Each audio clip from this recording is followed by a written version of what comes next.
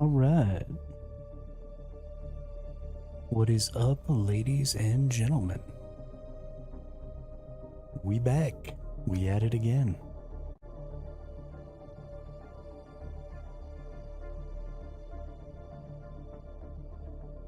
It is that time.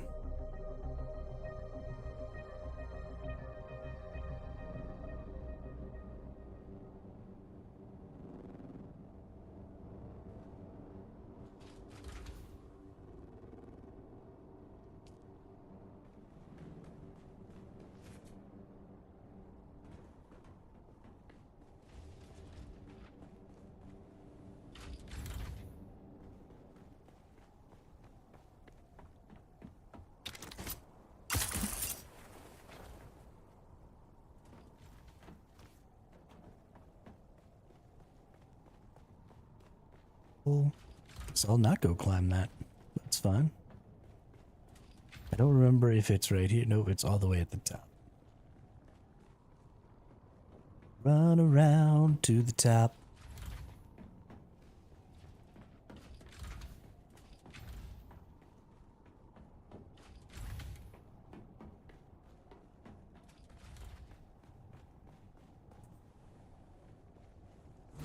Yeah. Got my little jobber here.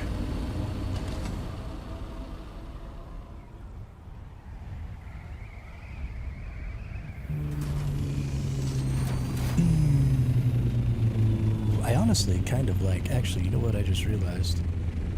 Cranked up the game capture yesterday. There we go.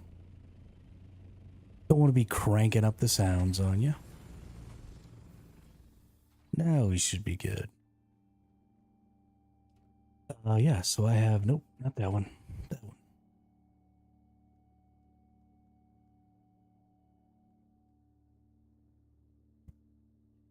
Well, doo-doo.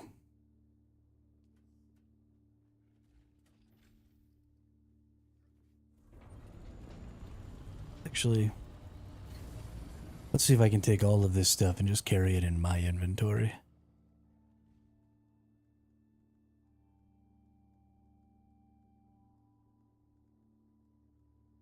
Again, fantastic.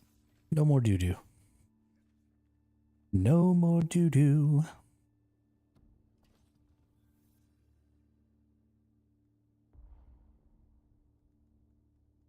No. Yes. Boop. Boop. Boo-doo-doo. Boo-doo-doo. Boo-doo-doo-doo-doo. Boo-doo-doo. Boo-doo-doo. Boo-doo-doo-doo-doo.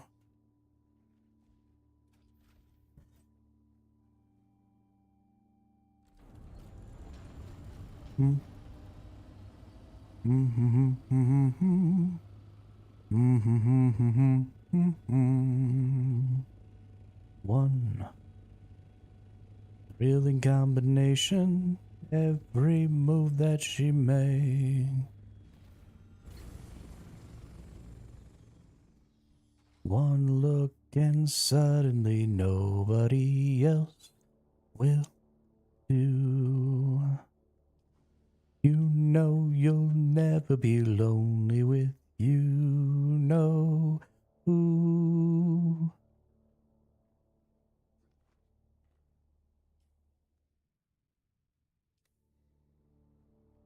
Whatever. What fudge knockers? Let's just put it in here. Boop, boop.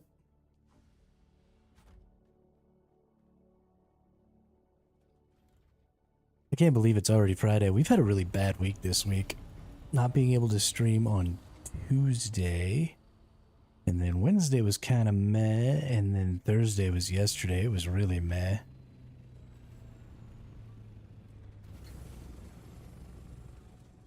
But that's okay.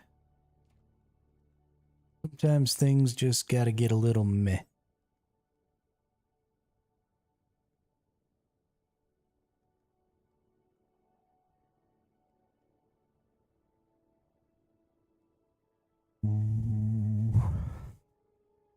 Yo ho. All hands. Hoist the colors high. Heave ho. Thieves and beggars, never shall we die.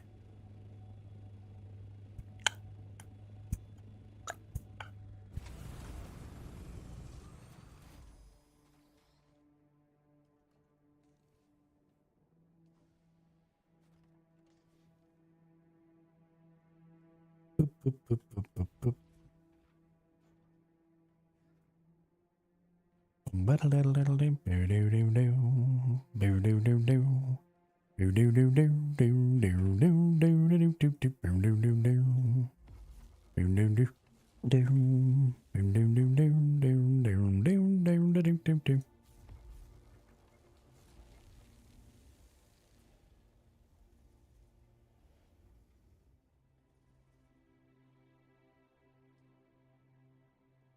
Some spice melange.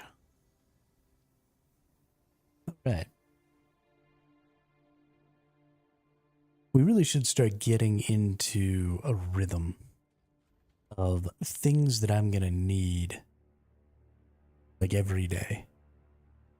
Like, I should probably get a thing of flour sand every day. I should probably get a thing of erythrite every day. I should probably get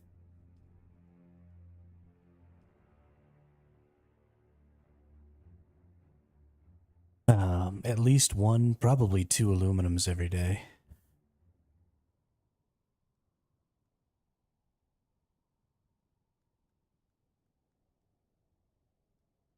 I don't know if that's really necessary though. What if we just made sure we got a flour sand and erythrite?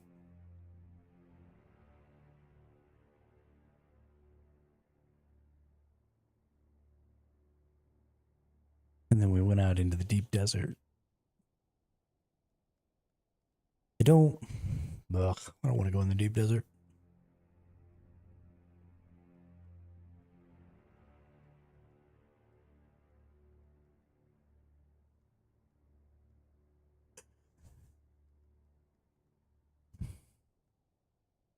But whatever. Let's do it anyway.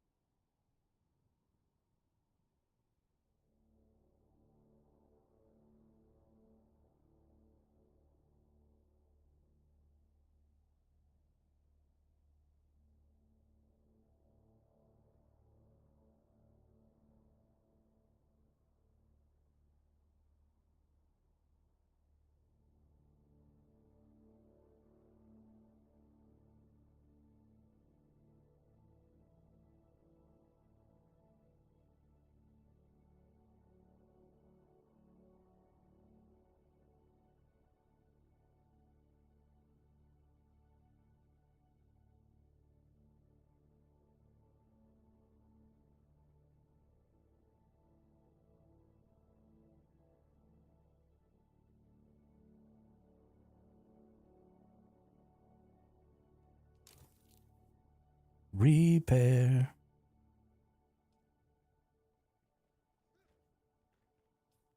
And you have to take it off.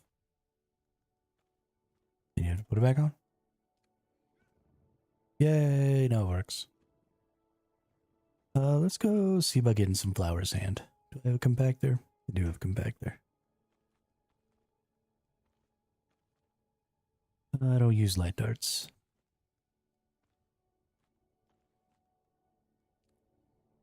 All right. Flour sand and erythrite.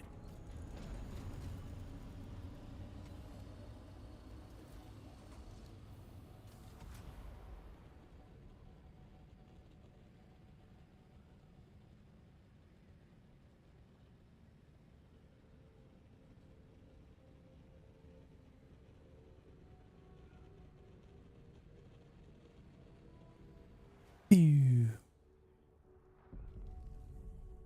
Oh.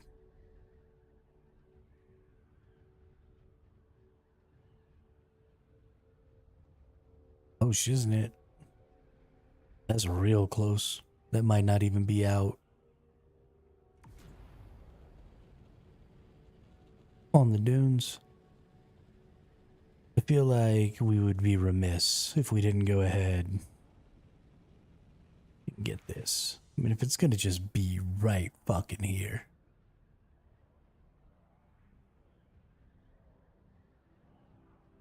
What kind of an asshole would I have to be? Then I'd go ahead and get it. This right here.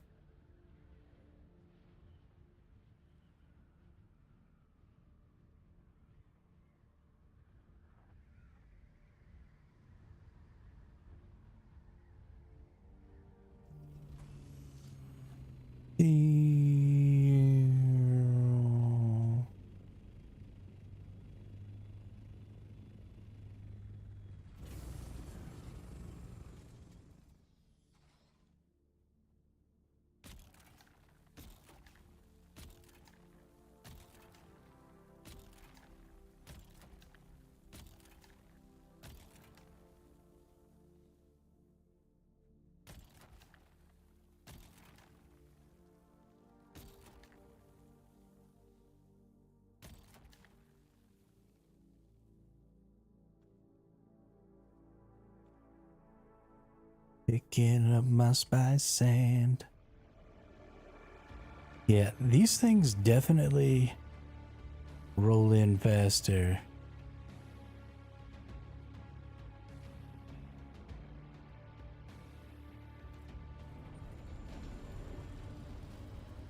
Yo. Roll in way faster. What is up with this? The Haga Basin is so much more dangerous than the deep desert. I don't even understand.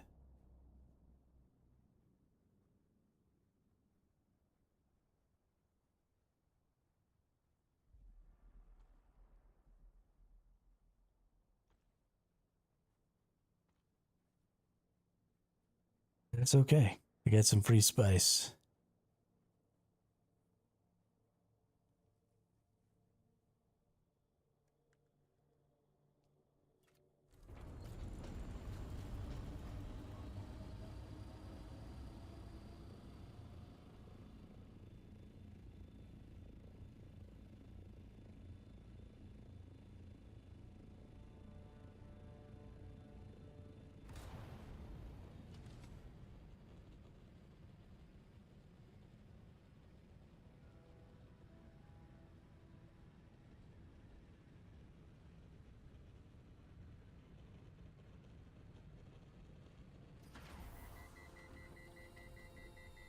Oopsie.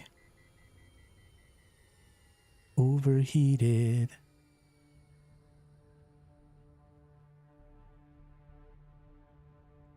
Oh, I forgot my little face. Ooh, that one's really bad. Smiley face, smiley face.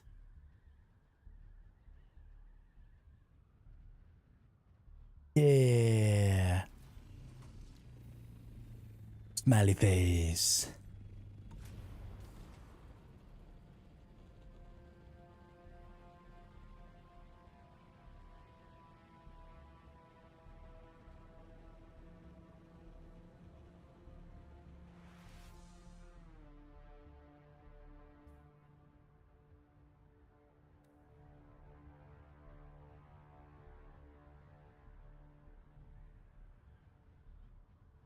Let's go see if we can't get ourselves some free flower sand.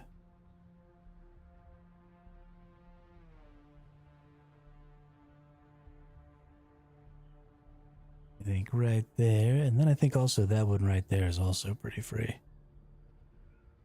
Oh, that's a base. That's not flower sand at all.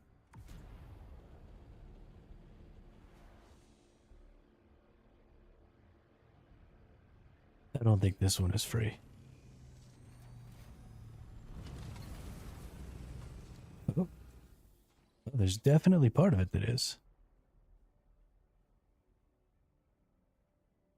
Not a very large part.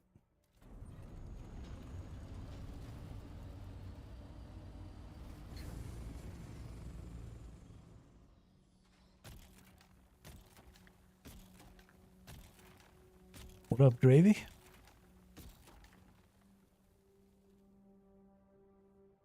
How are you?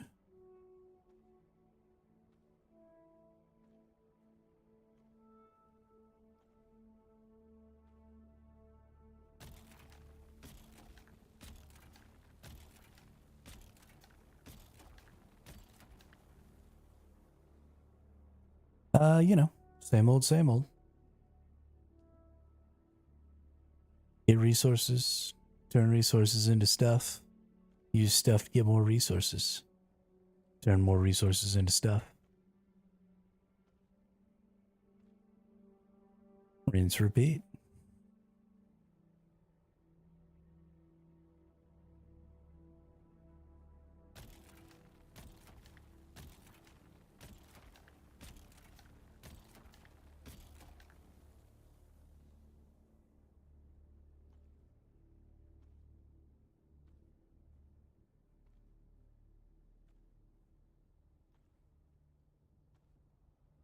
It's only 5 of us in the guild, so it's pretty chill here. That's nice.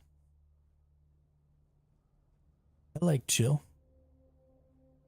Chill's good stuff.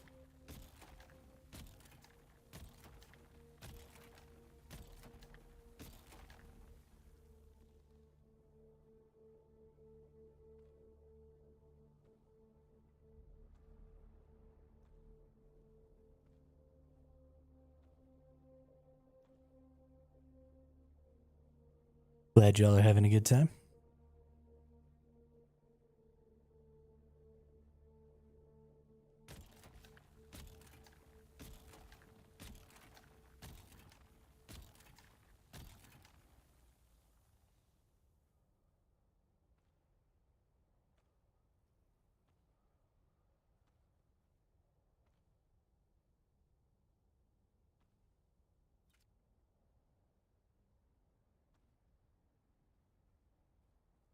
I mean, I think the albatross wings are pretty useless versus their cost.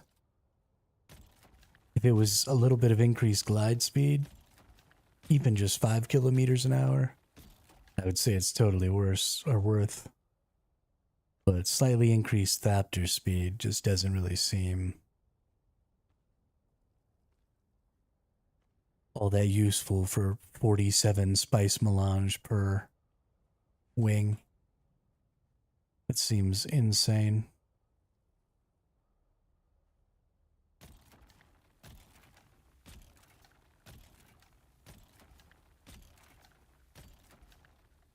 Like at that point, why don't you just take my kidney? Jeez.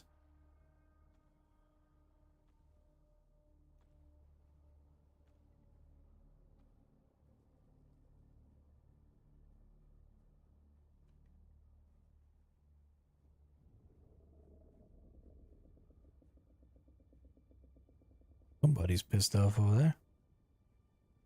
That's terrifying.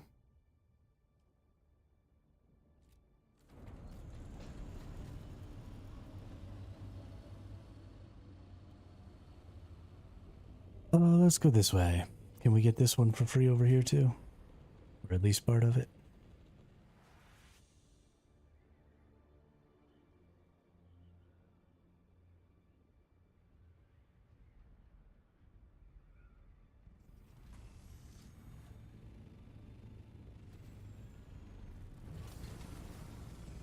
Icon has flower scent?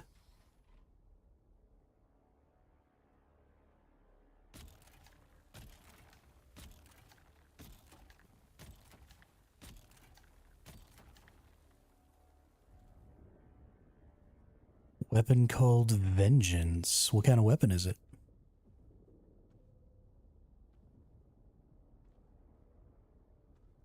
I mean, unless their balancing is just super off, I would assume that depending on what type of weapon you wanted to use, you know, if you wanted to use a rifle or if you wanted to use a sniper or whatever, then whatever the tier 6 unique is probably pretty good. There isn't a ton of variety in the weapons in this game. It seems like there's only about one unique at any given tier. So Surely it can't be that hard to balance, a single weapon at every tier to make them all similarly powerful at least.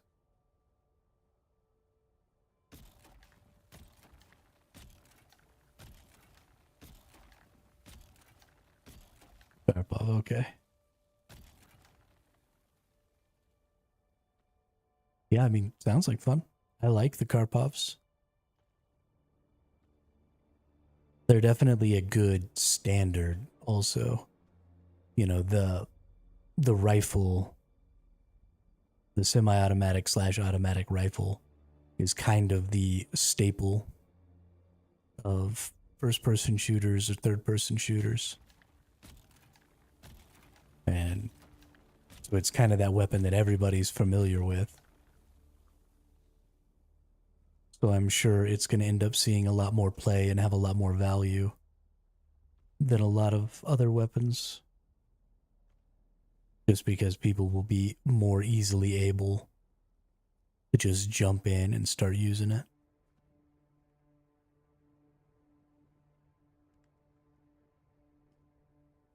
Without too much issue.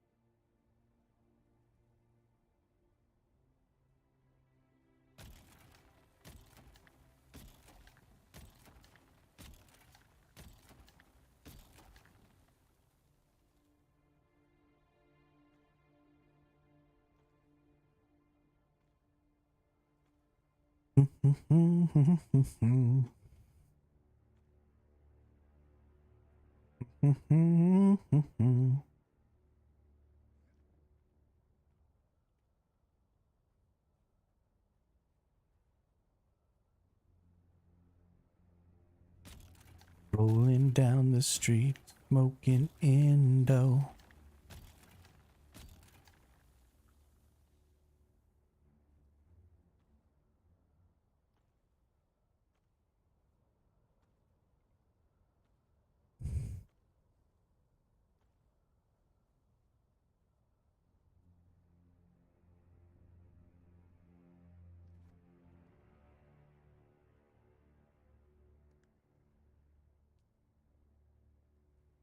A little less than 2 more trips, I think.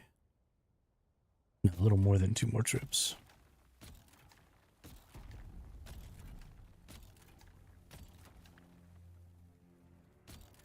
Maybe a little less. I don't even know anymore. I don't even know my asshole from my elbow.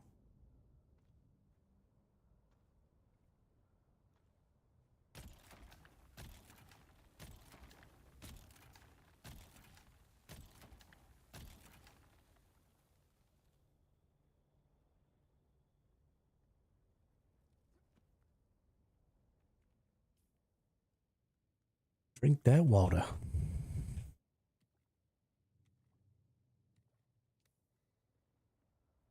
Shape it up. It's not too late to whip it. And whip it good.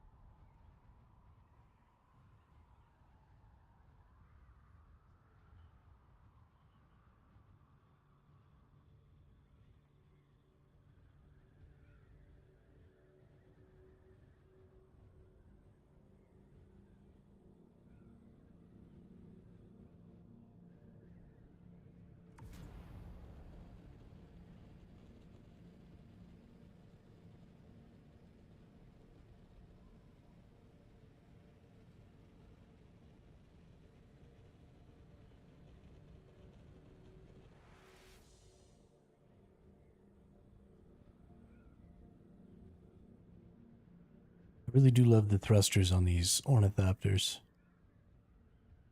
I think they suit pretty well. I'd like to see the minimum speed of the assault thruster be its glide speed. But other than that, I don't really have too many complaints. They're a lot of fun. A lot of fun to fly around.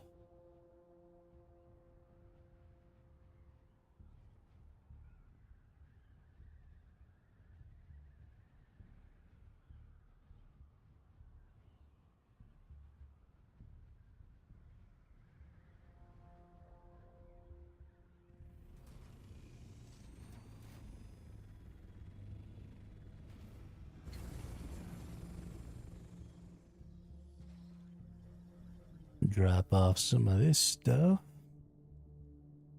Boop, boop, boop. And let's go get 1,000 of this started. Then we'll go get some erythrite, and then we'll start heading out into the deep desert. What's over here? Okay.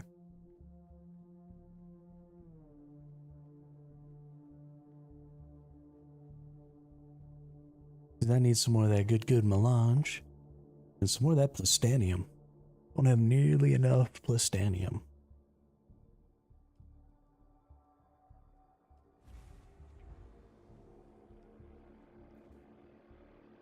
Oh, and then we gotta get some more grass. Because we need more filters.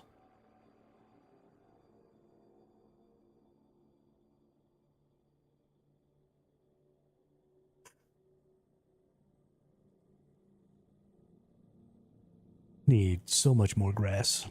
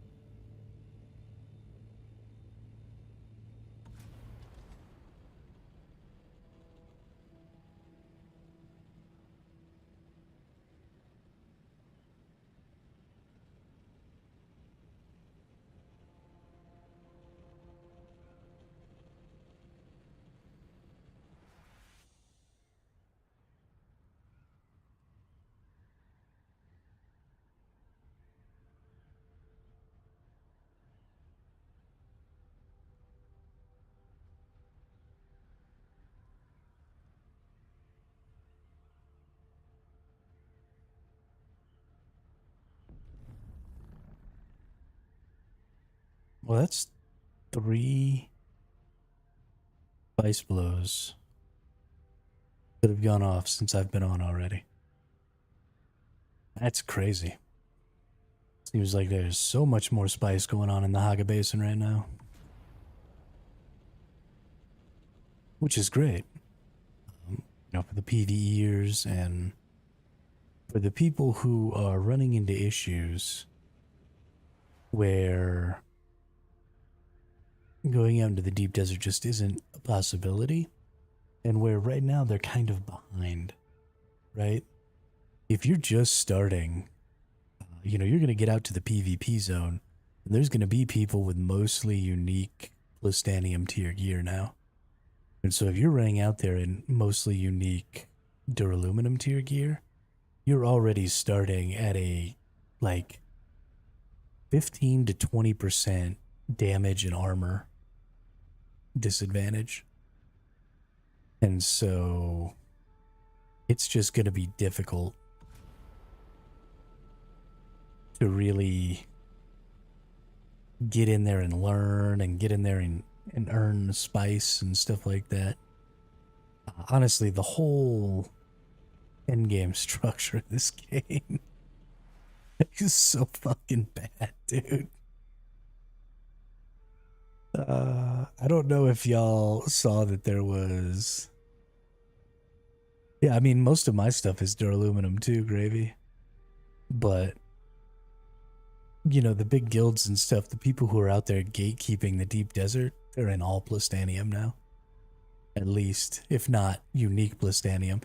There's only been so many uh, armor pieces and stuff available in the plastanium tier. So they can't be in like all plastanium yet, I don't think. But they're definitely at least somewhat in plastanium. And they're the ones who gatekeep the content, right? What the fudge knockers? I mean, that's one server though. And they might. So here's the problem with a lot of the way people view things is just because they're not stopping you doesn't mean they don't hold the gate key.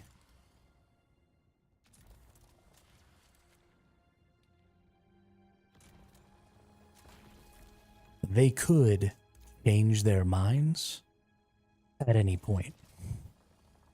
They could decide that, they have the ability to mine an entire large spice flow, right? Maybe they've got enough crawlers and enough personnel that they can go ahead and just mine the entire spice flow. And as soon as being nice to you stops being convenient to them, then they start using that key, right? They start locking things down. And so it doesn't matter if they're being right or being nice in the moment. The point is they don't have to be forever, and they get to choose when that switch gets flipped. And you don't have any say. Because the faction system is broken.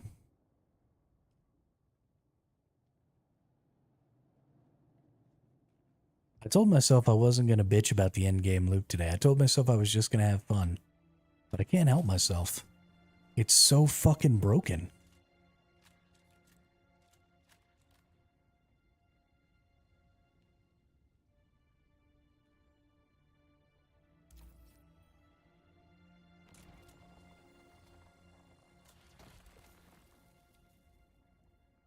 It's literally ruining the game.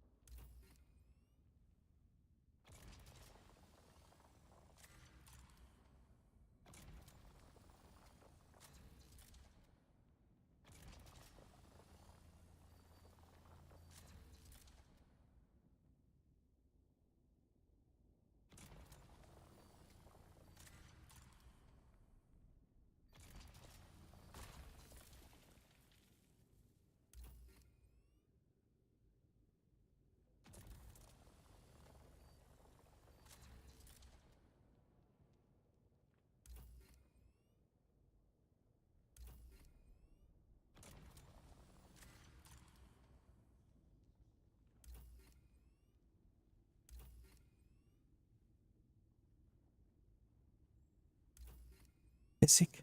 Tear his arms off. Oh, you mean this gate key?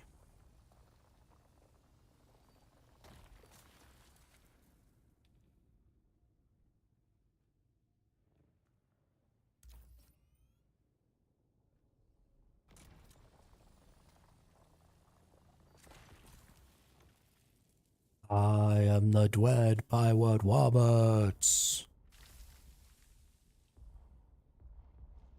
I am here. You are here.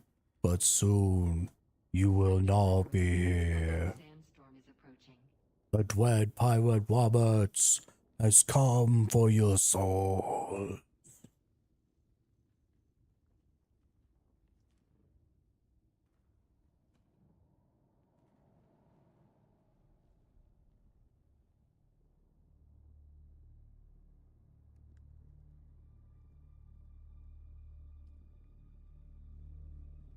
Marriage. Marriage is what brings us together today. Marriage, that blessed arrangement, that dream within a dream.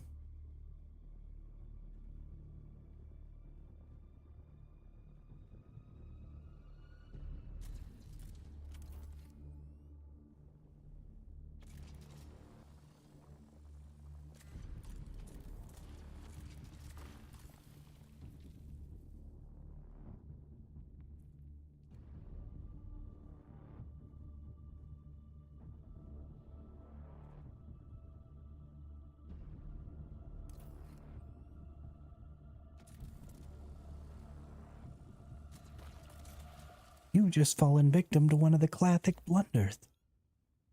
The first of which, never get involved in a land war in Asia, but only slightly less well known as death. Never go in against the Sicilian when death is on the line.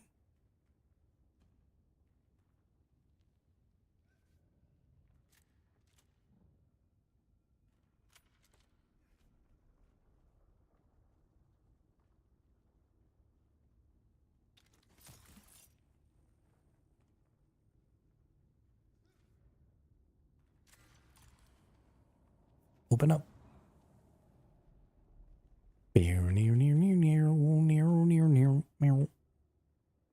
Do I only have 275 volume? That's sucky. That's real sucky. Hey, what's up, Pops? How are you today? I love that movie. So good.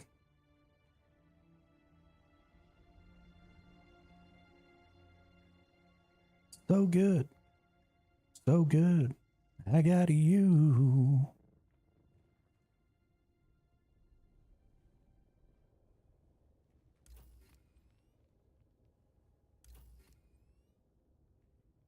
Is it Friday?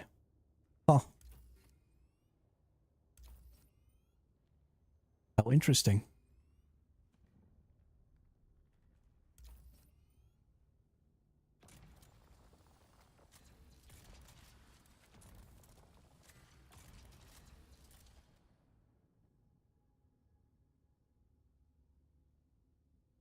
It's crazy how all the days blend together when you don't go outside for weeks at a time.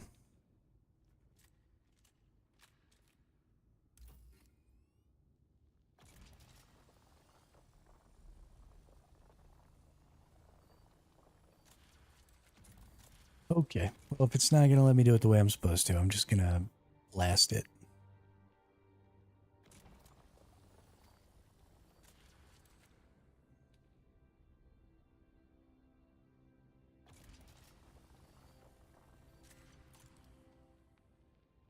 Yeah, I've seen a couple of those, Gravy. Seen a couple of those. People are pretty desperate for ground PvP to be a thing.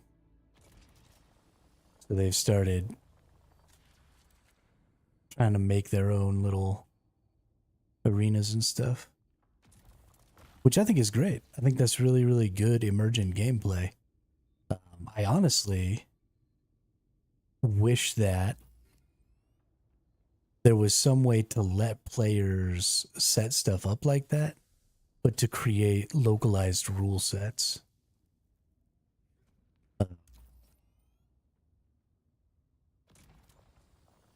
Because that's something you could totally do in the Haga Basin. You wouldn't be able to do it necessarily out in the PvP-enabled zone of the deep desert. But if, for example, in the Haga Basin, if it was possible to create a localized PvP rule set,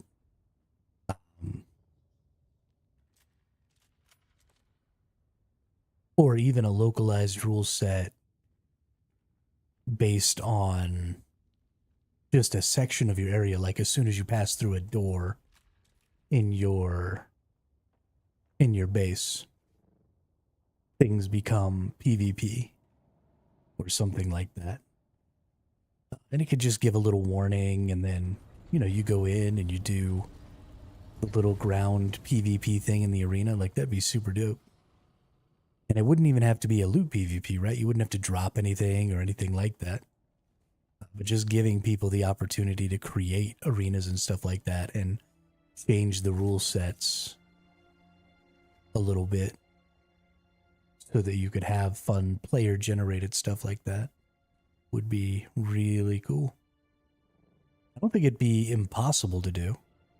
I don't know how difficult the programming would be to do that, but they do already have, changing rule sets for PvP and PvE in the game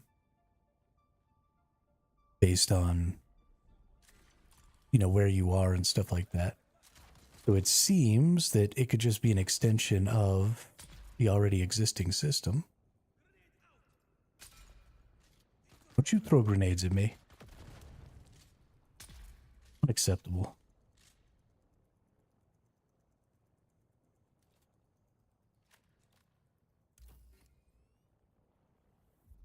But who knows?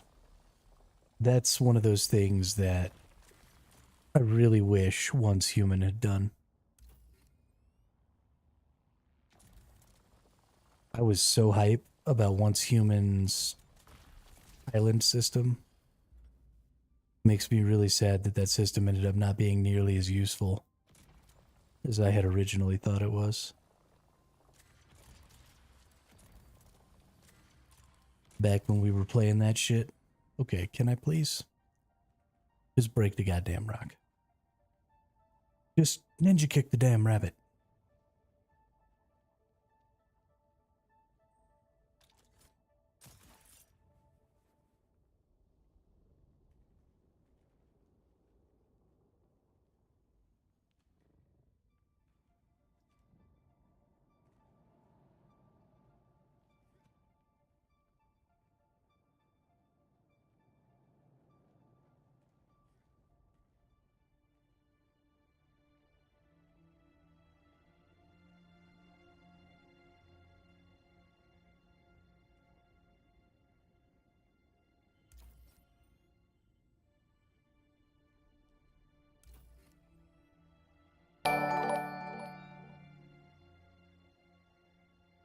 Web Slinger, what's up? Welcome to the chat. Welcome to the channel. How are you today? How was your time in Dune Awakening going?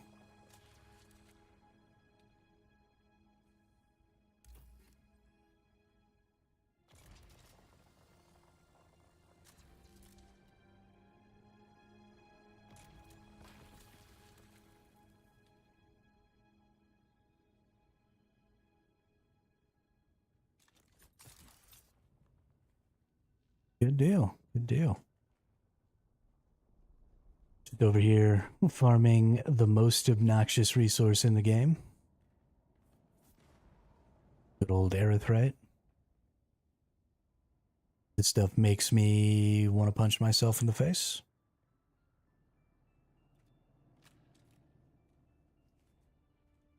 But we'll get a nice full load and then we won't have to come back for a while. It'll be good.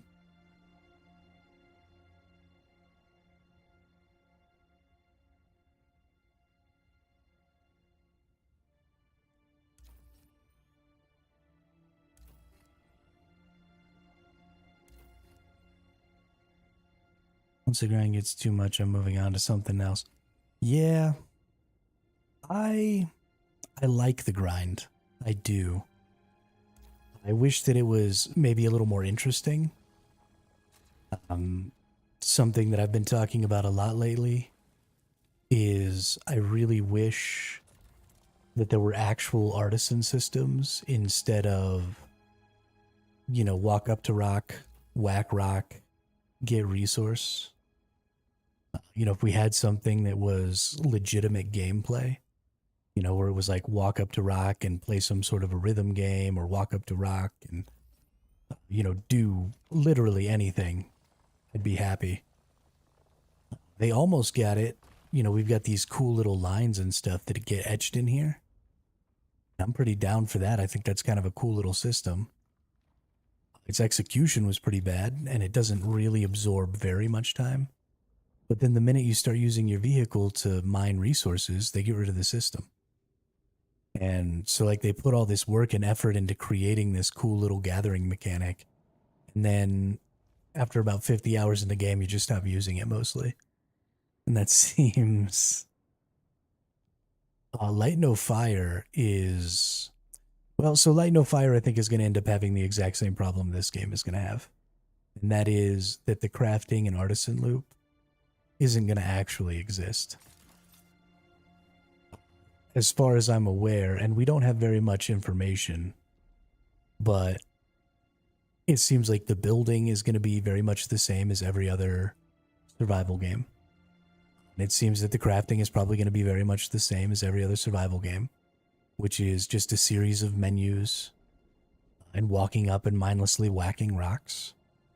So while I'm hopeful for it, and while I think the world itself is going to be really interesting, their goal to have like a planet-sized world is going to be cool.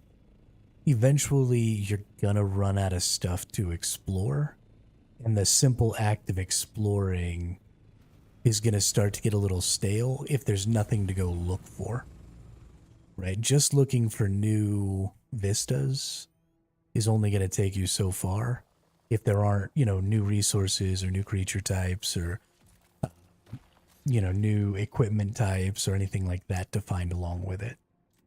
So we'll see. We'll see how they structure it.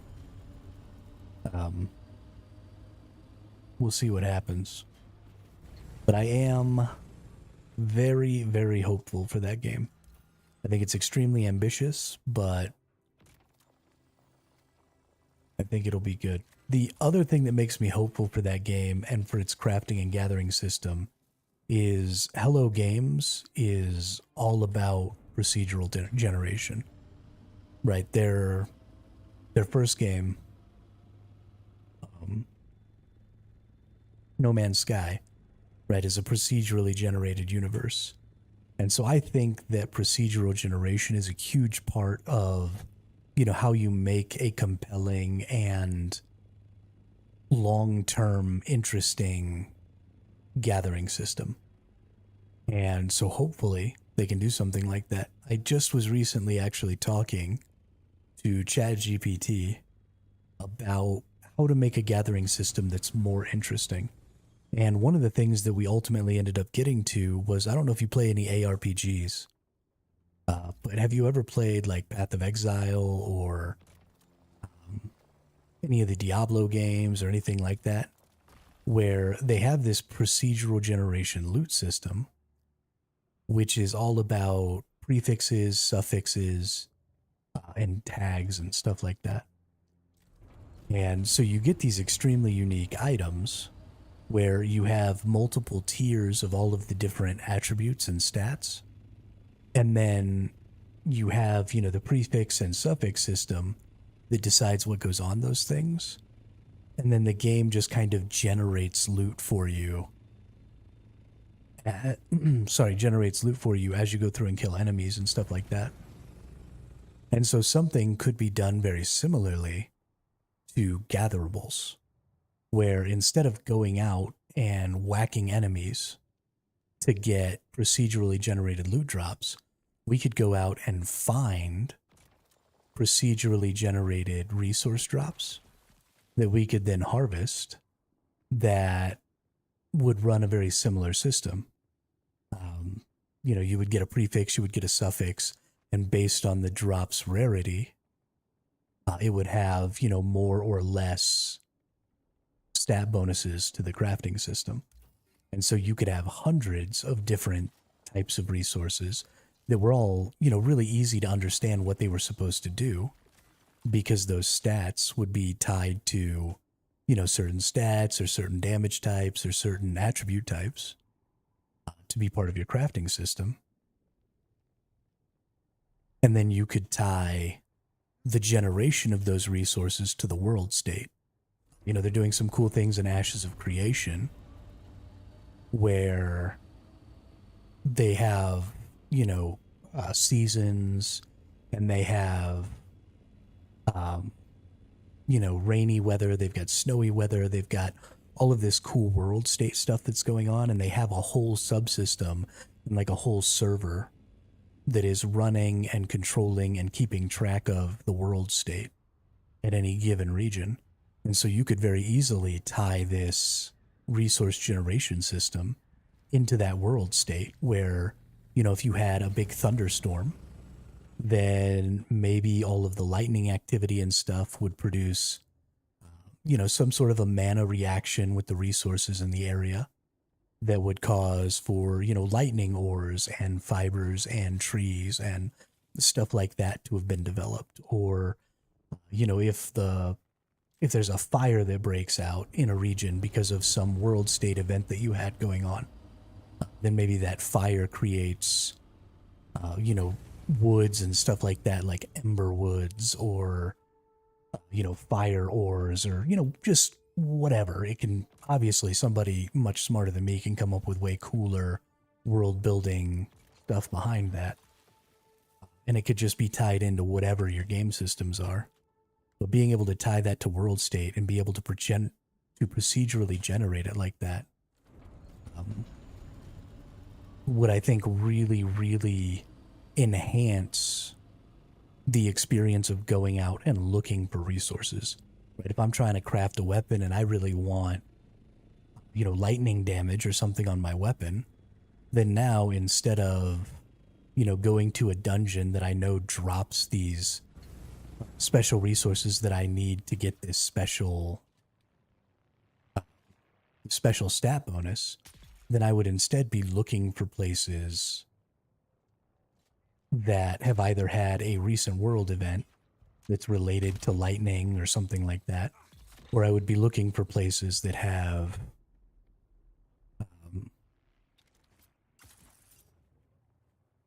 some permanent lightning effect. And the more situational the resource is, the more rare it is, right? So, you know, maybe you get a really basic lightning effect from, you know, a permanent lightning area.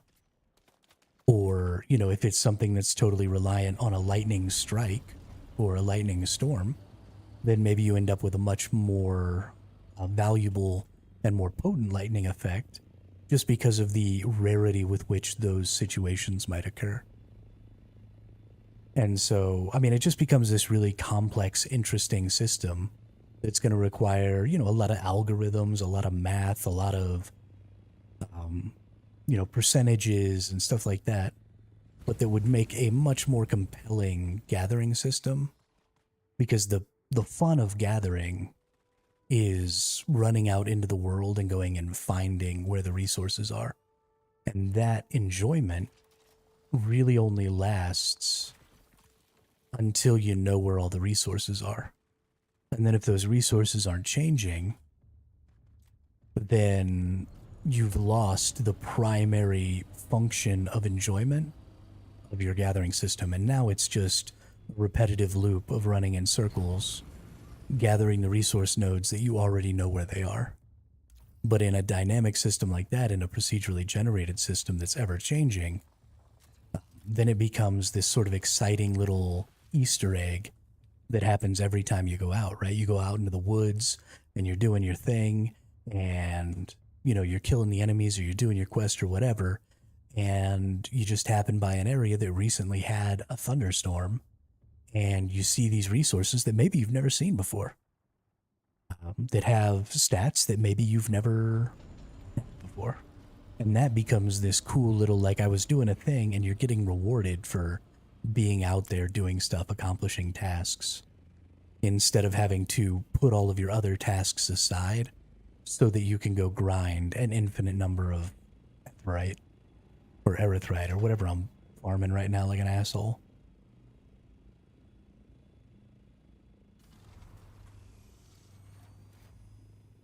But we'll see. I really want to see an iteration on the gathering system, right? Ever since Minecraft came out, we've basically had the same system of gathering. Walk up to node, whack node, get resource. And that's, I mean, that's like 20 years now. We've been doing the same stuff, so I'd really love to see some iteration on that.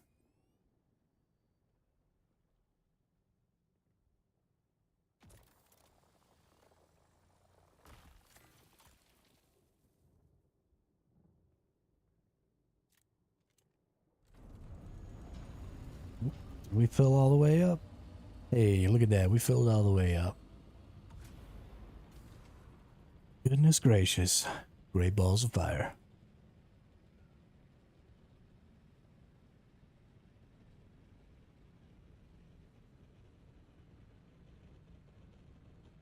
You shake my nerves and you rattle my brain.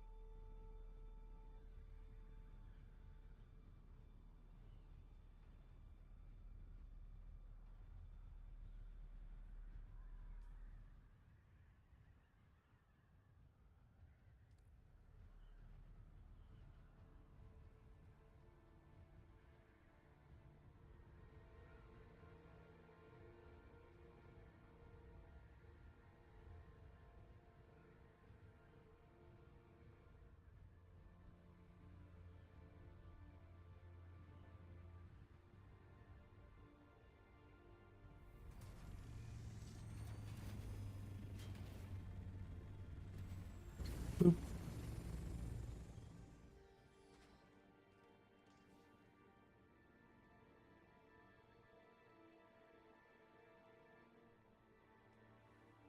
Alright, let's go trigger this erythrite as well. Mostly I'm just trying to burn down some of this water that I've got. And then we'll go gather up some grasses.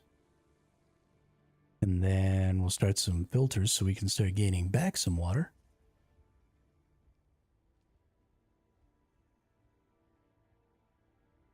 And then we'll go hit the deep desert. I've got a missile launcher. I want to make some more missiles probably.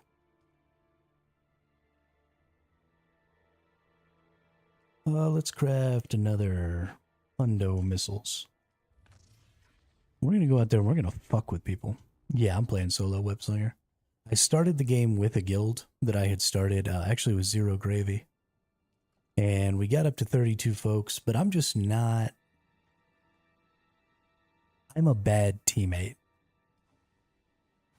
And eventually I get frustrated, not with people's expectations, but with my own perception of people's expectations. And so I spend a lot of time trying to do things for people that they don't even necessarily want me to do for them. And trying to do everything I can to help people enjoy the game, even when they're enjoying the game just fine without my input. And so I end up just frustrating myself and taking on too much.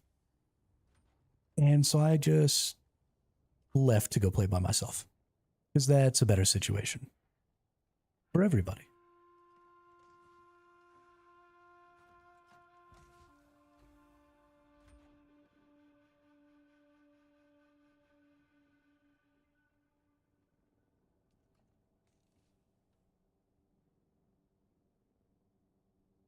Small guild has, yeah.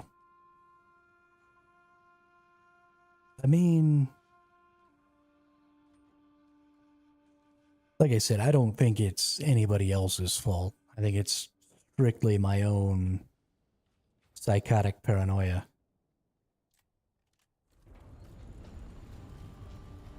But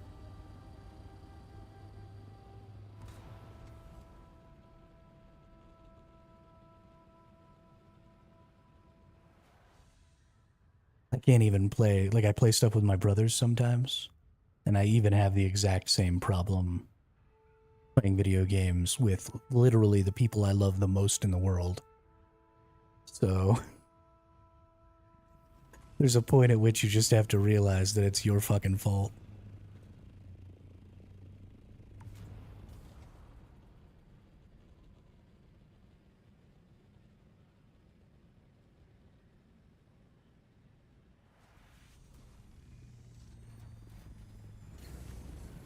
I don't actually know why I brought this over here.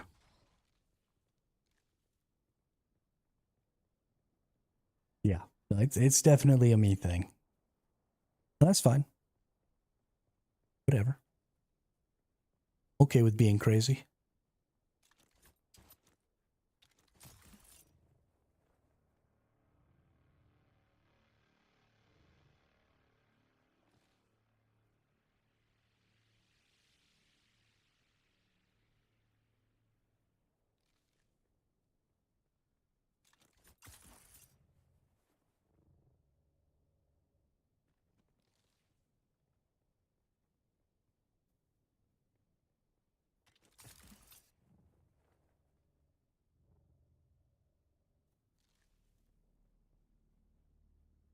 Dispenser belts in this game are so good. I don't know who was in charge of traversal and movement in this game, but they are the best developer in the whole team.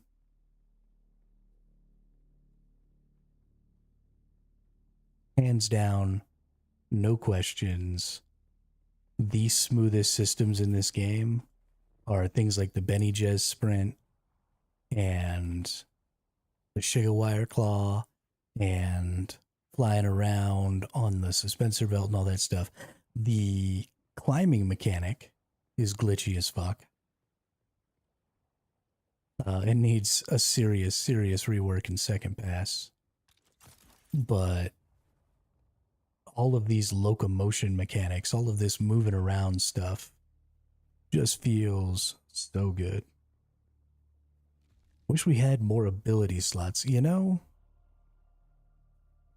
I'm a big fan of limited ability slots. And the reason I'm a big fan of limited ability slots is because I played the ever loving fuck out of Guild Wars, the original when it first came out. And that was kind of a big deal in MMO gaming back then, was they only had the 8 slots with the one ultimate ability. And so there was this really good deck building aspect to creating, you know, your skill build and stuff like that in that game. So I thought that was really valuable. In this game, I feel like the skill building aspect is quite a bit less valuable. Yeah, I played some ESO too. Guild Wars 1 just came out like way before ESO, which is why I kind of tout it as the originator of that um, system, of that style. But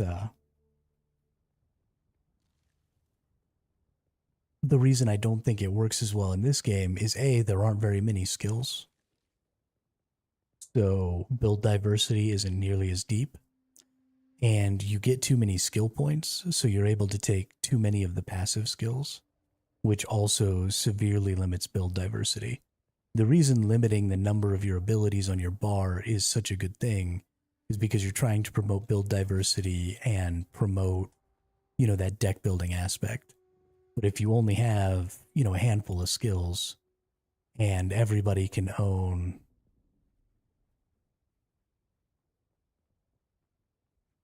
you know, all the passives, then you really start taking away from the benefit that you gain from having a smaller skill bar. So Final Fantasy XI is definitely one of my favorite MMO games. So my first MMO, me and my whole family played together. Um, we played Dark Age of Camelot. That was like my first foray into the MMO space. And then when I got my first job when I was 15, I saved up some money and I bought myself a laptop and bought Final Fantasy XI and started playing that. And I loved Final Fantasy XI. The interactive skill system, oh gosh, I don't remember. It's been so long. It's been so long. I didn't play Final Fantasy for a long, long time. I only played for a little while because eventually Guild Wars came out and I moved over to Guild Wars. And I got real lost in Guild Wars because nobody else in my family played 11 with me, but everybody played Guild Wars. So that's what I got into. But the interactive skill system and the combo system of Final Fantasy XI was pretty incredible, especially for as early on as it was. And I really, really liked that. I would love to see some games maybe recreate that. But that was a lot of fun. I guess Guild Wars 2 kind of tried to do that, but it kind of fell flat.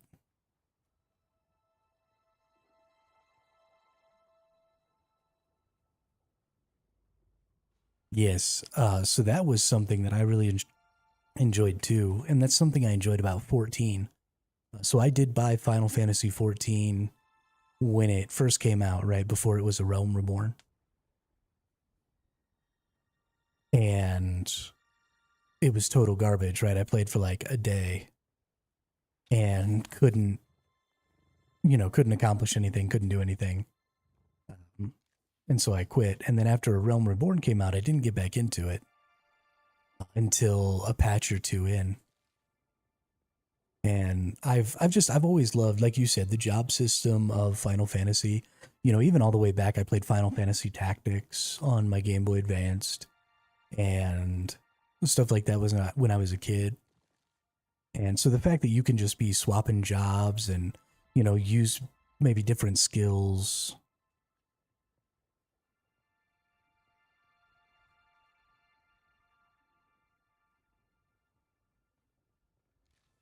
was just super. Got back tattoos for your sacrifice? Say what now?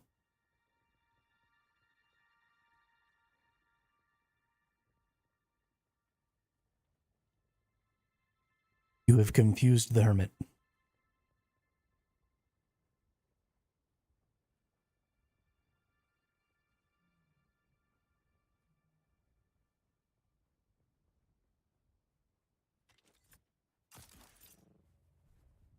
Oh, did you got tattoos for your character if you played the original, is what you're saying? Yeah, I didn't even have my original account when I went back to the game.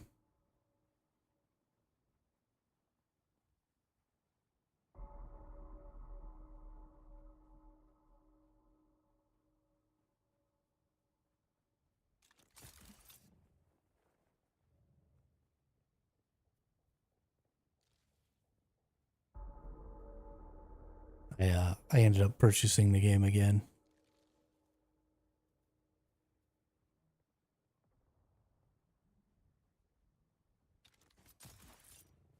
I was a little sad. Um, I've gone back a few times to Final Fantasy 14, and they've really, really dumbed down the tanking system in that game. So I've always played a tank ever since my Dark Age of Camelot days. I played a Hibernian hero when we played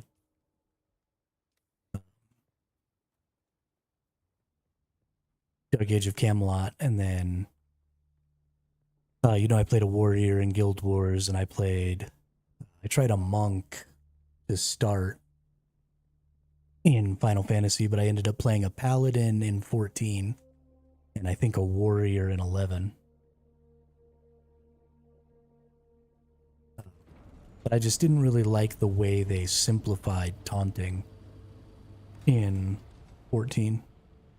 It became almost impossible to lose aggro. It was a little unfortunate.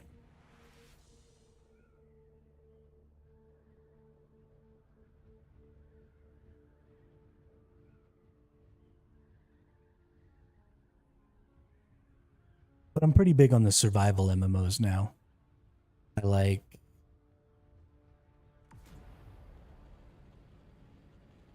like how it feels to be able to create your own little piece of the world in a survival game, like my little base here. Like, this feels really good to come back to. It's mine and I made it.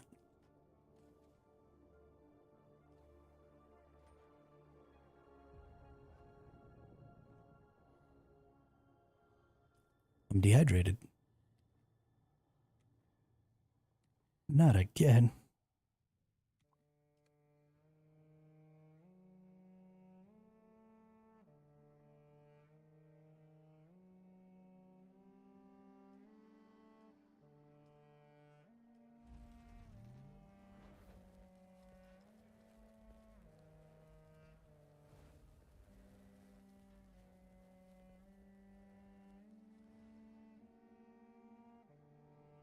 Okay.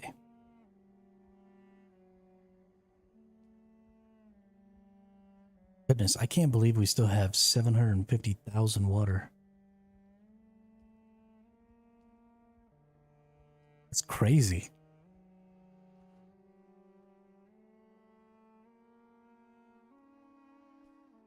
I need to get some more stravidium, some more titanium.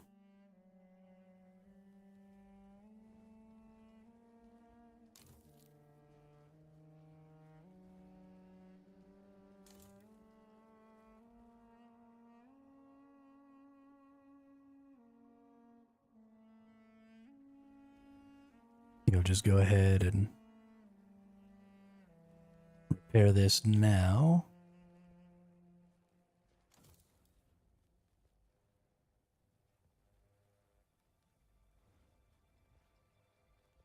Where's my... Okay, it doesn't need any repair. Got it. Cool, cool. Let's go find us some resources. Use up this water.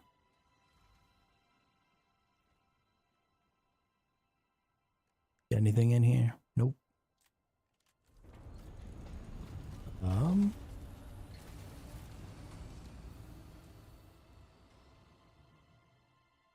ahead and do up all the repairs just to make sure.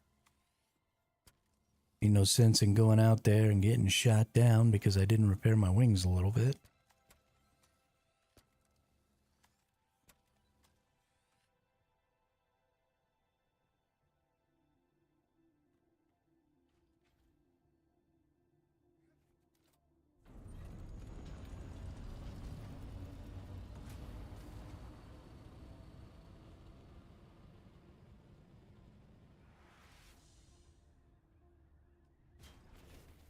And away we go.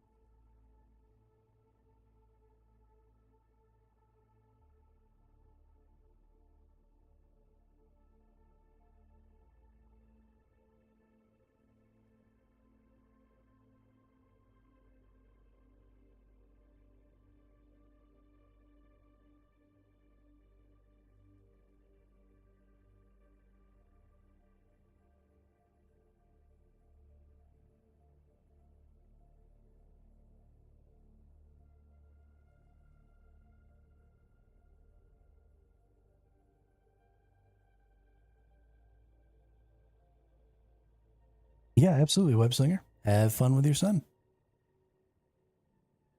Thanks for stopping by and having a chit chat with me. I appreciate it.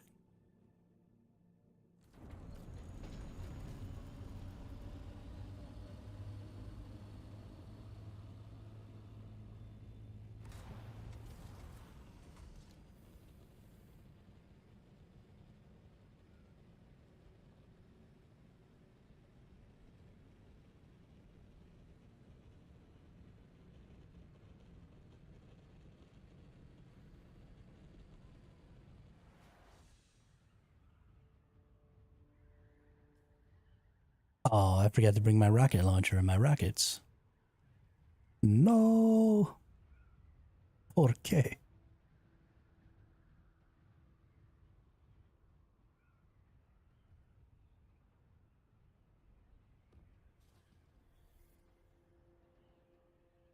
Do do do do do do do do do.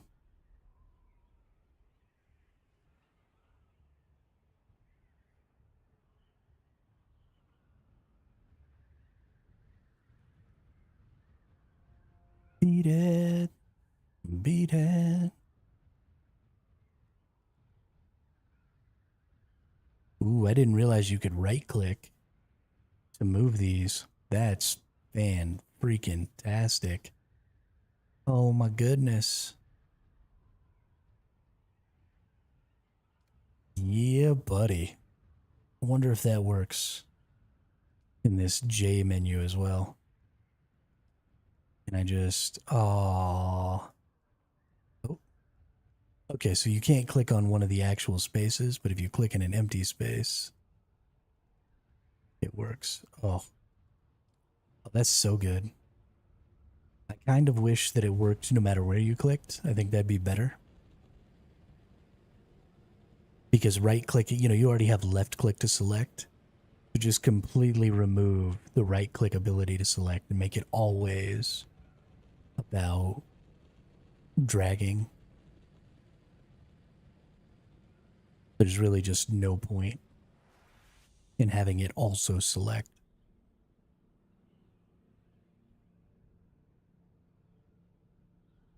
But that feels real good.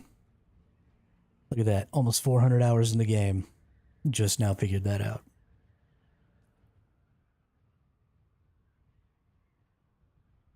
A, B, C, D, E. Right down the center.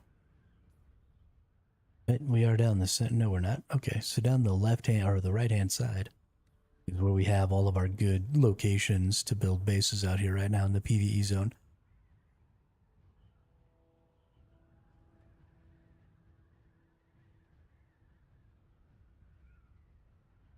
Yeah, the worms are...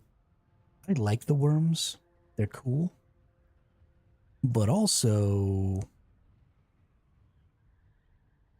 because they're so punishing, if they don't work exactly right, it feels really, really bad.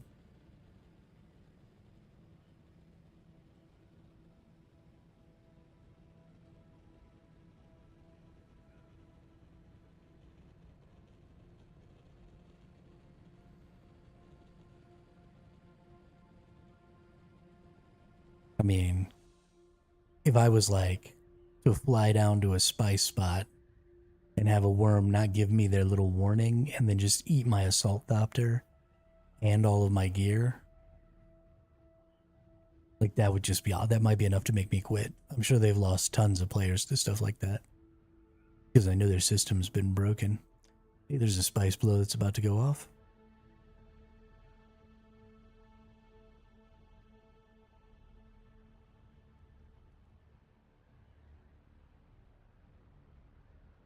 But I don't know if I would recover, even though I think I could just remake this assault thopter.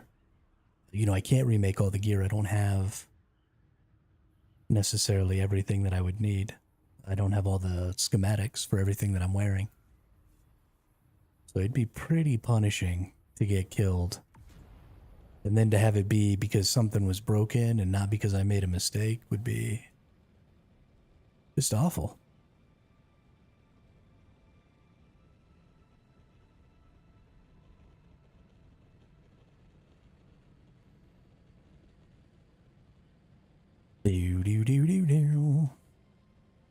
don't know why I've got that song stuck in my head right now, but it's like in there and it will not get out.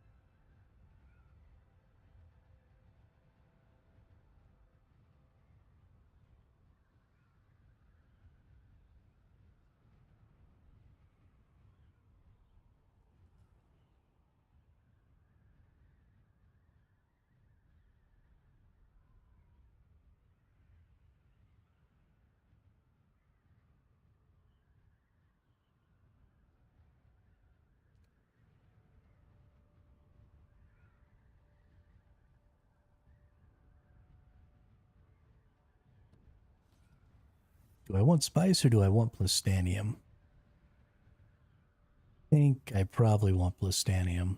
Well, stravidium and then titanium. I need lots of stravidium though, because I don't have very many stravidium fibers just chilling.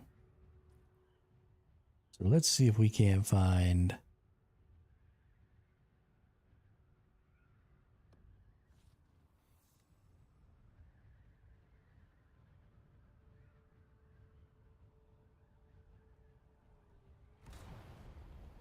I think it's mostly north.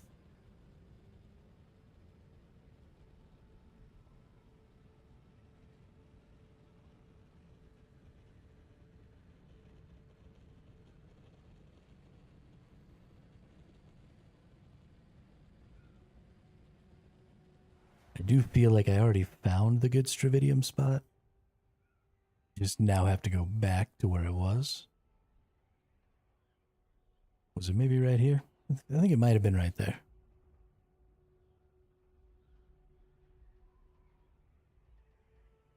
Possibly right over there too. Not 100% on it.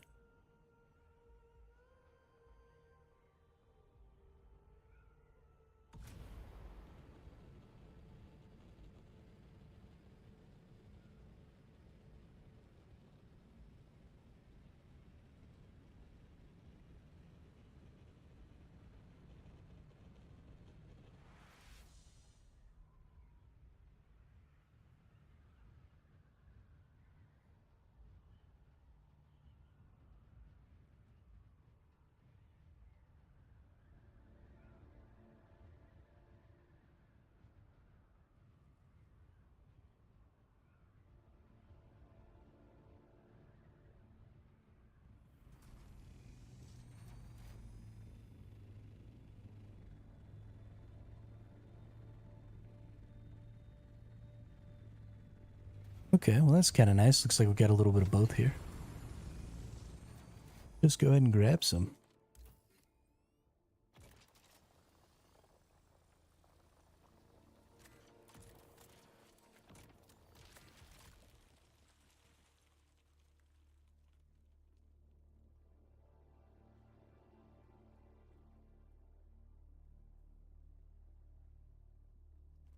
Sector weather alert.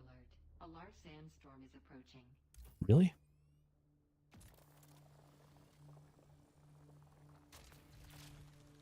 Why you gotta do that to me, game? Why you gotta do that to me?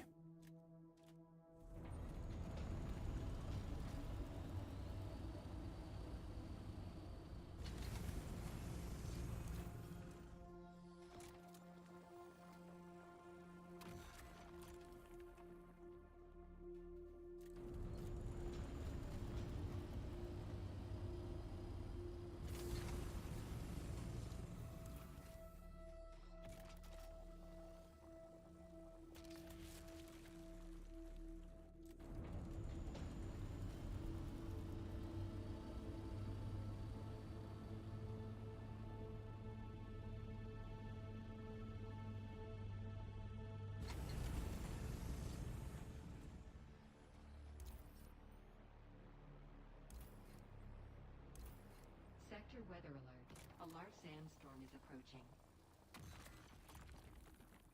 Ding.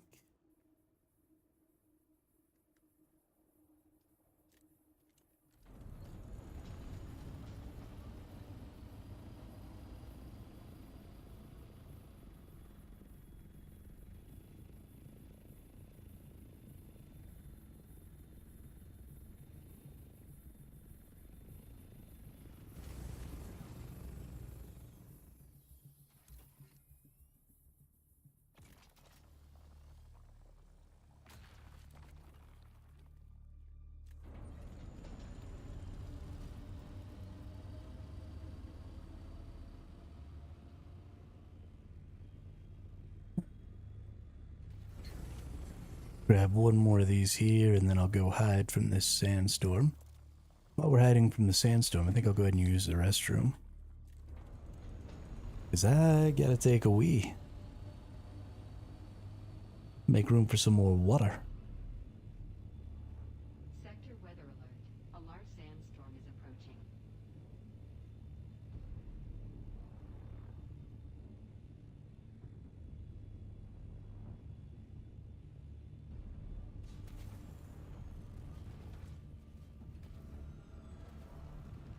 Yeah, we sheltered.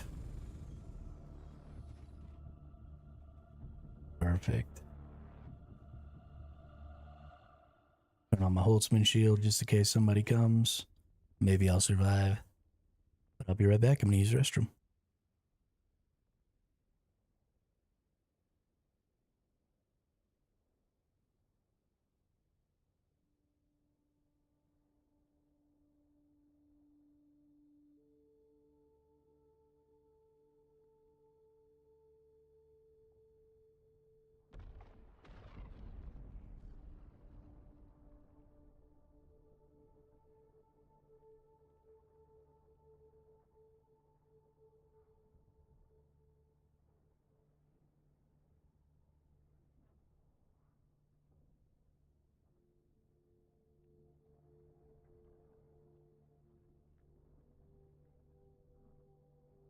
Sector weather alert. A large sandstorm is approaching.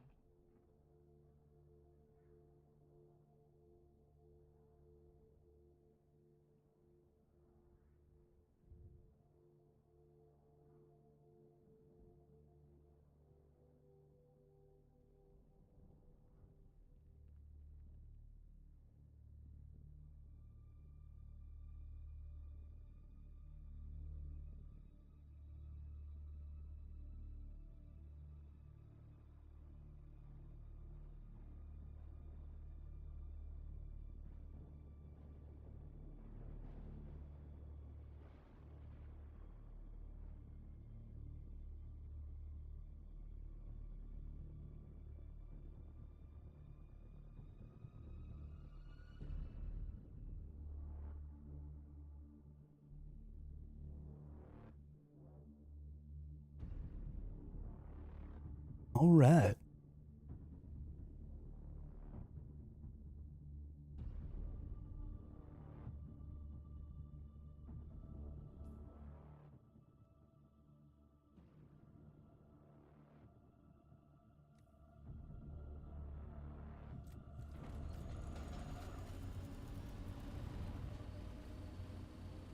There goes our sandstorm.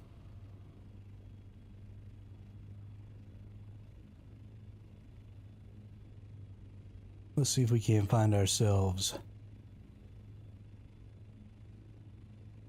Oh, there's a spice blow. And there's a person.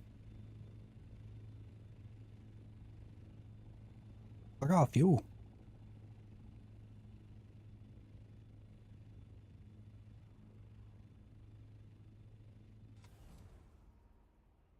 No missiles.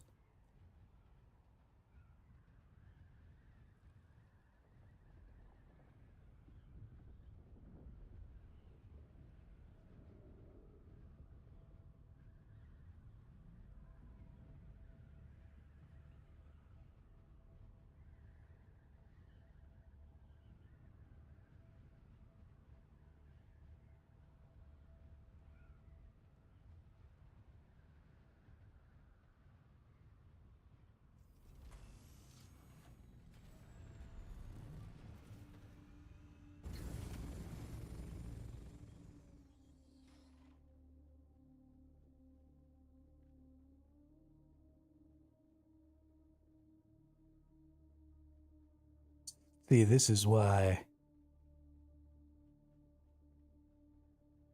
I wish that I had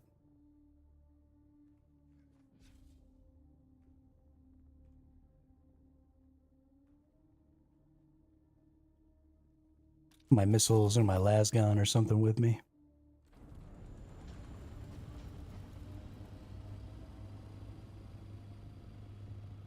Because then you have opportunities and stuff out here. You know, get yourself in a sandstorm, you hide real quick, and then you find a base to try and break into.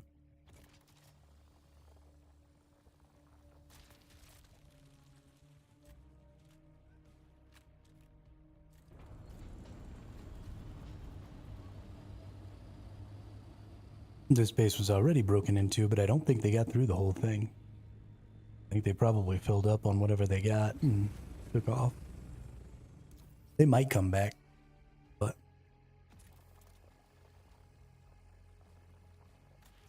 I noticed twice that we both get sandstorms at the same time. Oh, wow. Are you in the same region as me? Because I'm up in like G and H 7.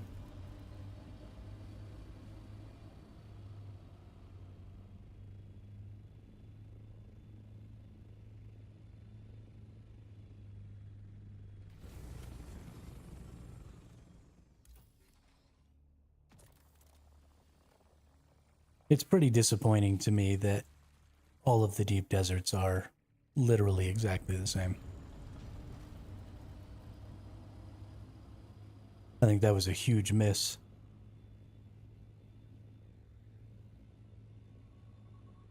Okay. Still probably means everything's the same, though. I wonder if even the location or the layout of the resources in Haga Basin is the same as the layout in the deep desert, or is the same as everybody else's Haga Basin, like the deep desert layouts are.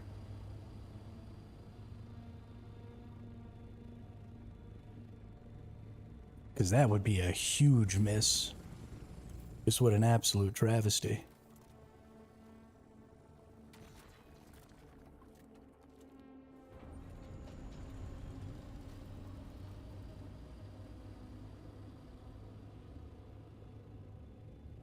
That might be a ringmouth spice blow.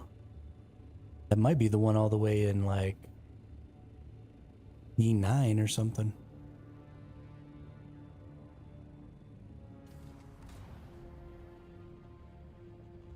Which is the PvE zone. Which would be hilarious. I mean, just hilarious. It really might be. I might have to go look at that. Because if that's the big spice blow in D9, and we know it's active, knowing that there's a PvE ringmouth spice blow, it's crazy.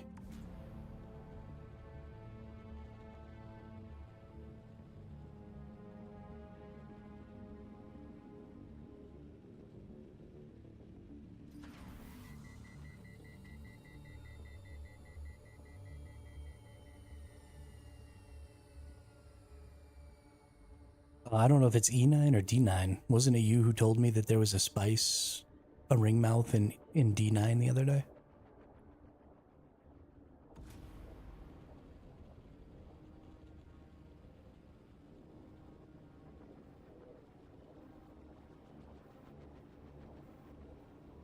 I don't know if this one is a ringmouth. It might just be a medium. But it's been blowing for a while over here.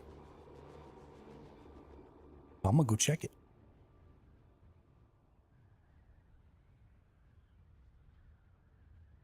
Yeah, I still haven't seen whether or not the one in D9 is actually active ever. So this is why I'm going to go check this out, is to see if it's a big spice blow, and if it is it the one in D9?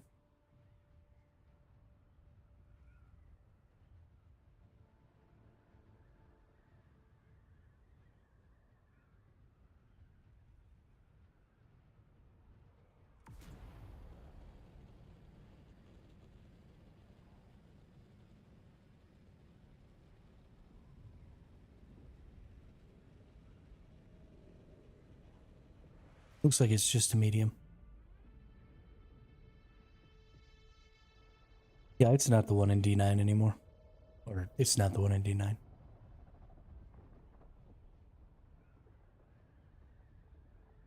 It's still out here in the PvP zone, and it's just a medium blow.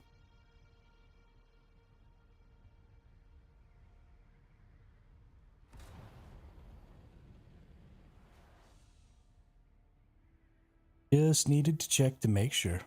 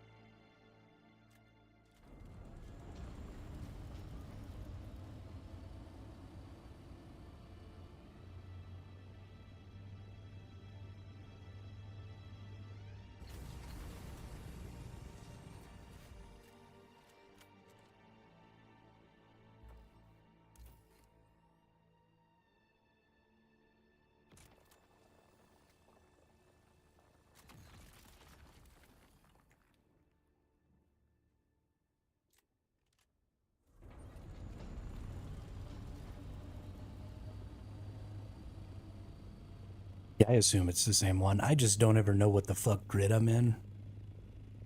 Because I've got my streamer mode on. So I just never know where I am.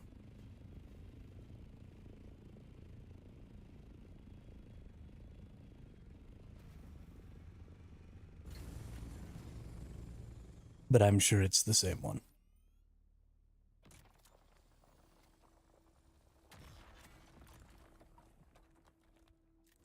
Because I don't think that the deep deserts are ever any different.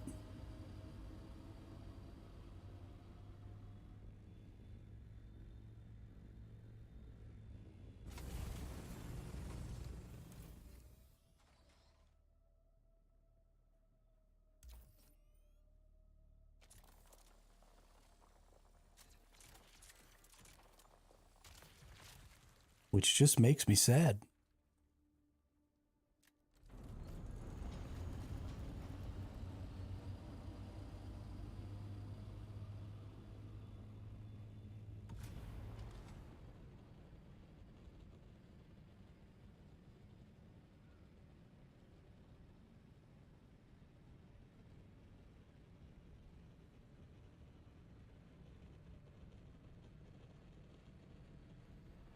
Oh, well, this is interesting.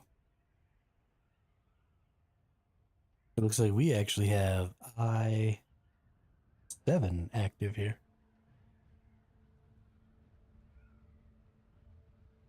Maybe they really are different.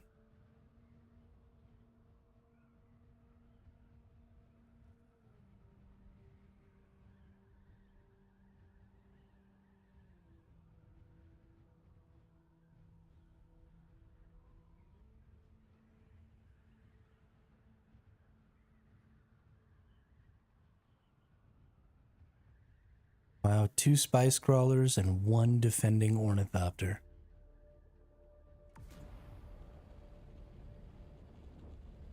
I want to fight those people so bad it's not even funny.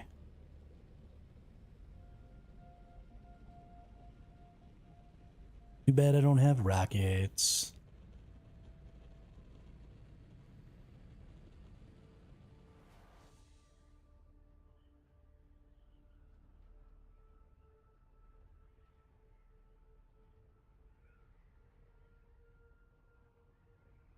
Ba-dum, ba-dum, do looks like a lady. Ba-dum, ba-dum.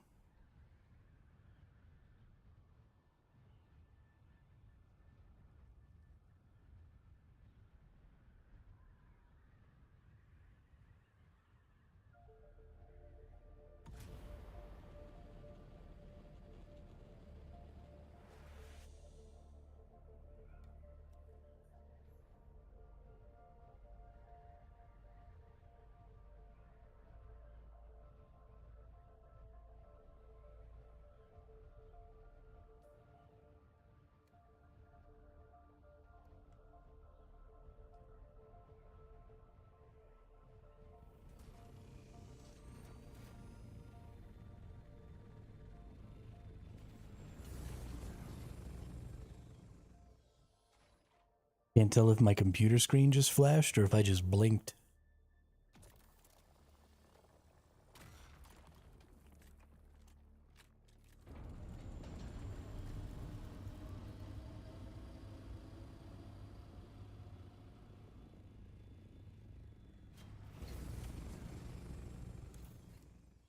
Whoa, whoa, sweet child of mine.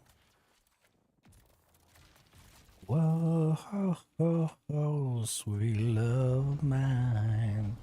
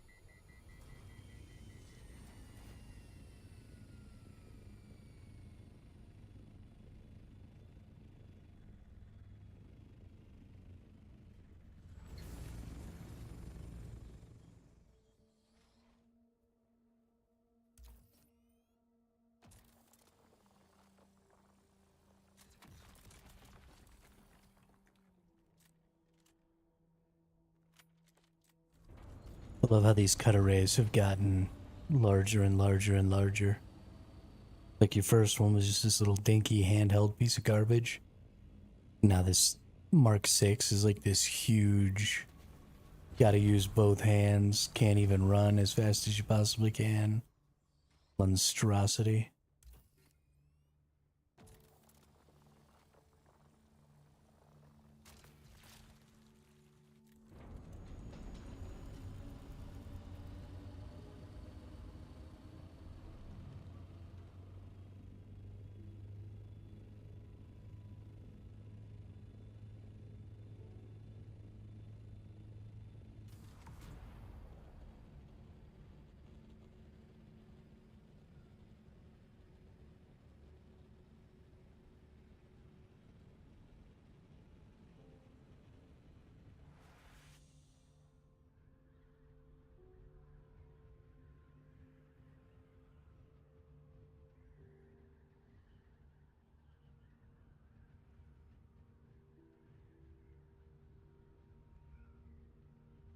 Crawlers do attract worms.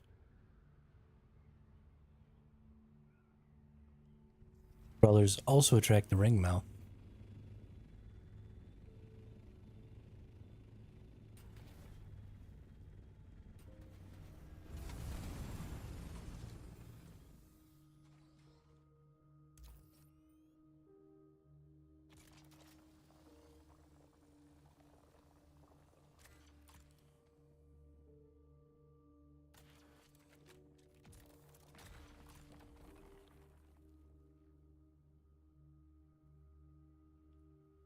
I don't think that's correct. Unless there's a glitch going on right now where the crawlers don't attract the worm.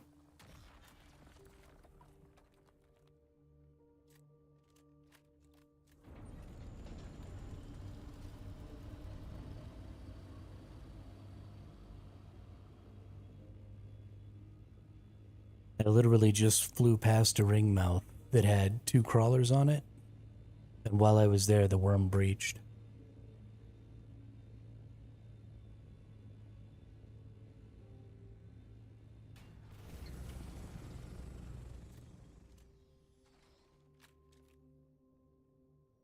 So I think whoever told you that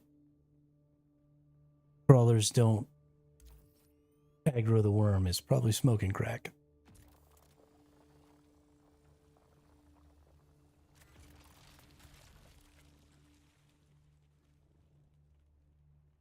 Like, way too much crack.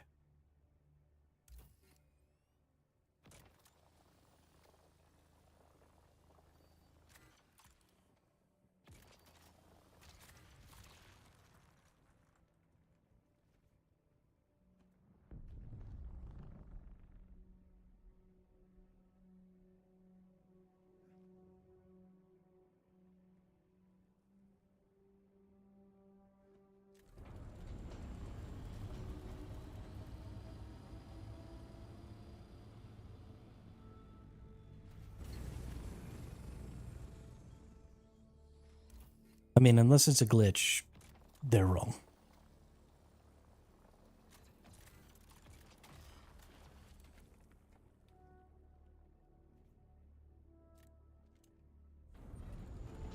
That would be an insane...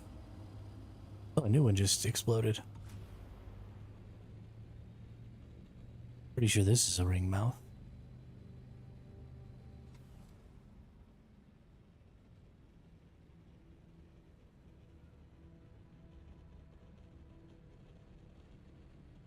It's possible there's a brief period of time before the ring mouth comes where the other worms won't spawn. Because,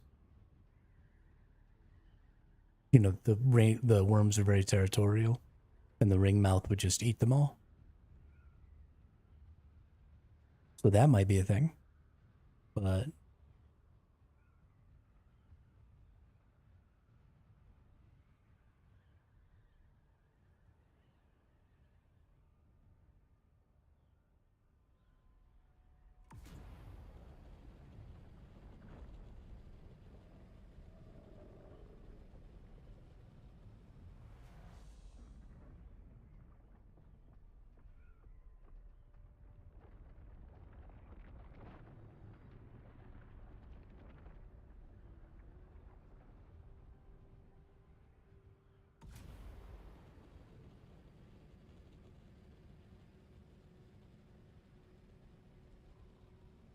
I see you.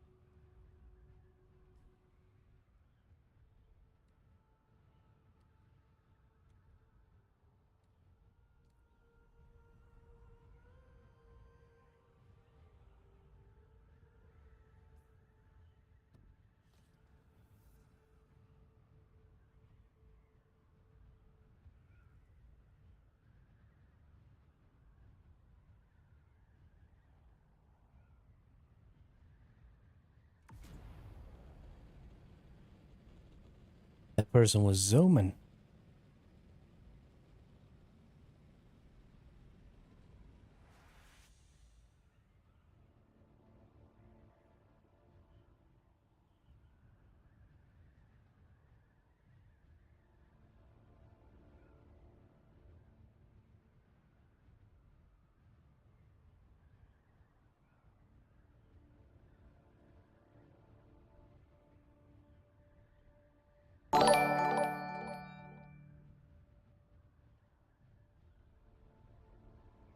Nico Nova Gaming.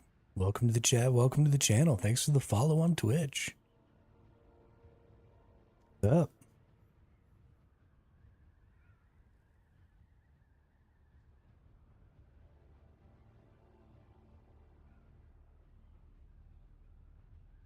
Playing you some Dune Awakening? You having some fun?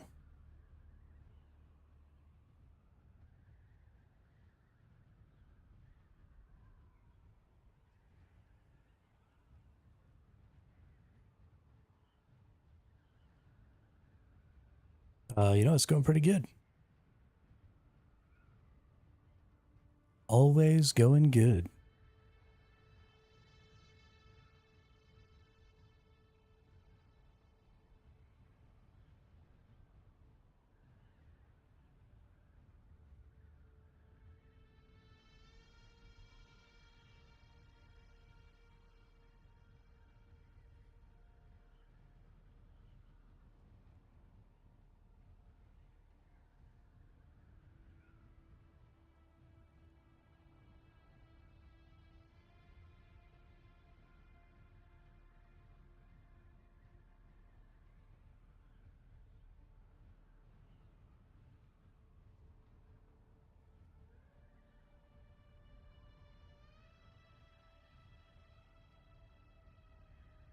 Trying to get this titanium and this stravidium back to my base.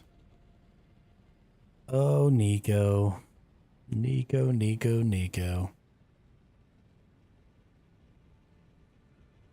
You're just trying to sell me art, aren't you? You're just a silly little scammer.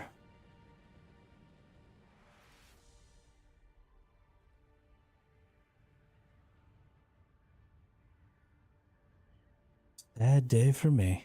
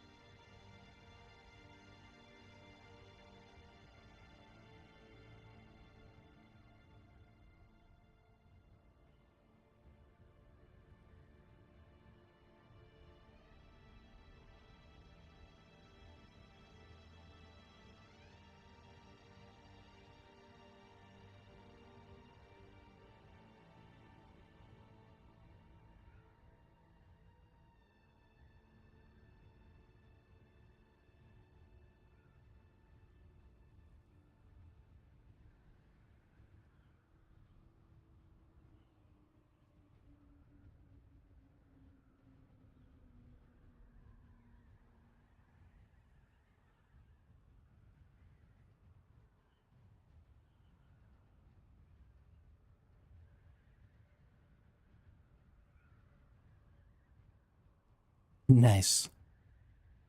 That's how you do it right there, Gravy. Go get you all the spice.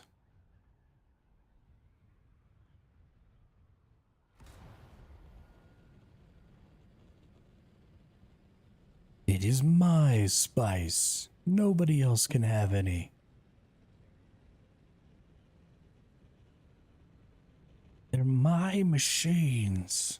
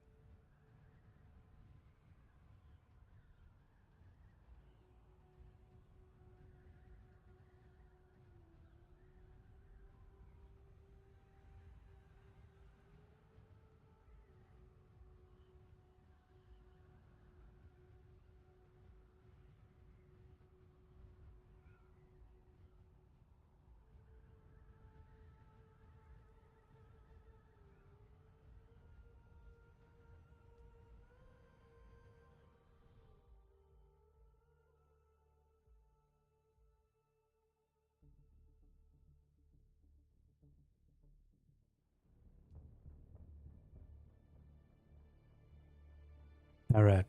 Gonna grab our las gun this time. So that way the opportunity arises. And fuck with some people's bases or las gun down a scout orny or something. Otherwise, I'm gonna fall asleep. Sitting here playing video games.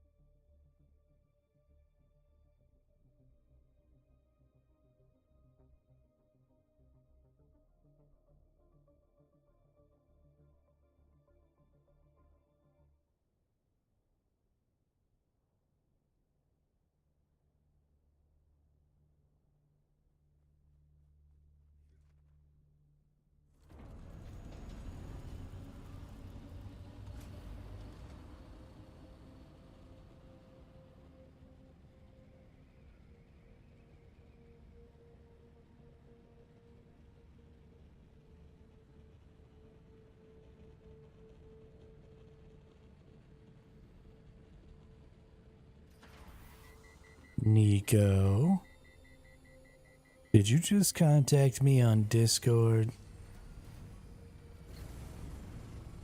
Is your Discord name Starlord?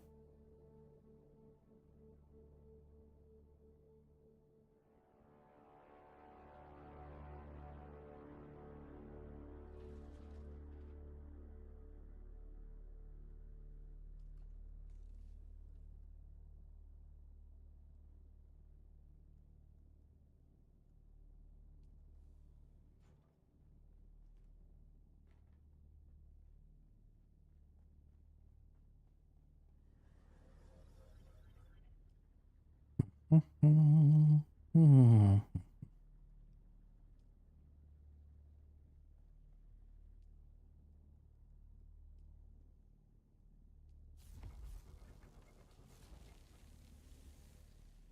right, let's get our little jobbers here.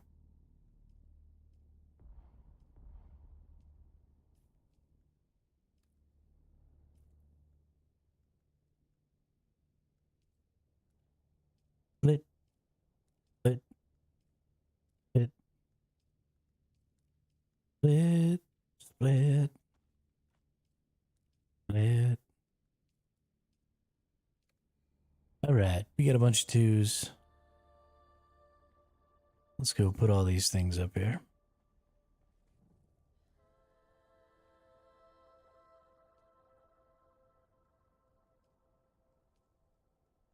How's it? Get ourselves another 24 hours worth of water here.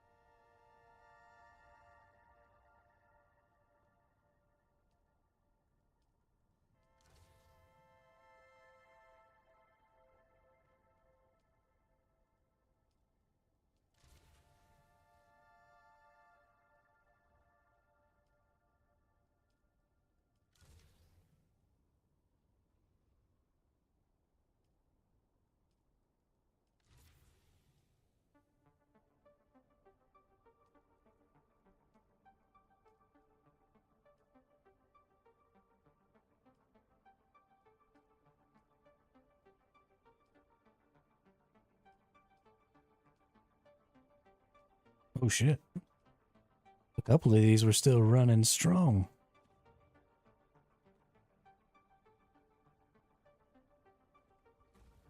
Crazy.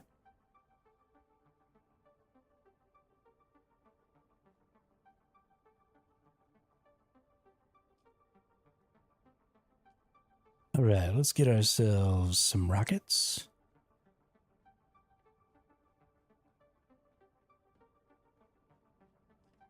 Let's get ourselves a rocket launcher. Let's equip this bad boy.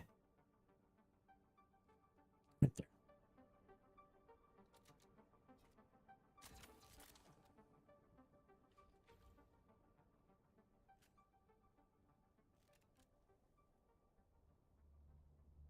Let's just get a feel for the reload speed here.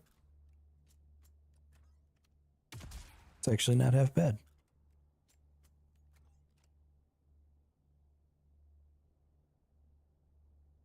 Okay. Let's go fuck shit up.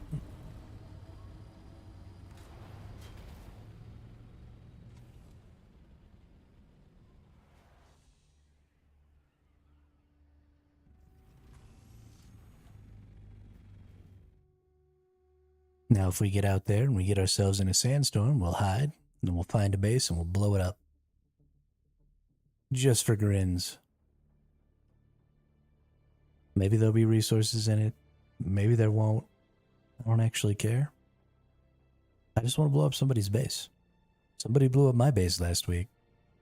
Now I want to blow up somebody else's base. This is how you turn players into griefers. You bore them out of their mind,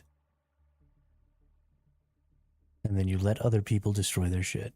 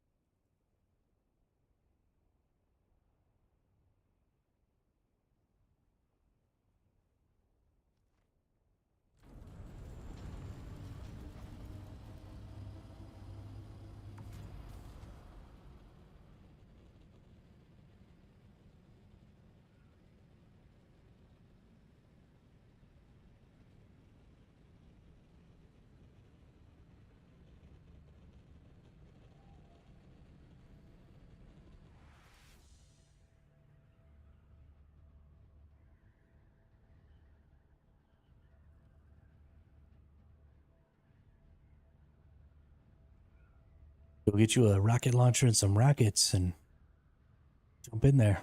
Just start planking both sides. Who even cares? Fuck some shit up.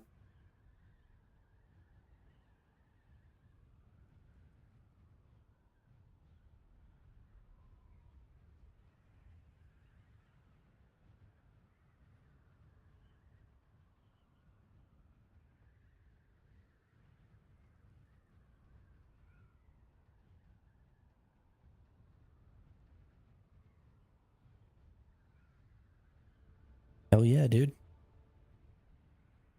Get in there. Get you a las gun. Go right on top of people's assault doctors and las gun them. I believe in you.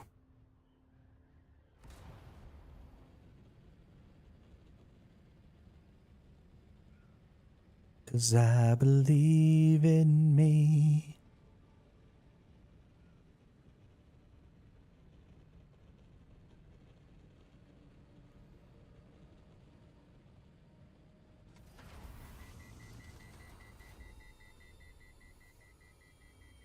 Press the wrong button.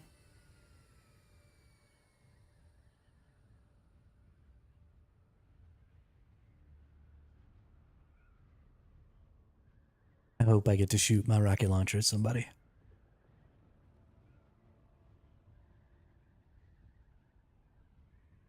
I'm just not gonna share any spice with anybody from now on. No more friendliness from the hermit. The hermit doesn't just want to be by himself. He will enforce his solitude with missiles.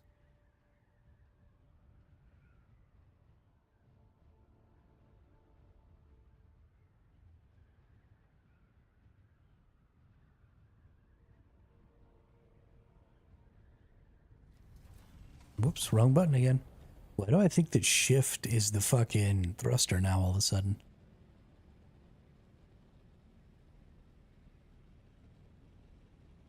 What's going on in my brain, dude?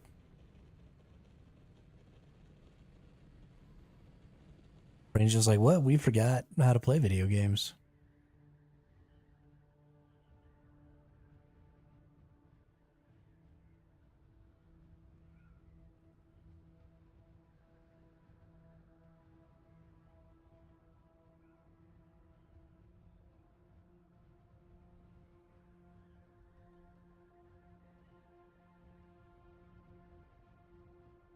There once was a ship that put to sea. The name of the ship was the Bully of Tea. The wind blew hard about it, down below my bully boys blow. Soon may the wellerman come to bring us sugar and tea and rum. One day when the tonguing is done, we'll take our leave and go. They had not been 2 weeks from shore when down on them a right whale bore. The captain called all hands and swore he'd take that whale in tow.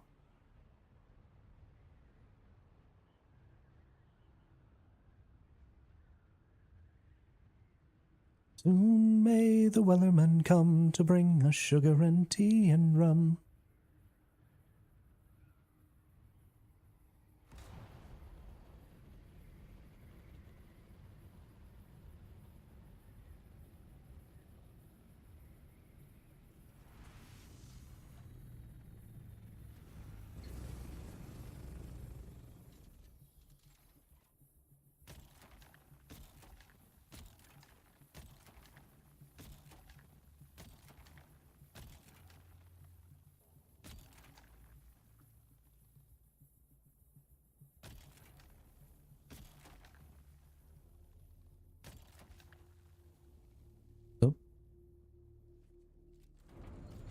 So when he gets calling for backup, it's time to farm medium spice. I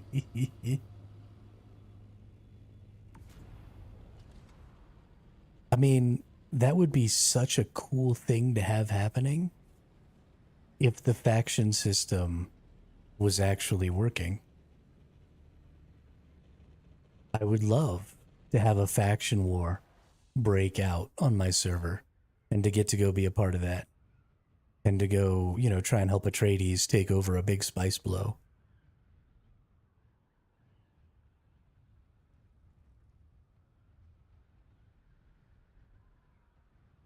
That would be the best. But the faction system is broken, and there's no penalty for those people to call on help from their faction and then turn around and backstab the faction people that helped them and take that spice blow for themselves. If you don't have a functioning faction system, then you don't have cooperative, social, political gameplay. You have a free-for-all.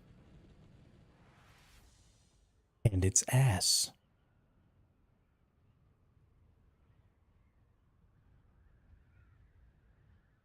There are so many games that would benefit from stuff like that.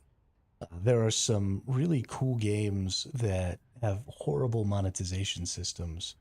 The kingdom builder games like Call of Duty, or not Call of Duty, Call of Dragons and Rise of Kingdoms. Their monetization models are absolute ass, but the structure of those games is actually really fun and interesting. And they would again be way better if instead of player run alliances, you had to join a faction. And there was some sort of, penalty for attacking your own faction.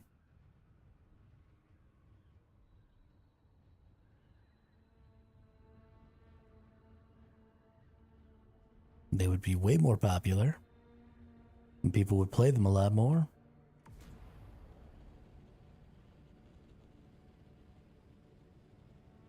I see someone.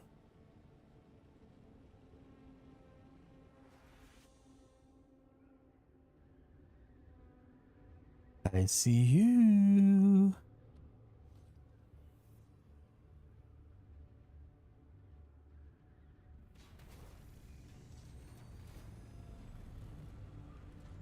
Oh. They see me.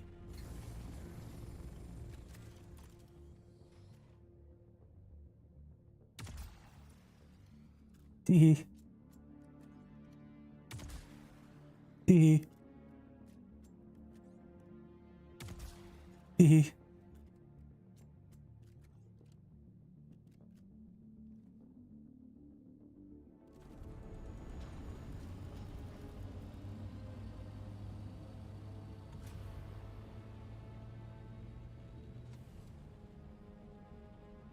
I'm just gonna start shooting missiles at people. I don't even give a fuck.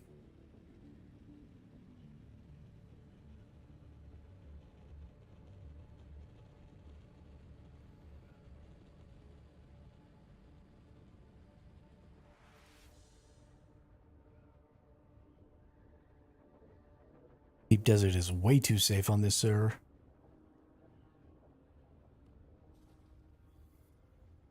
People just bebopping around.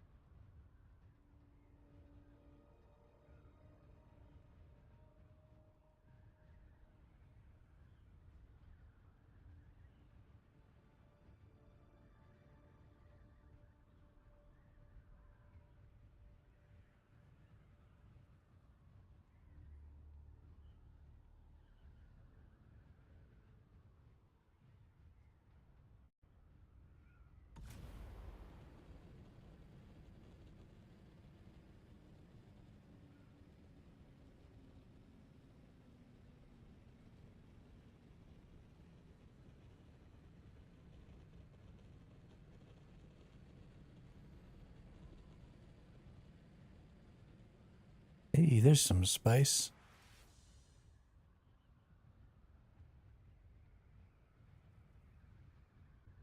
Not a lot, because somebody already ate the middle of it.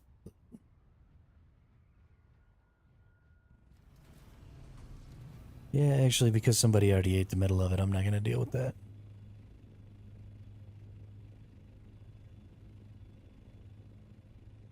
You'd probably get most of the way full from that, but it would end up taking extra time.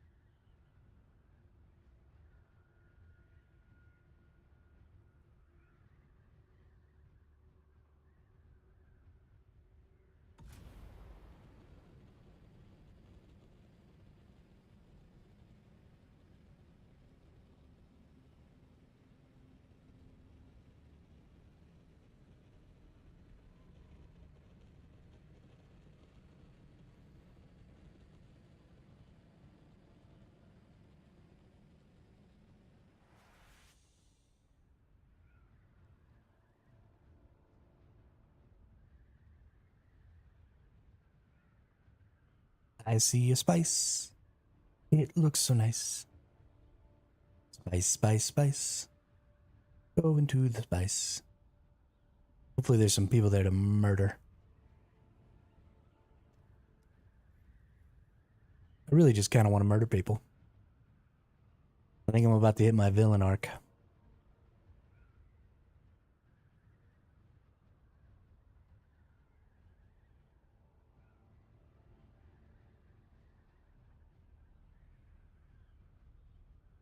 I think I'm about to hit my villain arc.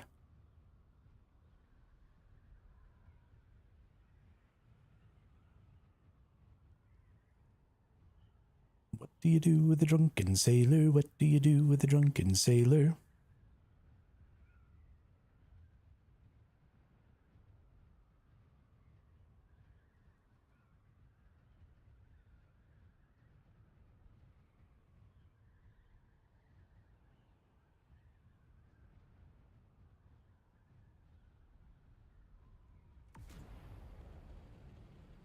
Call me survival hermit.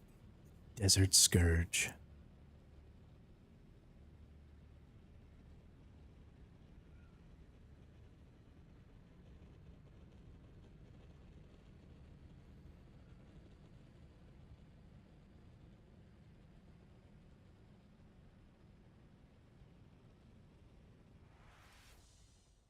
What do y'all think if I park on that rock formation over there?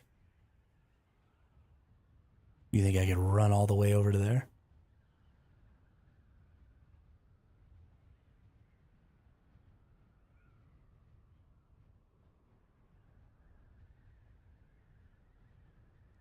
See, this is why I need a sand bike.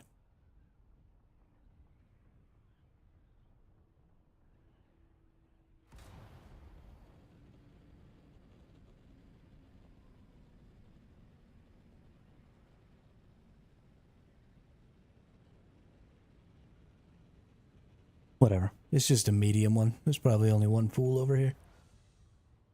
Let's risk the assault copter. Or is that a ring mouth? Oh no, that's a ring mouth. Oh shit, son. Yeah, we gonna risk it for the biscuit.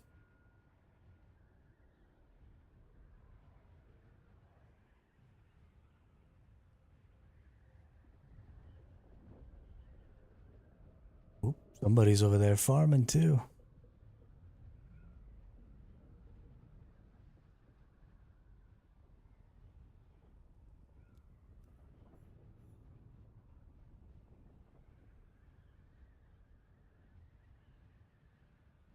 Okay. Let's find a spot.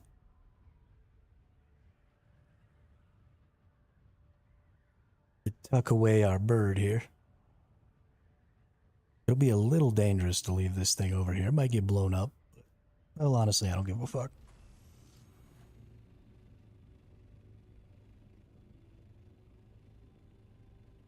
Here we go. Tuck it right down under here. Oh.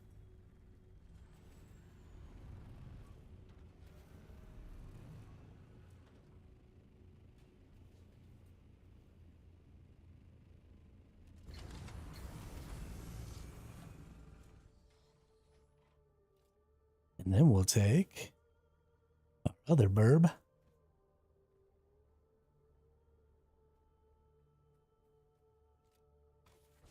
To go get closer.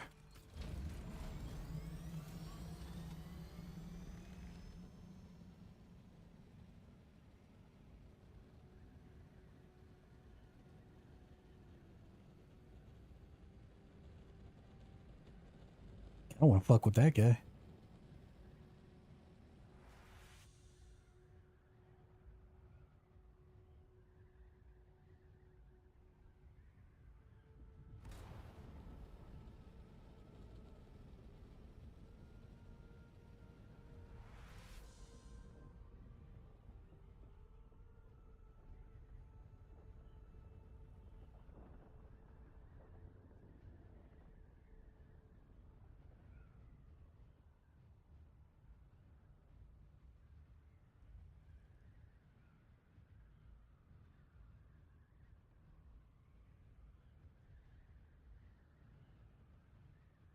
I have no idea what an open fire gem is. I think it comes from the testing stations, but could be wrong.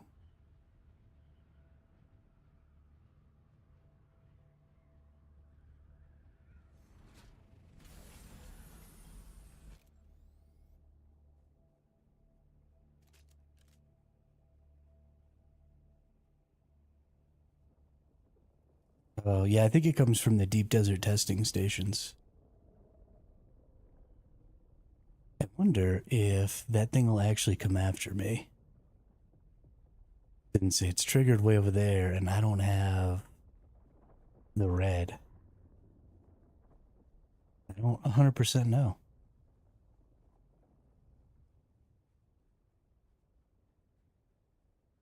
I guess I'll be curious to find out right now.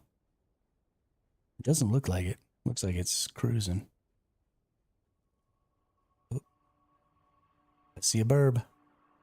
Wonder if the burb sees me. I see a couple of burbs. All right, let's go.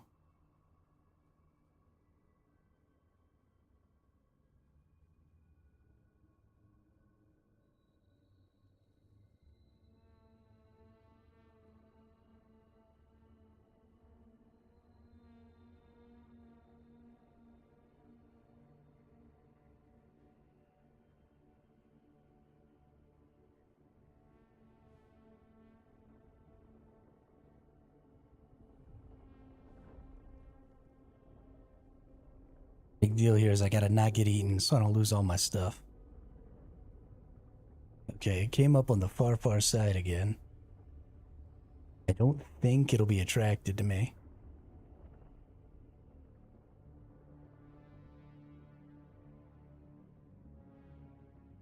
I'm pretty obvious out here on the sand in my blue. I should have changed.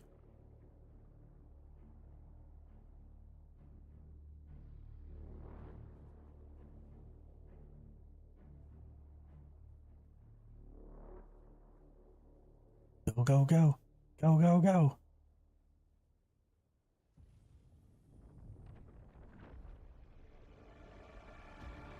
Oh shit, it came up like right in the middle of stuff here. Well, crap. It probably knows I'm here then.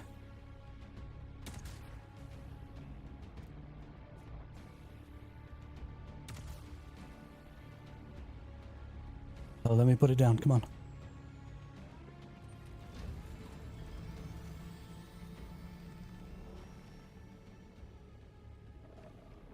Is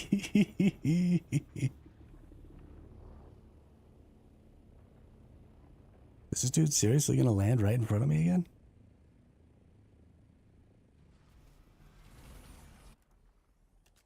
I'm gonna shoot my rocket launcher at you again, dude.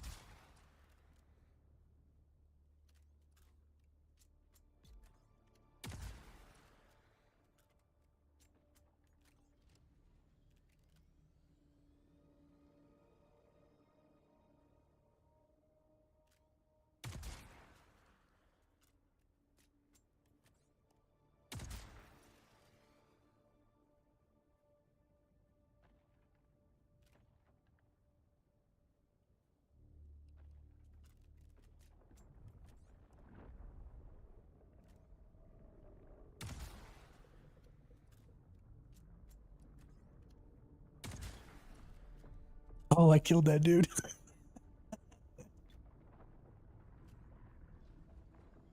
Oh no, I just hit him. I didn't actually kill him.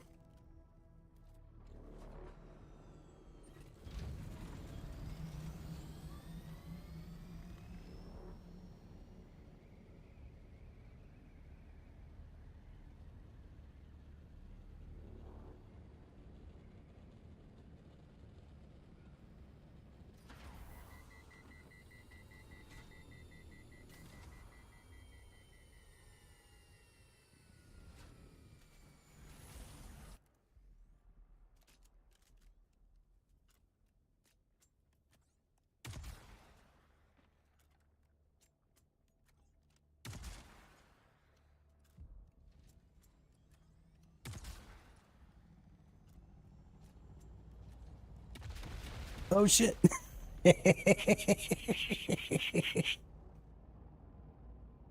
Oh, that was fun.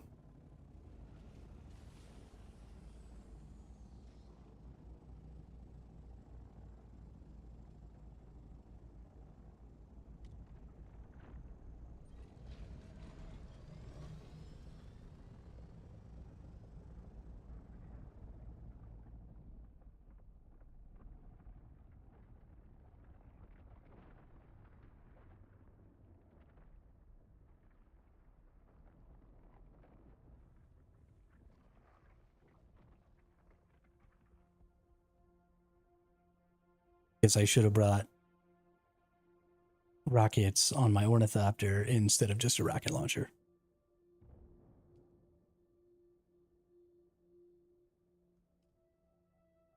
Alack and alas.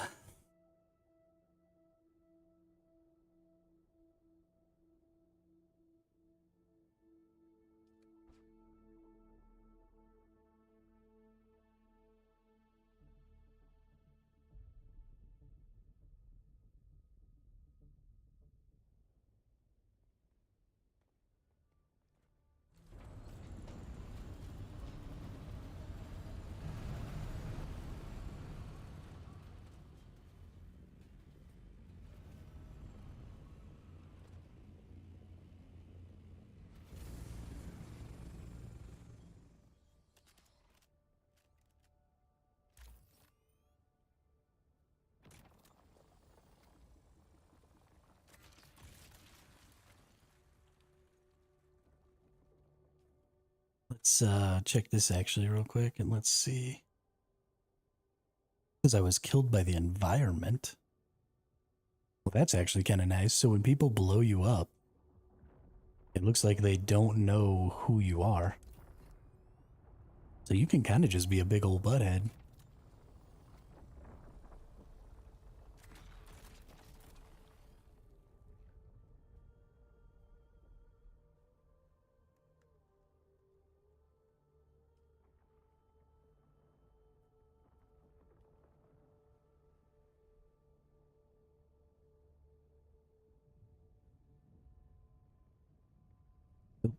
Hydrate. Hydrate.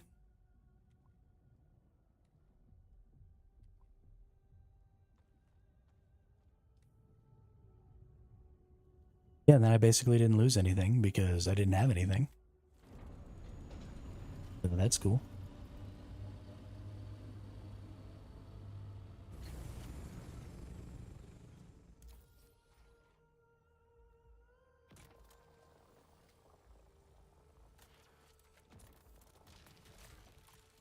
I wonder what's going on with this dude over here.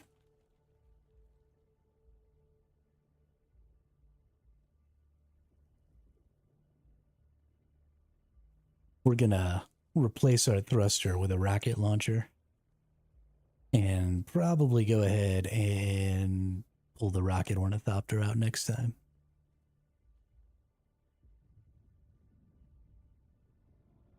Instead of the handheld rocket launcher.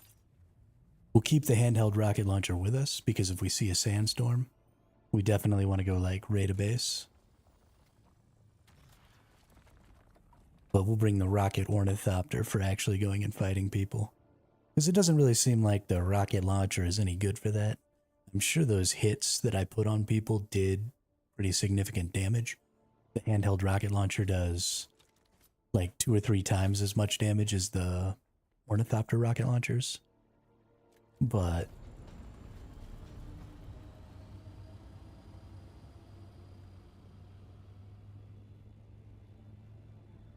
your health pool is just so small. I mean, I got hit by like 1 rocket and died.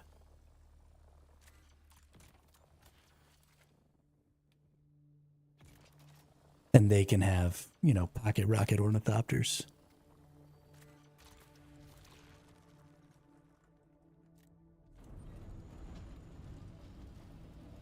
So you got to match that, you know? It was fun though.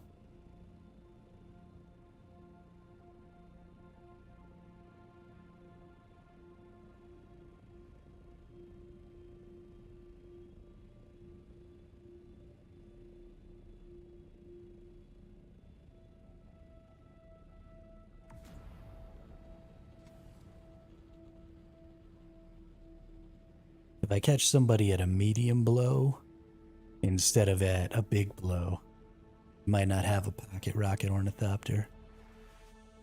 And I might be able to just mark them down real quick and take their stuff.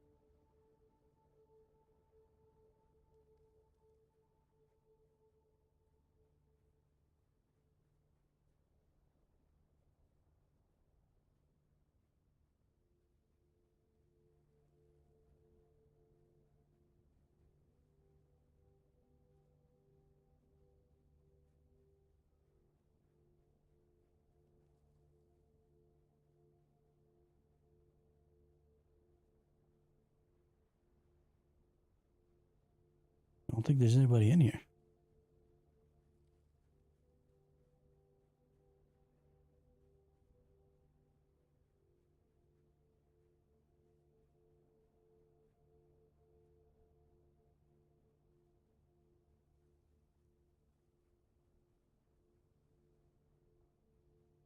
Wonder how long I can just stand still out here before a worm comes.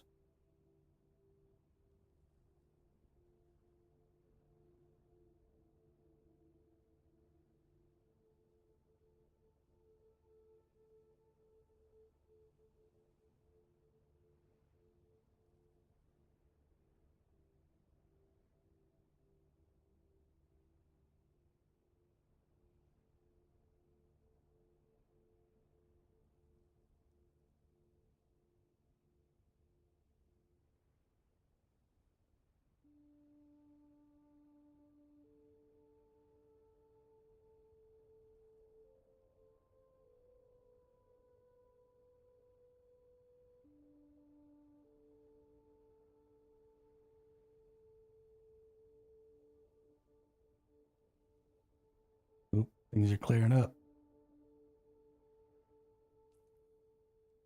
Gotta go into customize.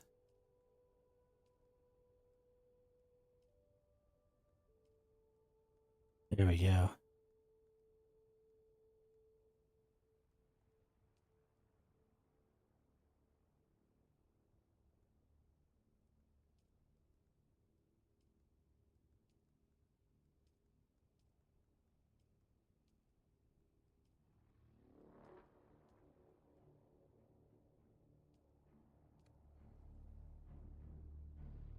Oh.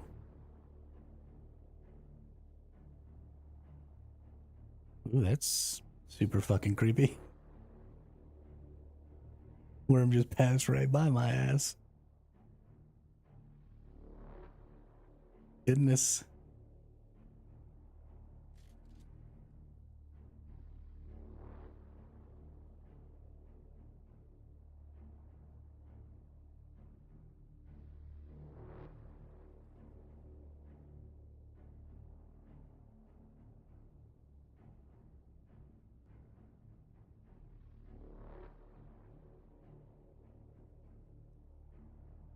I know somebody wants this medium spice.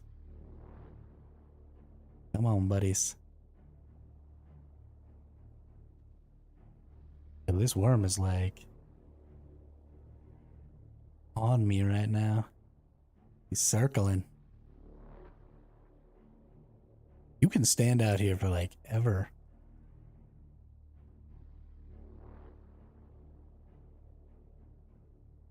I assume the closer the worm is to you, the more you have a chance to piss it off.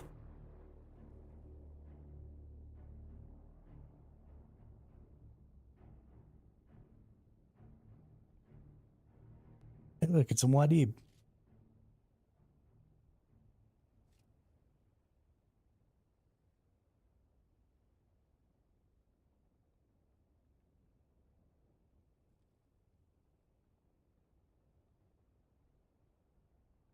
I think it knows I'm here. I think it's intentionally circling me.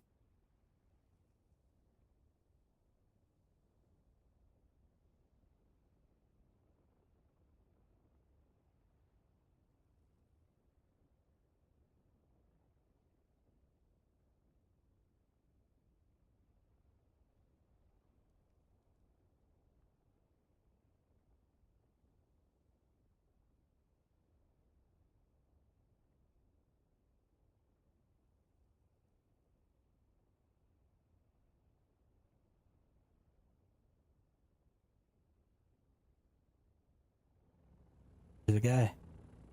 You see me?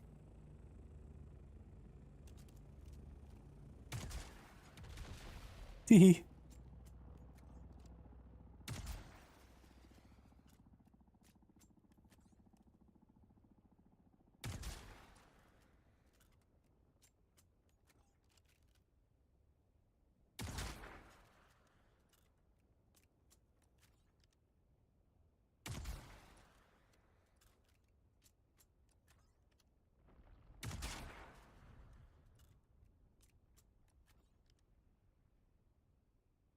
I think he saw me. He was just like hovering. I gotta find. There's no cover out here. Maybe if I come on like the other side of this, use my third person to see over the top. Oh. Gotta get off the sand for a minute.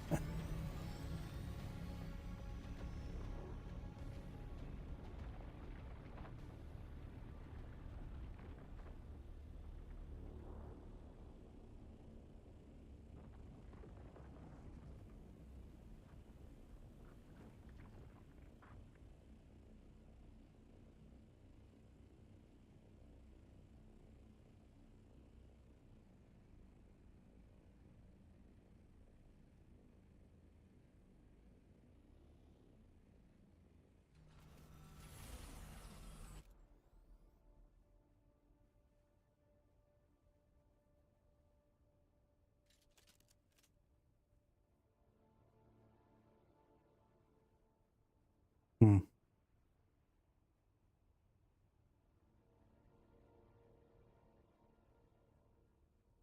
Well, maybe this will be good enough because I'll see them hopefully as they come in. I don't actually have to be looking at the spice.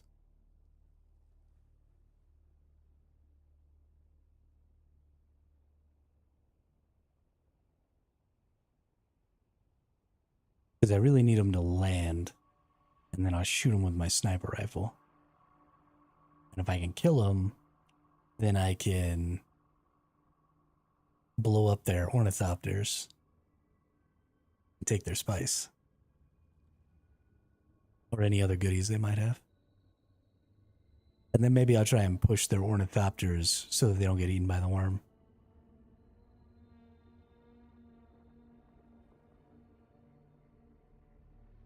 But we'll see. Oh, he's going to come right over the top of me. It's so scary.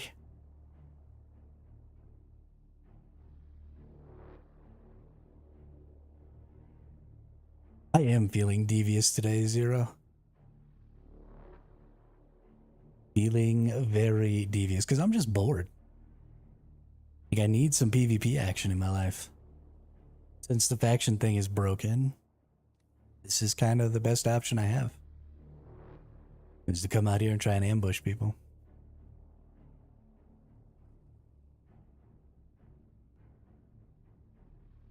And this is definitely way more fun than flying around in a scout with rockets and just murking people in the sand.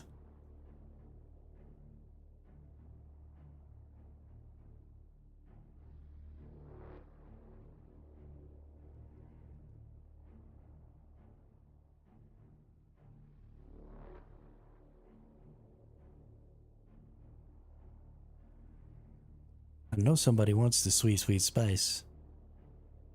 Are we just not in a lane that people fly through?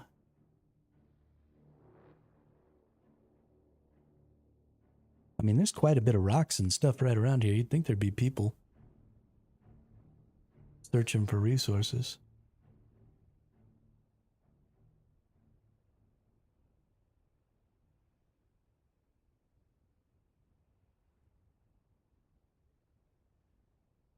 They're all terrified of the desert hermit.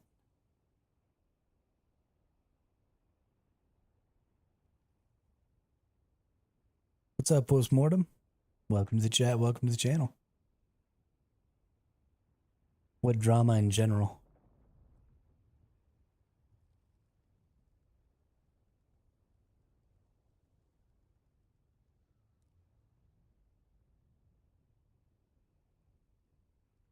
Yeah, I actually doubt that very much, Gravy, but we'll pretend like that's true.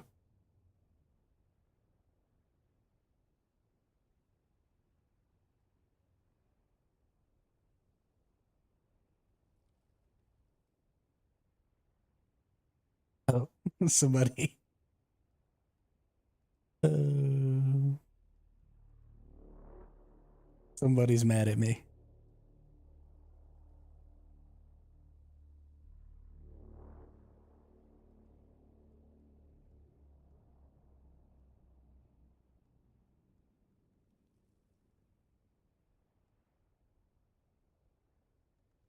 That's funny. That's real funny. Yeah, I mean, I don't normally fight people out here, but A, our server's way too safe, and B, um, if we're not going to have a faction system, then this is the best kind of PvP I can be getting after because I'm a solo. So if there's no factions and I can't ally with my faction, then I just got to come out here and wait by a spice blow and see if anybody comes and try and take them out. So that's what I'm going to do.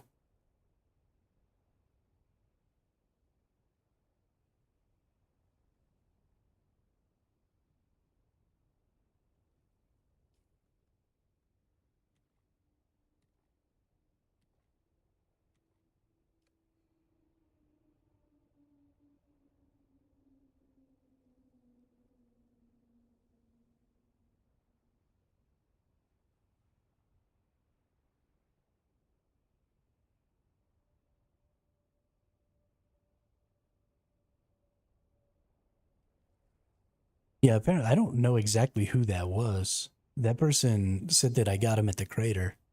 So that must have been.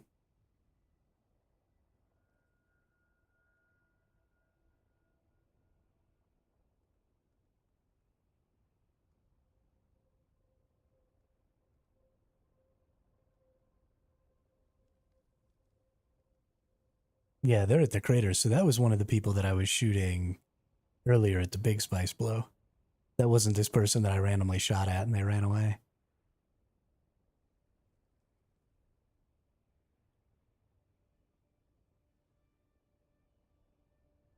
Mama raised a whole bitch, so I haven't gone deep into the PvP zone yet except once. Yeah, so I've lost an entire scout thopter and an entire assault thopter when I was playing in the guild that I was playing with on another server. The first couple of times I came out into the deep desert, that was back before the rockets actually slowed down scouts, though.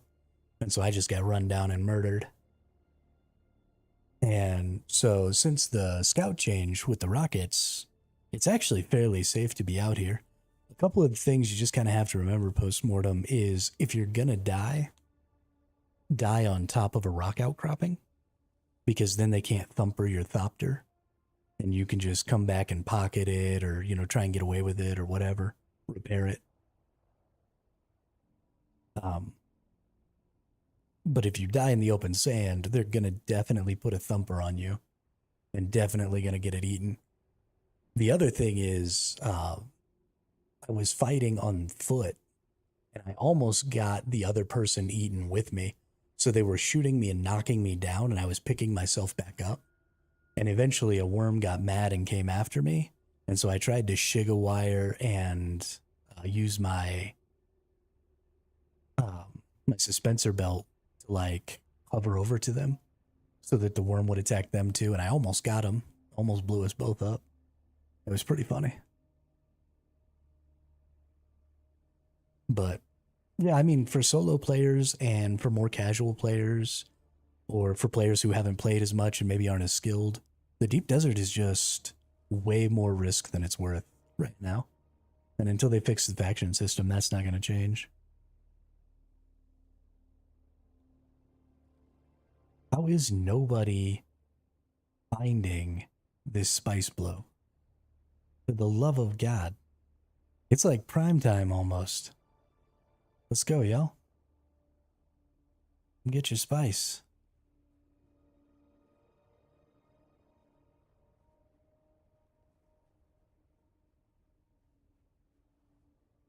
I promise, I'm only going to try and kill you.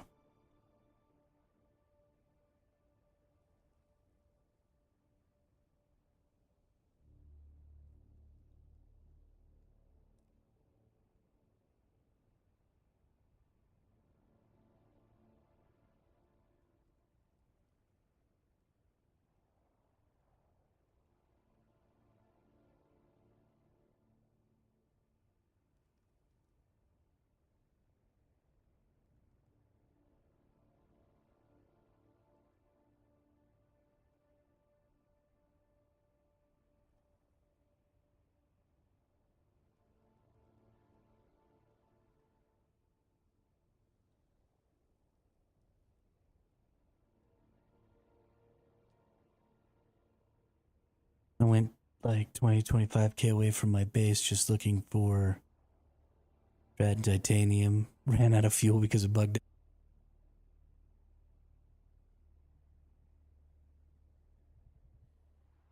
That's hilarious. Yeah, that's one of the things that I have a little bit of an issue with. I forget to bring enough fuel and stuff like that. Water. I should have brought a whole ass water jug out here with me, but I didn't.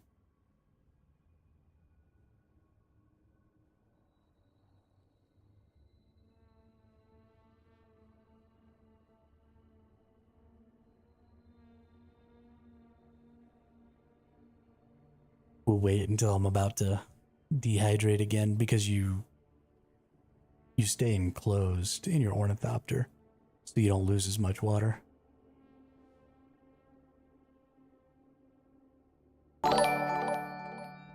Hey, thanks for the follow, Postmortem. Appreciate it.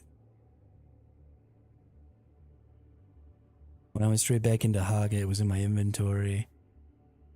Didn't stop for anything. Yeah, thanks. I appreciate it. We're going to have some fun. If I got to go fight 10 people all by myself, we're going to have some fun. I think it's probably time to just go ahead and go back and get my rockets for my scout.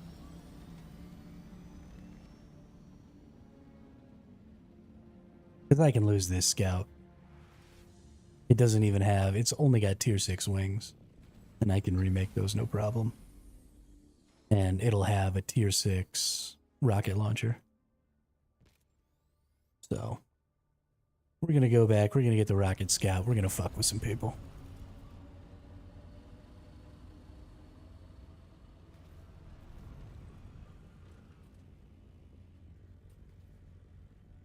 Tried to get my assault all the way stuck in there. That's hilarious.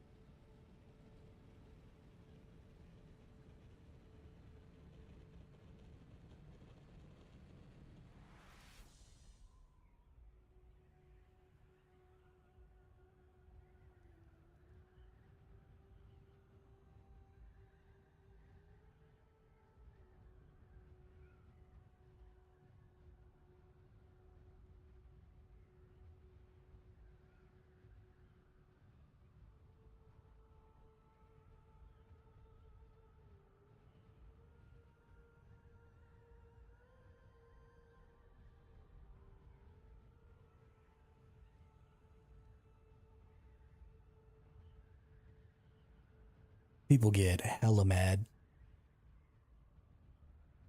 when you shoot at them, so I'm pretty sure I'm kicking up a hornet's nest here. But whatever.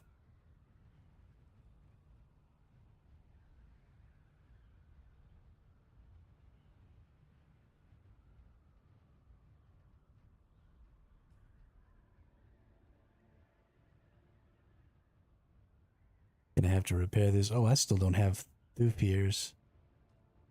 Hopefully I'll be able to get that fairly soon though. Go ahead and get this unlocked, get this unlocked. Might as well unlock that, even though I don't really plan on using it.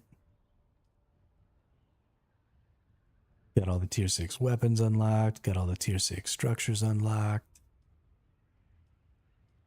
Guess we might as well do the spice melange liquor.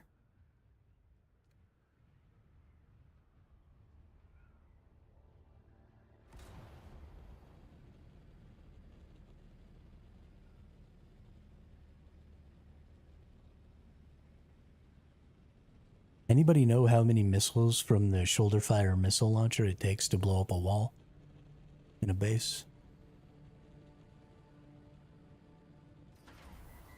So I'm probably going to use the rocket launcher for the PvP on the scout, and then the missile launcher for blowing up bases. Of course, I guess I could just use the rocket launcher on the scout for the bases too, eh? I don't know how well that goes. Or should I dump the rocket launcher and bring out the las gun for bases? Probably the las gun. Pretty sure that's what people are saying. Just zoop right through people's bases.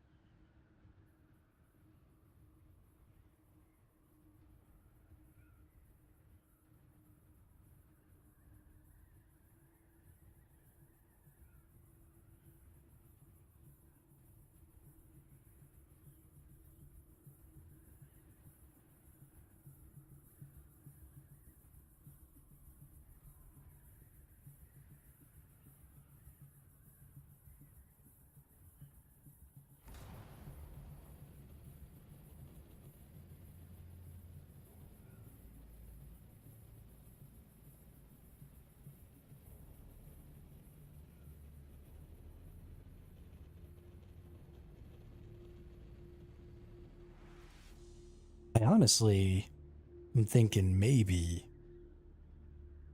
instead of going for the scout with the rockets, maybe I just leave the scout in the backpack. Maybe we re-equip this assault a little bit and get the assault some rockets and go fight that way. Because I like the idea of being able to have a booster for like having to regain altitude and stuff. And the glide speeds with rockets is the same. I think we're going to do that.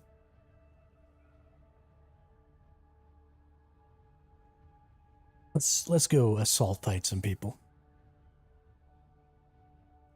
I want to be able to bring storage. The reason I've been doing things the way I've been doing them with the assault with the storage is because I want to be able to take people's stuff.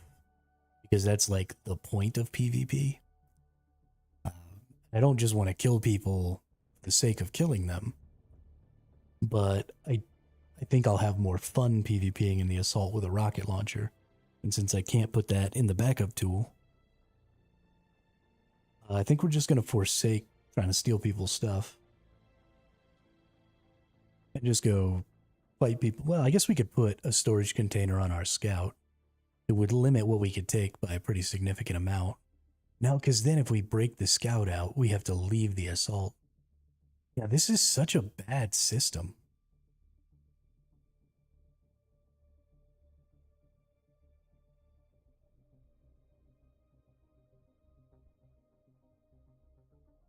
Do we just carry an assault ornithopter storage unit like in our inventory? And then if we kill somebody or blow up a base, we just hot swap it real quick? I think that's probably the play.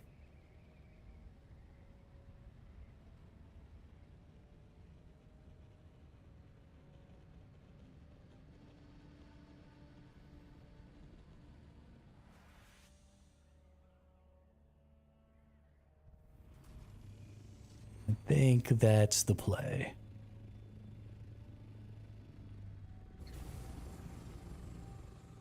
And then we'll just have our regular ornithopter in our inventory. So let's go see what we can do here. We probably want a couple of tier 6 pieces. I want a tier 6 engine and a tier 6 generator and a tier 6 rocket launcher. Perfect. And I already have a tier 6 thruster. And let's go make some rockets.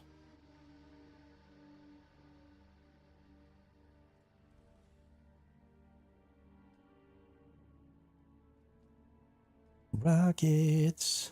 Let's see, we make 10. So let's make 500.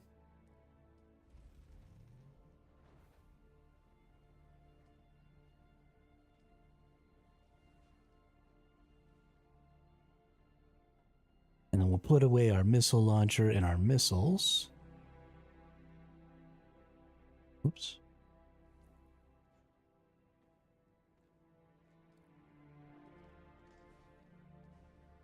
We'll break out the las gun.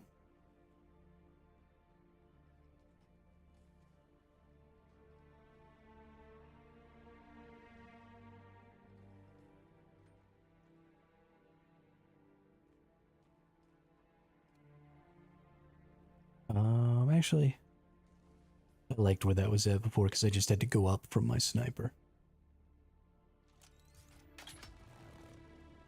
Yeah, that's going to be fun. And let's check on my power pack. I have a Mark 5 power pack. Can I make a Mark 6 and have a nice brand new power pack?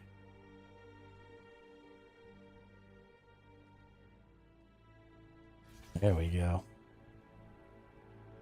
And then can we go ahead and make ourselves a new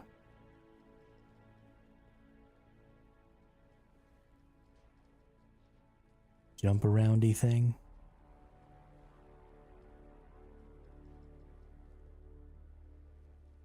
Nope.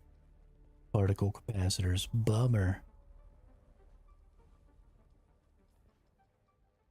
Well, we'll hit the repair on it. Hopefully it'll be alright.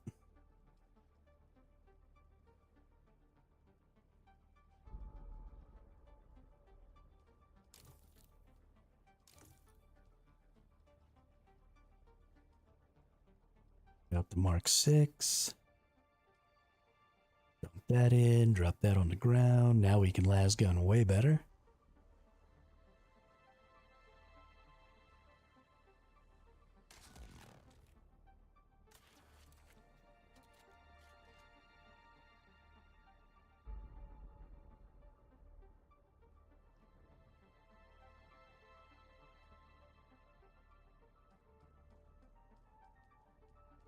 Fill up my leader, John.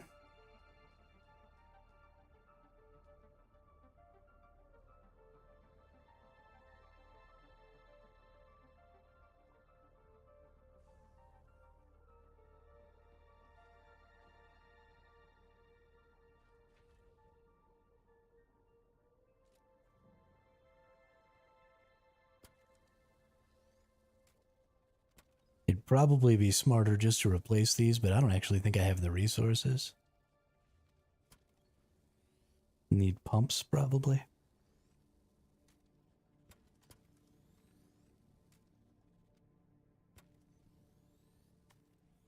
I think it'll be okay. Detach our generator.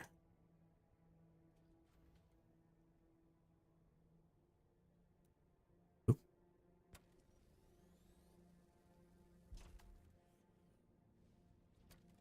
And our engine.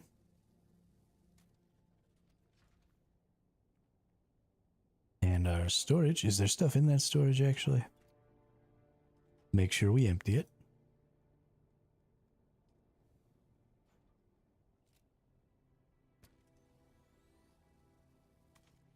And then we attach rocket launchers. Rocket launchers.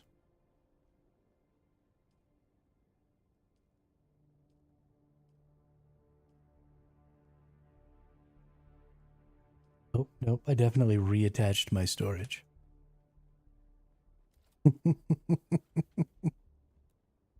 Whoops. Detach the storage. Attach Mark 6 generator. Mark 6 engine. Mark 6 rocket launcher. Alright. Put these bad boys away. Keep the storage on us. Go get rockets.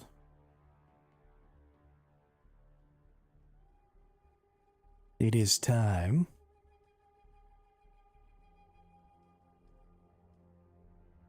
I think 500 rockets will probably last me until I feel like I need to come home.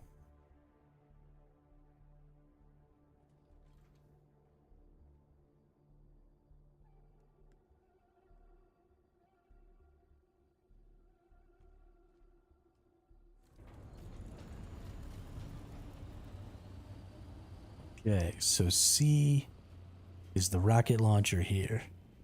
We still have Q for my thruster, which I think is good. I am going to start a war all by myself. Gonna start a holy war for the Fremen. Because I am factionless.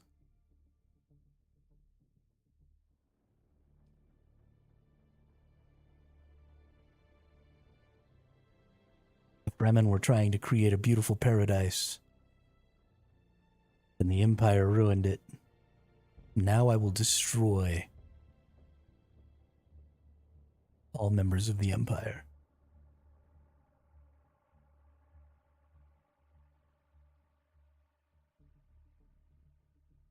I think I have tier 6 everything that matters. Pretty sure. And I'm pretty sure that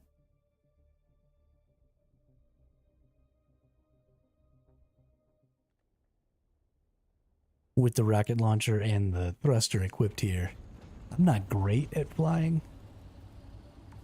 I get mixed up sometimes on like what button I need to be pressing to go what direction. And the fact that we don't have yaw control is pretty obnoxious for when you're turned sideways, but I think I can do it.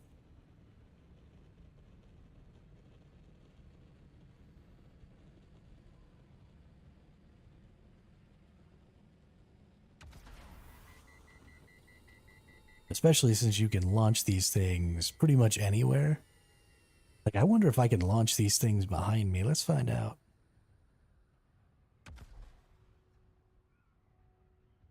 Yeah. Not very well, but they will definitely go behind you. So that's kind of what we need to remember is holding down right click. I think people really underestimate the quality of aerial PvP in this game. I think it's much, much better than people give it credit for.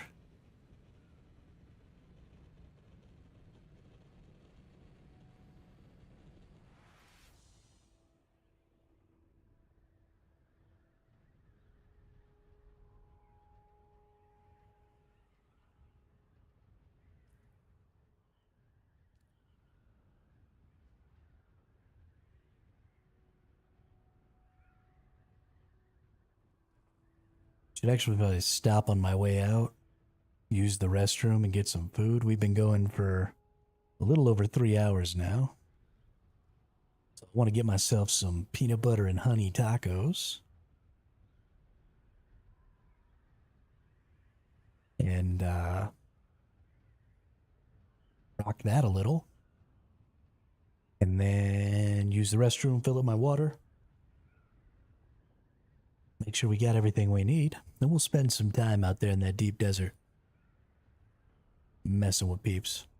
I've still got... Oh, I put away all my fuel. Whoops.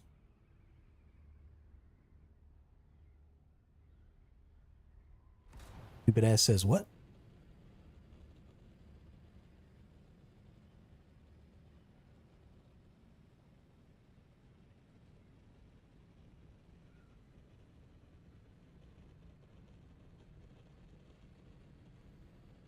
Oh, I didn't put away my fuel. I actually dropped my fuel when that person killed me. That's definitely what happened. Thought I didn't lose anything, but I did in fact lose my fuel.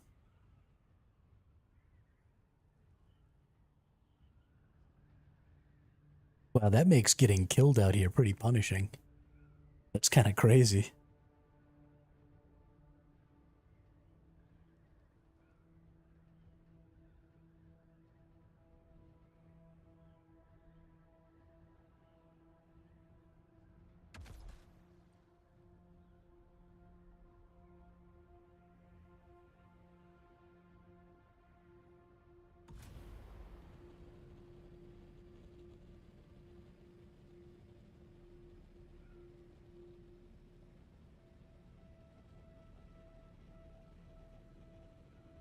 We are going over the top of this, whether it wants me to or not.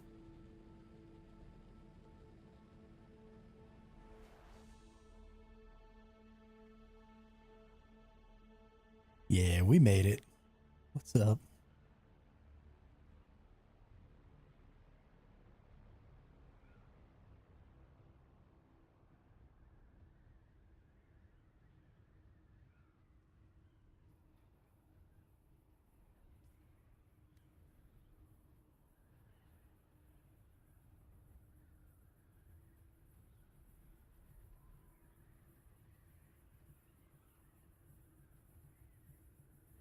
Oh, right, I can only glide at 140 now.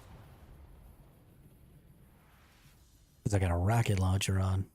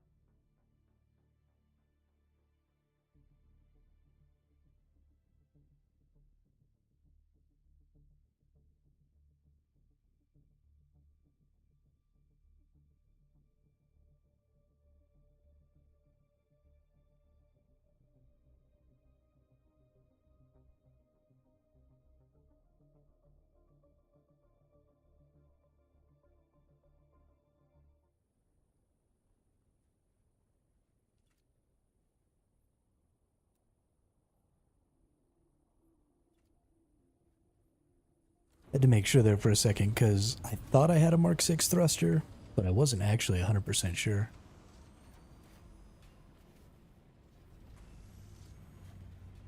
Okay.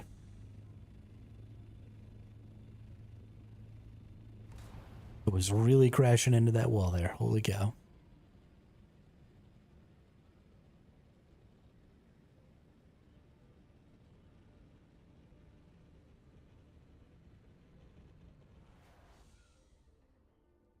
Please, don't ever let me be.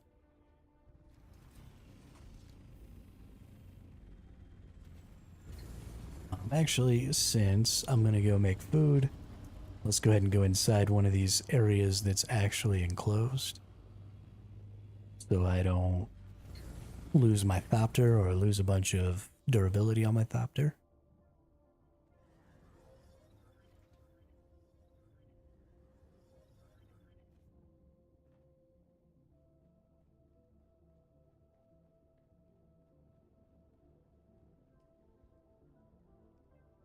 And then we'll make some more fuel cells. And then you can always just come over here and change their order. So those 6 fuel cells will make while I'm getting food real quick. And then when I come back, we'll head out again. So give me just a couple minutes. I'll be right back.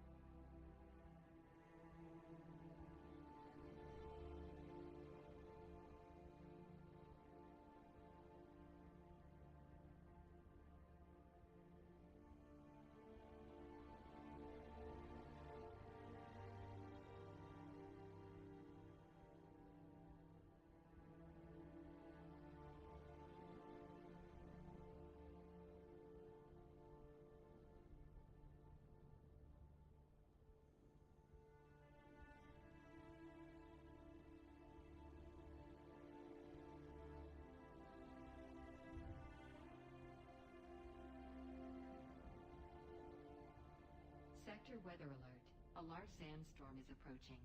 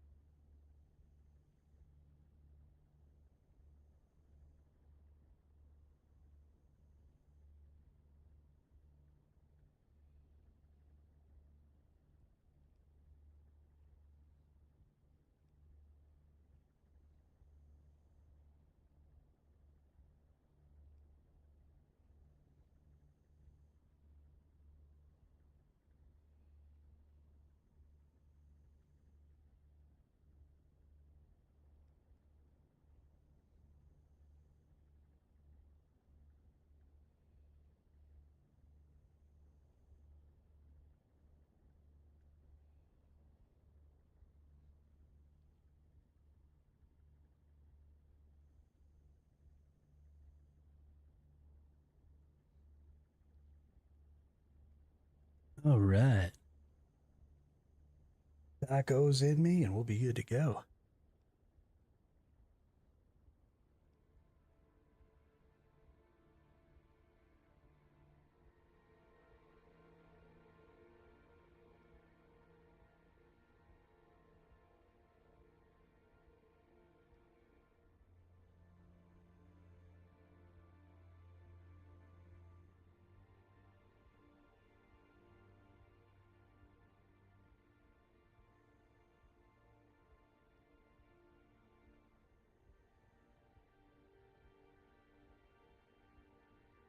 A little bit of sugar, a little bit of protein, get the energy up.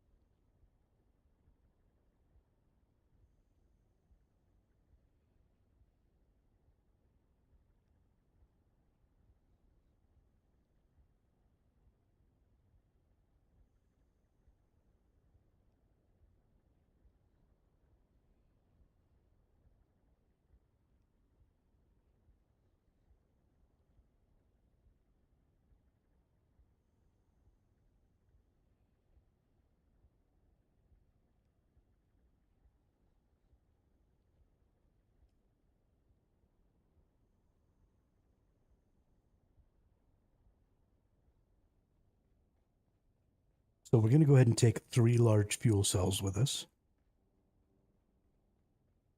That'll leave us 3 here in reserve.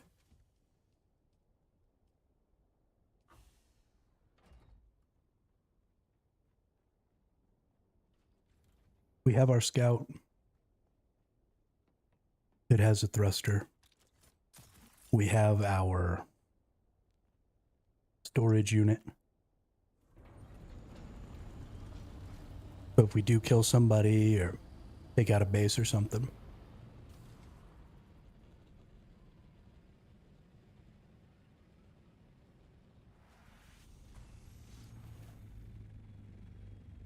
we can go ahead and slap our storage unit on and try and at least get some plastanium and spice melange.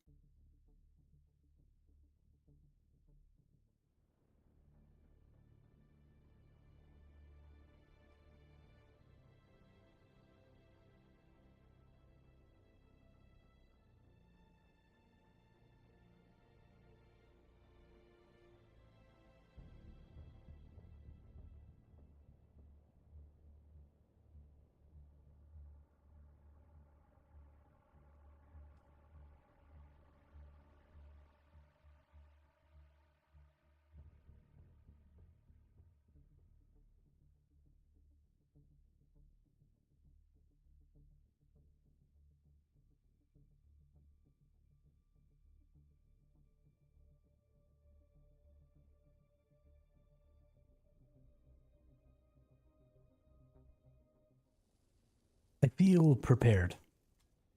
I'm not prepared in the sense that I'm good, because I haven't PvP'd nearly enough in this game. But I do feel prepared in the sense that if I remember to press the buttons, I have most of the stuff I need. Probably, yeah, no bandages really. Let's go ahead and put those in there.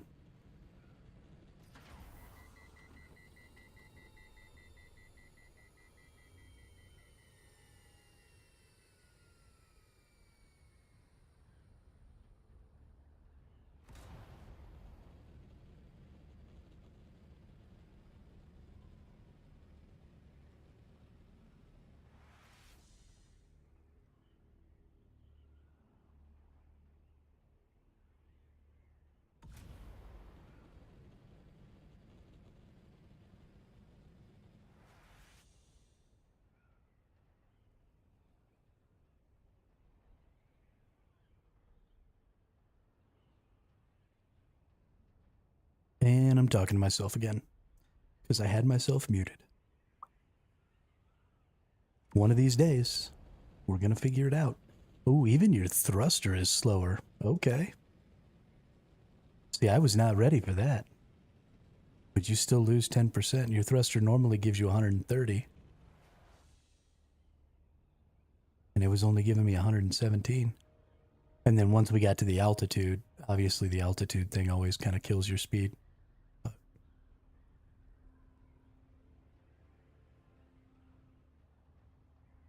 that's something we'll have to remember.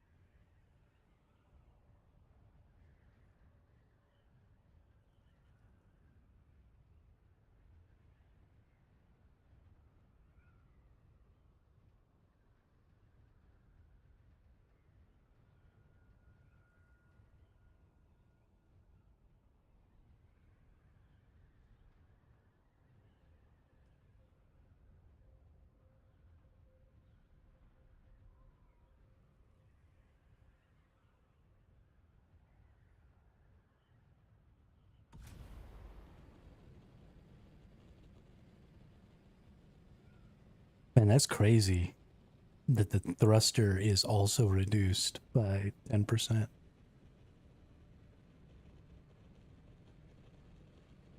Wild. I don't even know what to do about that.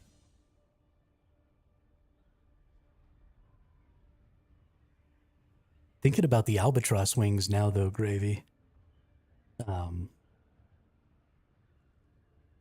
you might actually be able to find some value for those in PvP, because if they increase your non-glide flight speed, that might end up being kind of important. Do we have... Okay, these don't say... I have an empty module slot?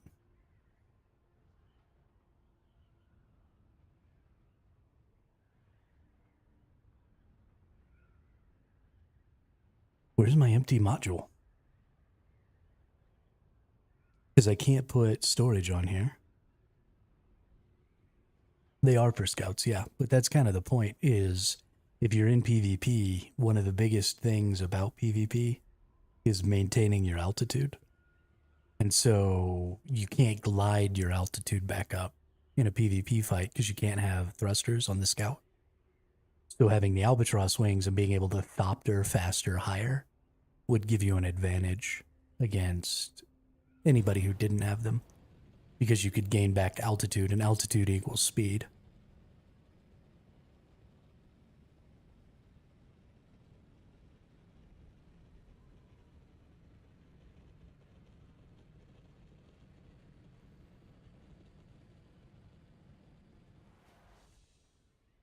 That's why I wanted to bring the assault, is because I have the thruster, and so I can run at 117 kilometers an hour to go back up, because my maximum thopter speed is 80. Yeah, 70. Well, I guess it's slower because I'm up in the... But still, it's not good.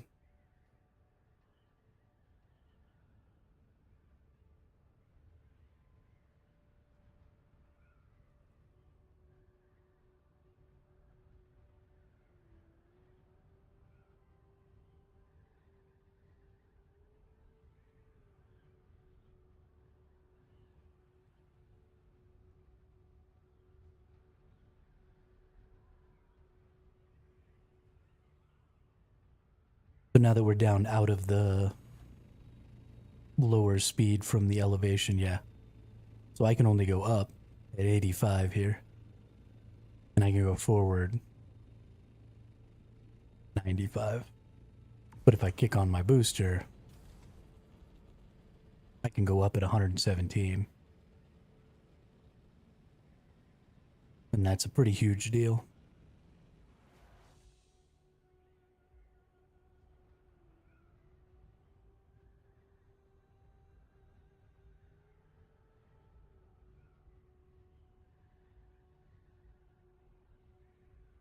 I would be interested to see how that panned out.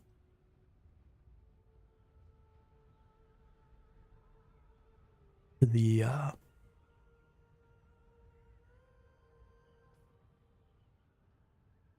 the scout thopters with the albatrosses. Be very interested to see how that played out. That's a lot of spice, though. It's almost 200 spice just to make the wings. But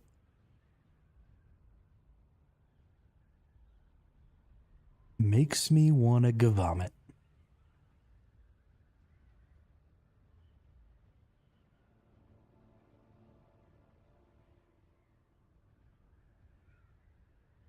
Dun dun dun dun dun dun dun dun dun dun dun dun dun dun dun.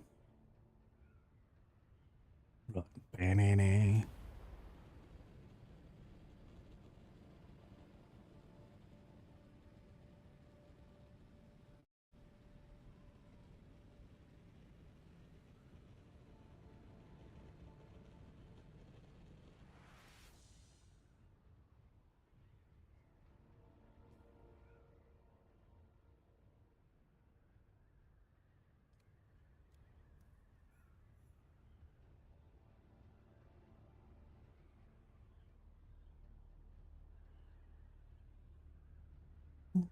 Oh, people in the desert, where are you?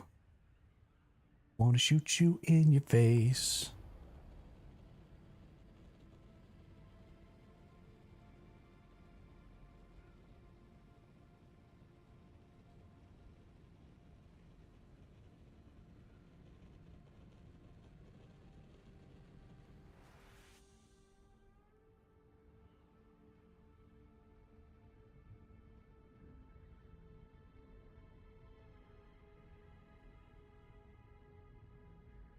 Just gotta make sure I don't kick too big of a hornet's nest. That worm's gonna eat that little ship there, but I don't see a player. I think I'm close enough I'd see a player there.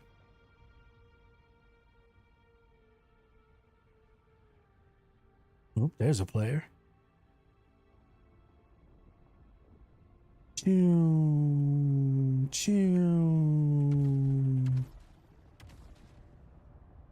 choo.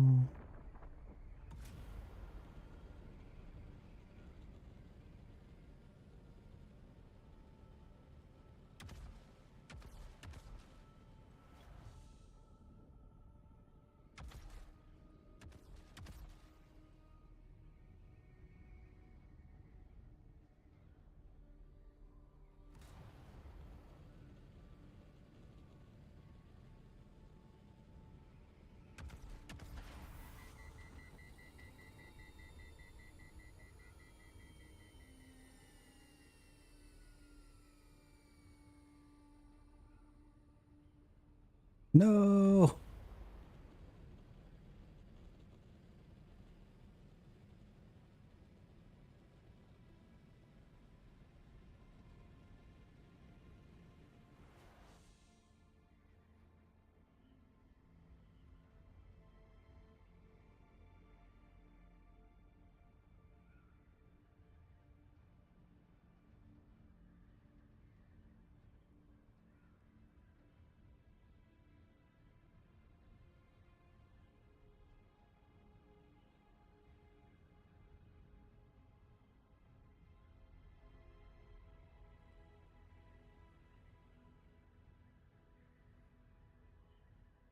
Something I'm gonna have to do is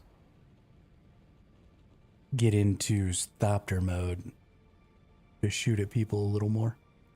Because shooting people in glide mode is fun, but it's real fucking hard.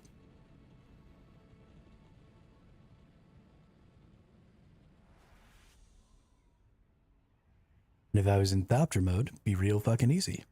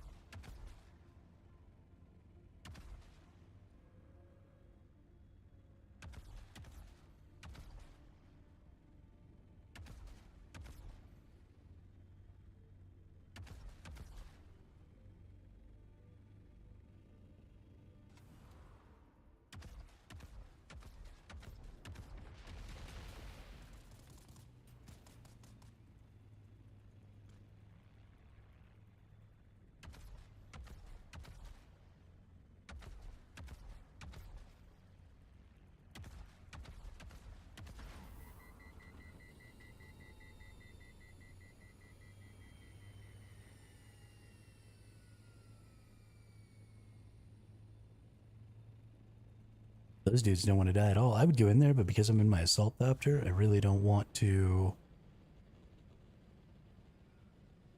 leave it out in the open, especially as strong as those enemies are going to be.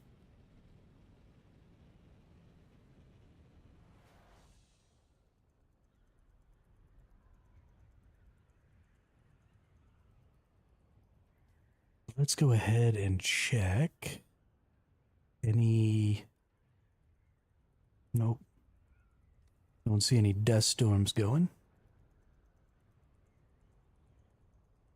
No las gunning people's bases opportunities.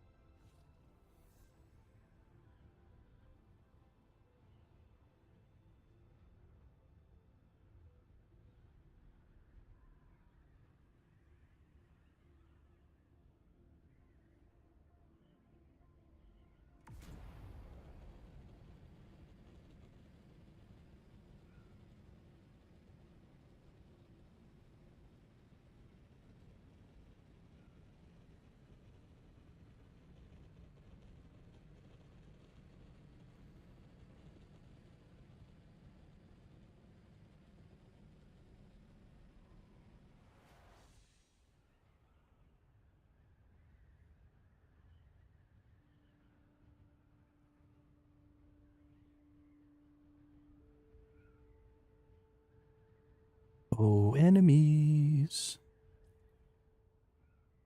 Where are you?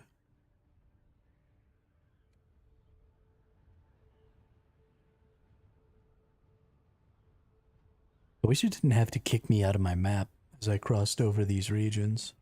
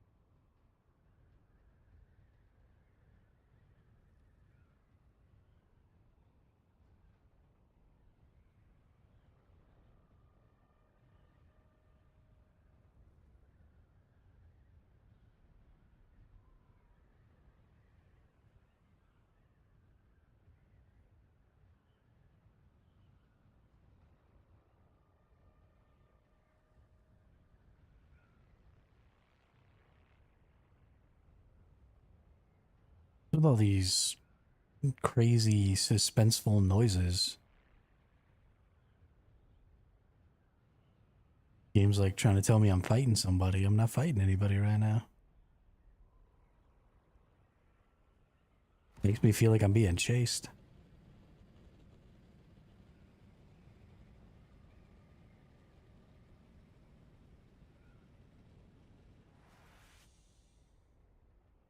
Oh no, I'm out of fuel. Boop.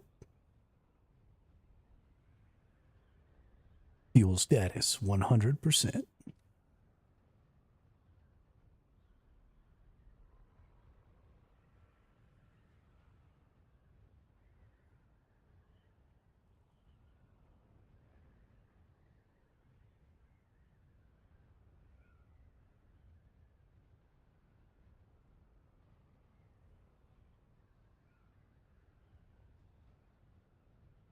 I really appreciate the fact that the fuel that I carry to refuel my vehicle doesn't weigh as much as the actual fuel that's normally in my vehicle.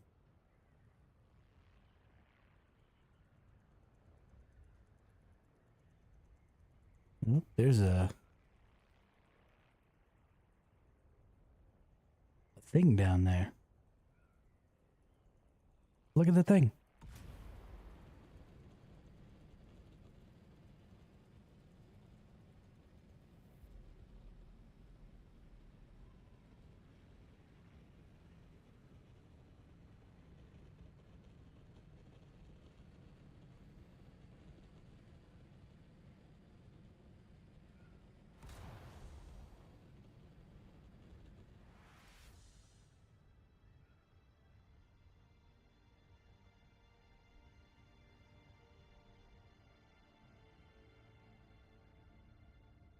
I think everybody's probably just way over there at that other spice blow.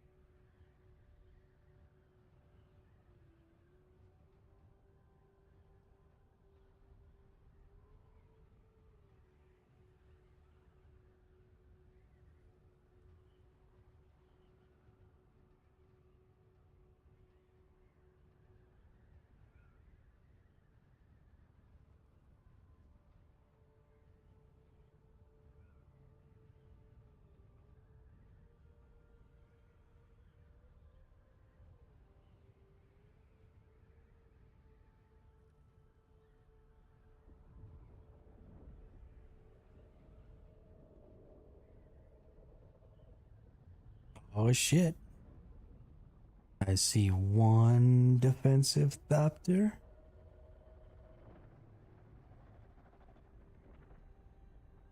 I see so many defensive thopters. Oh my god.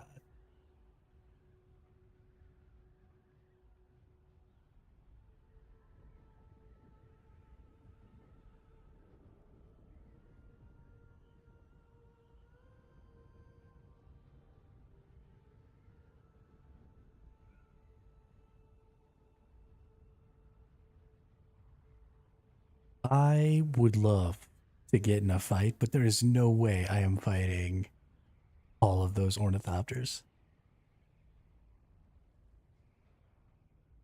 If I even try, I lose everything.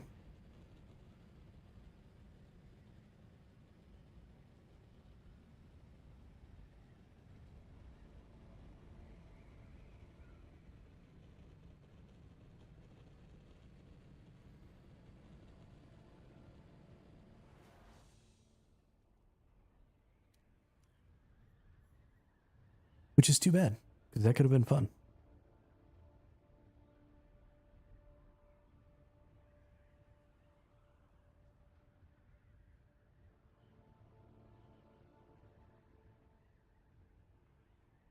Since we're here, and it doesn't look like this is powered over here anymore, let's actually go ahead and laser gun this a little bit just to see.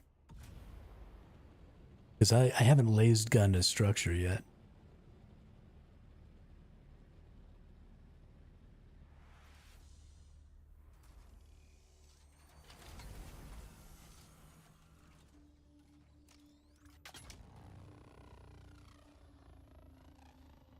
Wow, okay. That is incredibly fast.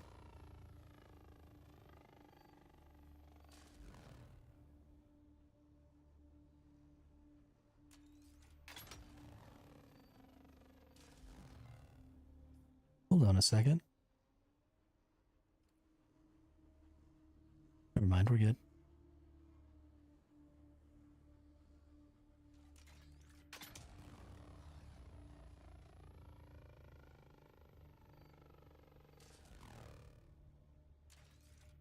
So foundations do take a little more than ceilings, it looks like.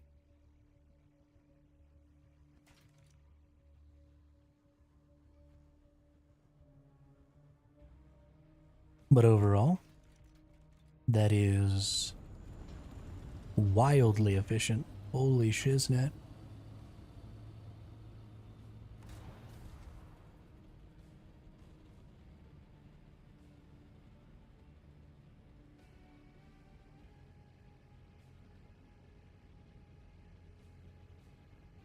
Hopefully there should just be more and more and more people out here as the day progresses. We're not quite in prime time. We're at 4:30 Pacific right now. I don't know if I'm playing on an Eastern, Central, or Mountain server.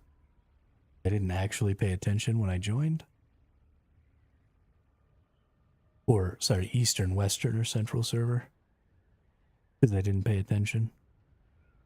I just picked one that had good ping and decent numbers of folks.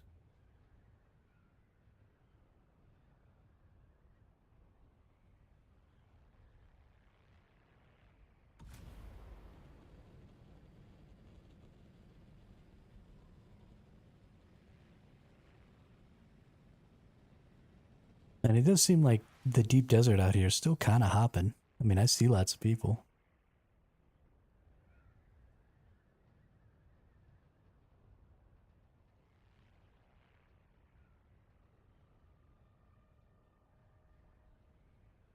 My temp gauge tricked me.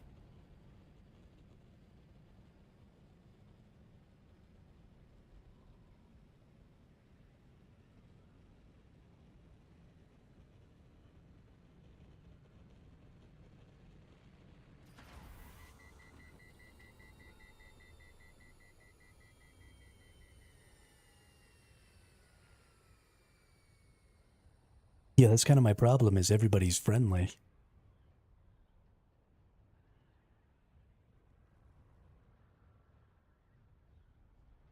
When everybody's friendly, that means if you're not friendly, then you're pitting yourself against literally everyone else. And it's not like I can do that by myself.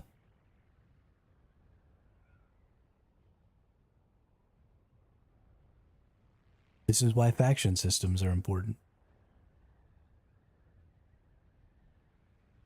Because if the faction system's working, I could just go be Harkonnen and piss off the Atreides, or be Atreides and piss off the Harkonnen, and then have some friends to fall back on, you know?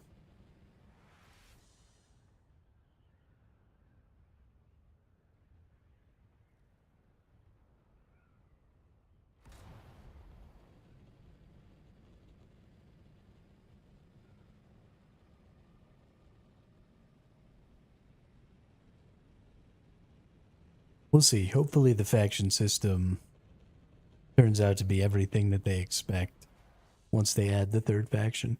I don't know how the third faction is going to have any sort of effect on the faction system not being broken, but I'm hopeful.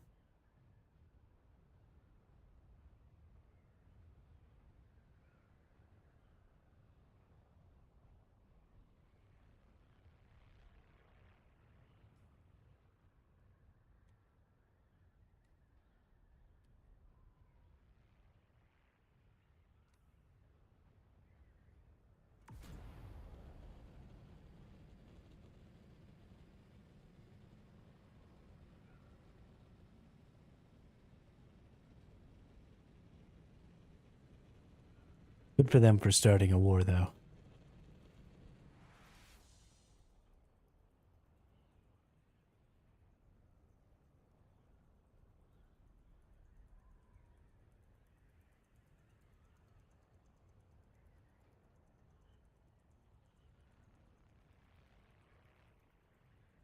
No sandstorms, so I can't go raid nobody.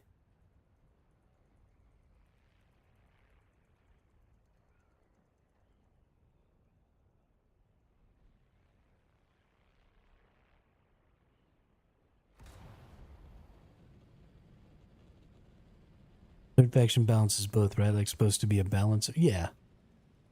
Yeah, that's the way it's supposed to work, but I don't know. The problem that the third faction has to solve more than anything is the third faction has to give you a reason to work with your faction. Because if the third faction doesn't change the whole dynamic to make it where working with your faction has value, then it doesn't change how the gameplay is going to fall. Because it doesn't do anything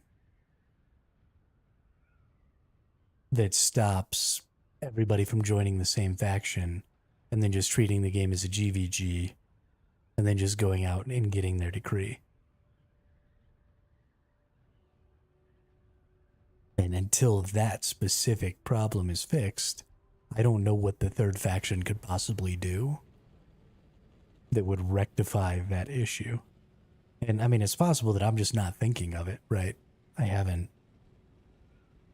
been like sitting in on their boardroom meetings or something, but I don't see a path.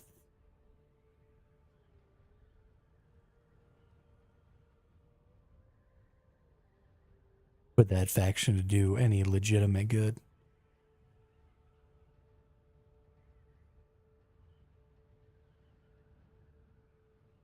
Yeah, they still down there with that crawler?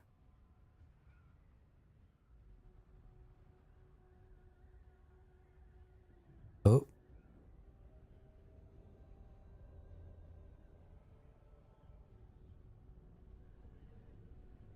I think that crawler might be shoving off.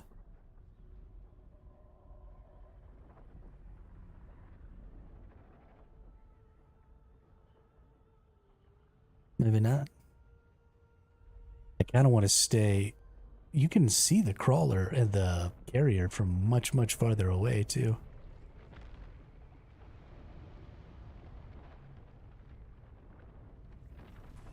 Which I think is good. Because I kind of want to see if I can follow it.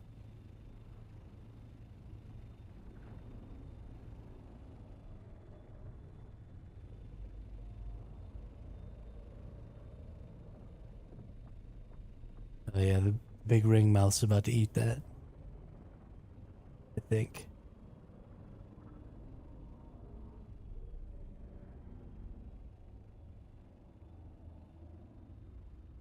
I think that's what all the hubbub is about.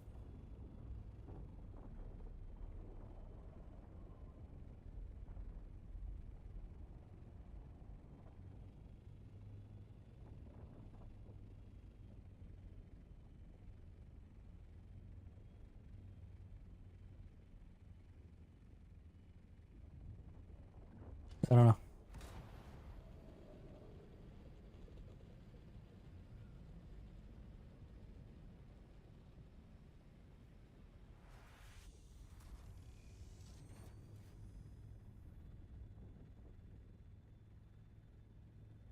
H9 got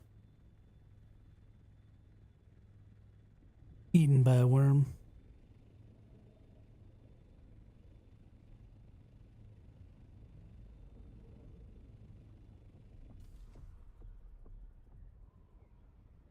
What are you two nerds doing?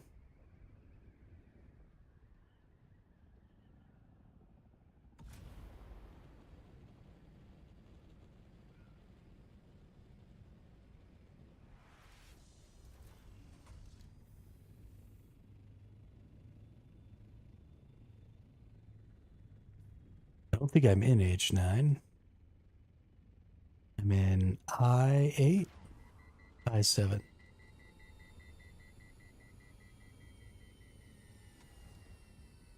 Oh, my booster is like freaking out.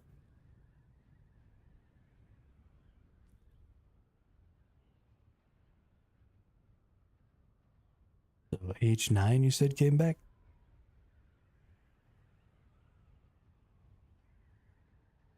Let's see if it came back on mine.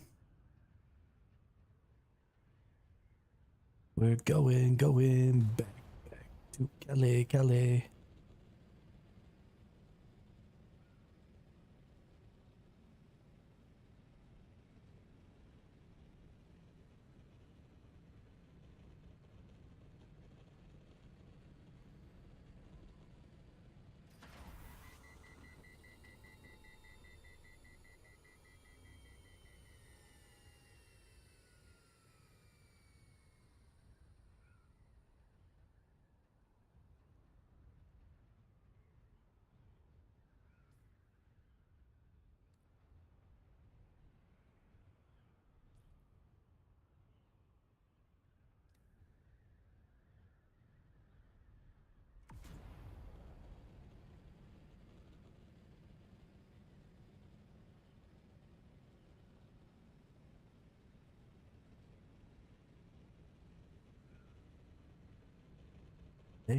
Yeah, it doesn't look like it's there for me. Which means I guess we do get different spice blows. Unless that person's lying. I think I'm in H9. Yeah, I'm in H9 now.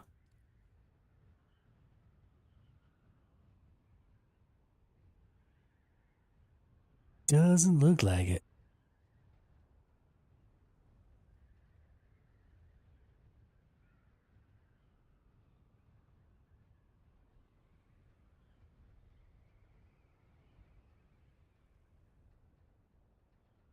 There is another one south of here, though, isn't there?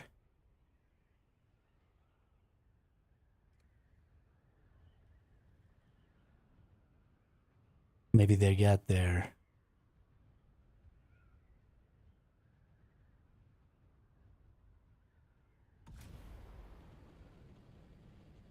Bring rockets! Kill everyone!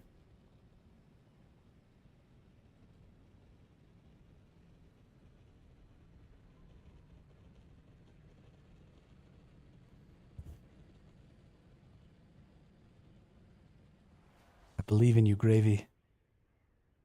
You can kill them all.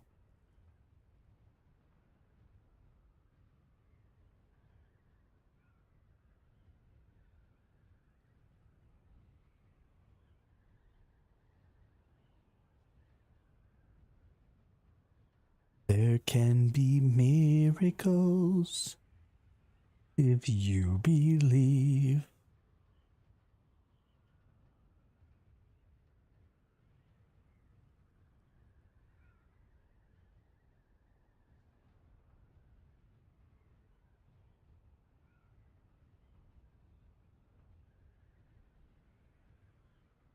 There will be destruction, but it will not be your own.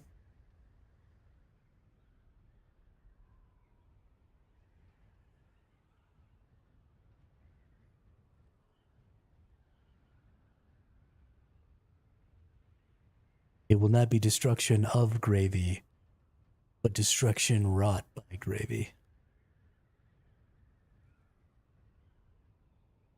Right now I've got thruster and rockets. I don't think you can have thruster rocket storage. And I'm pretty sure the only 3 modules that are even available are thruster, rocket, and storage.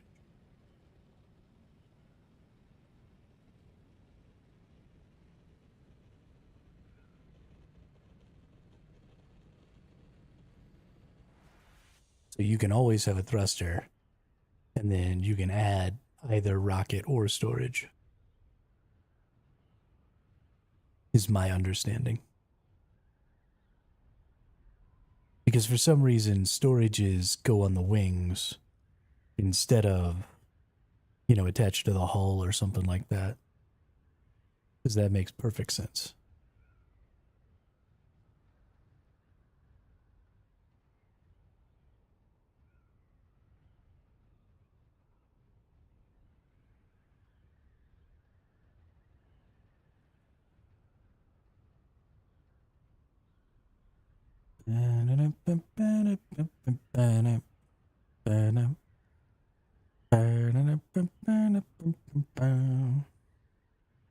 Sector weather alert. A large sandstorm is approaching. Sandstorm in 4 minutes. That means we gotta find ourselves a base around here somewhere. Who's got a base in this area that I can laser?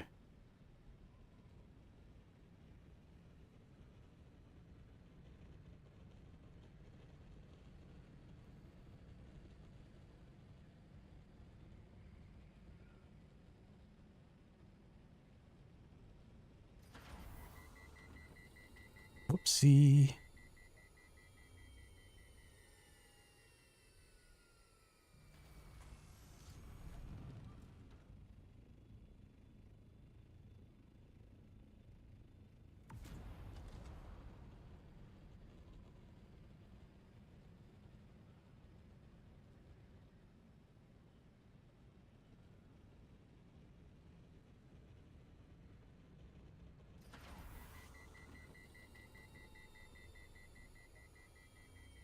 Warning. Warning. Warning.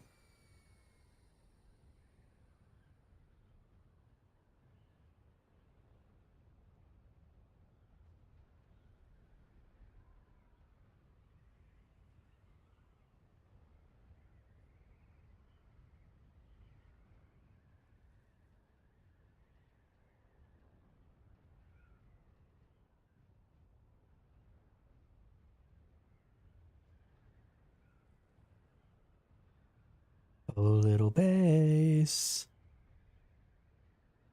Come out and play.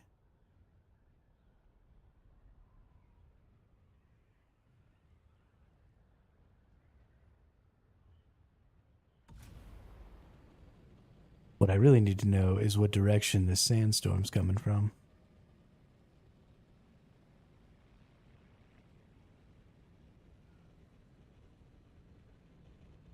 But I can't see it yet.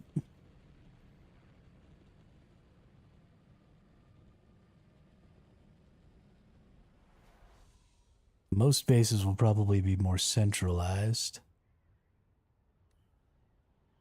There's a big, big spot over here. Oh.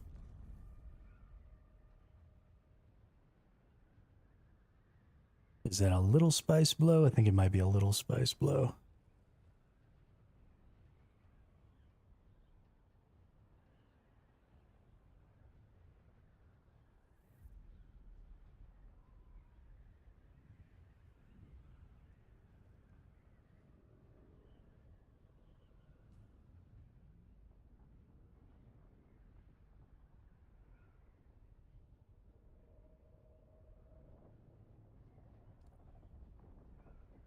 That is not a little spice blow.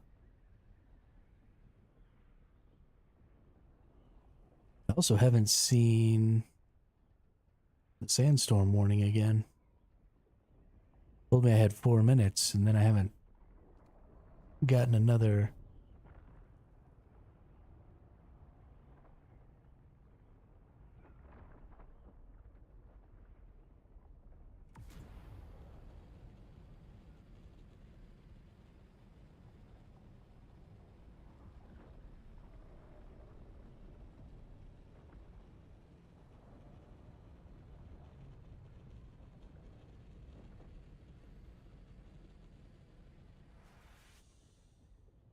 Well, I don't know what's up with yours, but somebody said your H9 double blue, my I9.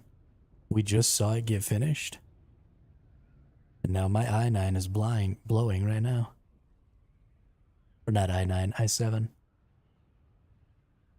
That was where that carrier was at just a minute ago.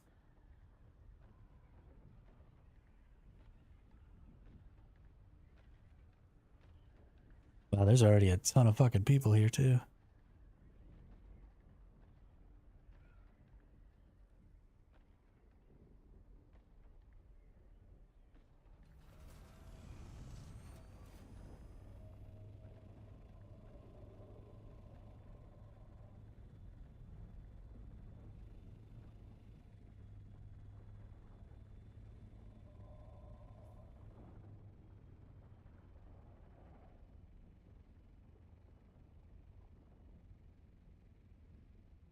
Oh, there's the sandstorm blowing up in this way, so I need to go like check right here.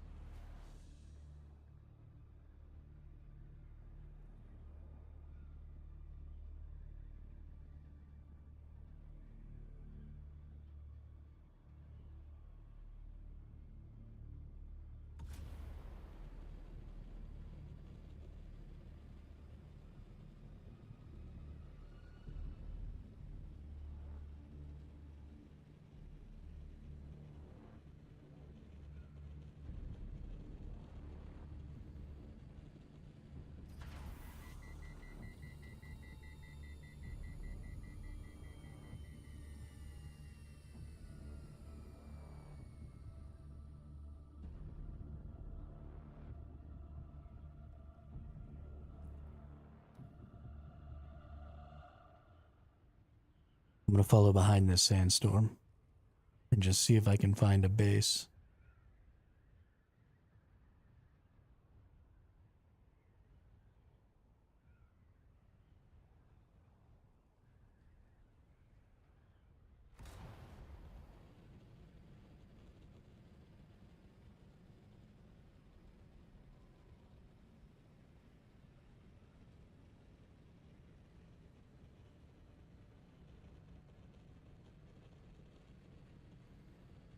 It'd be a little weird for somebody to build a base in the F region.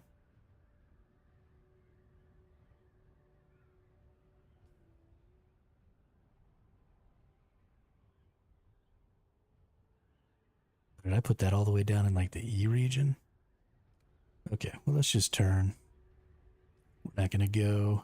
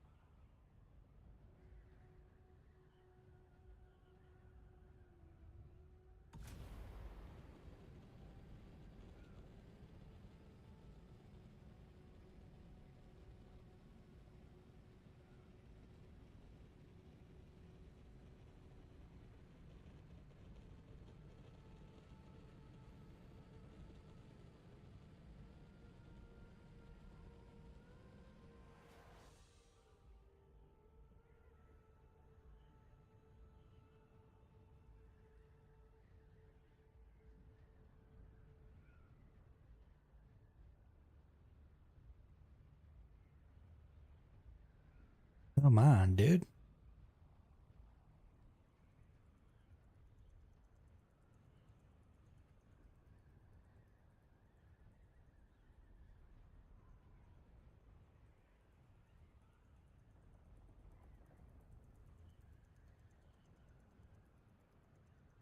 Give me a base. Want to attack a base. Give me a base.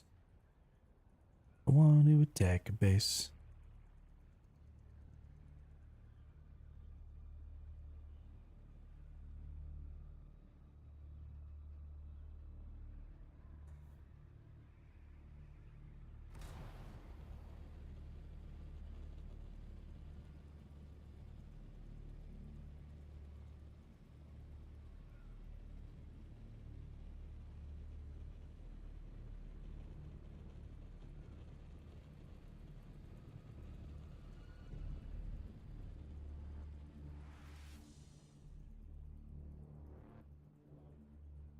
La da da.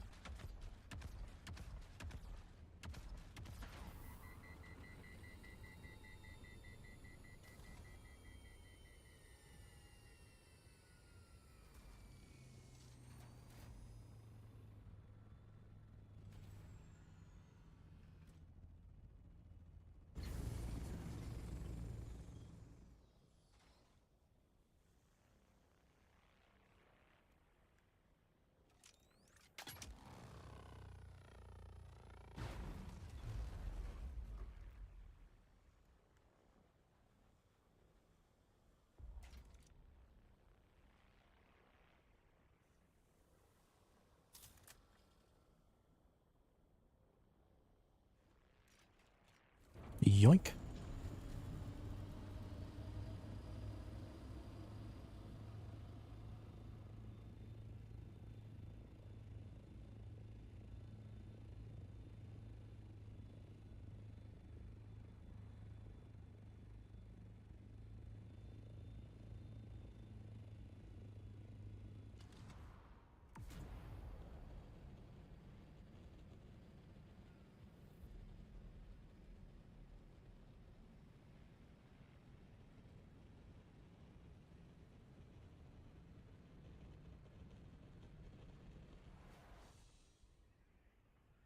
My fuel.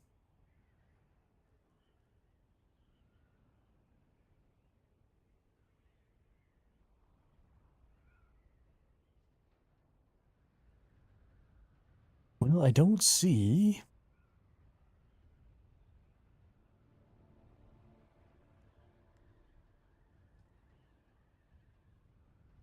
any bases. And the sandstorm is gone now. Unlikely that I'll catch up to it anywhere.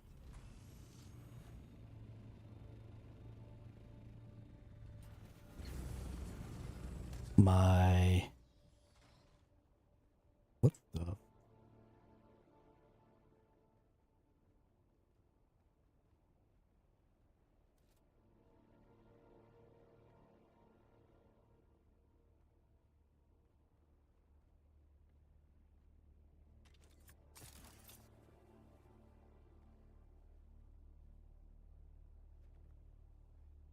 My wings are a little busted.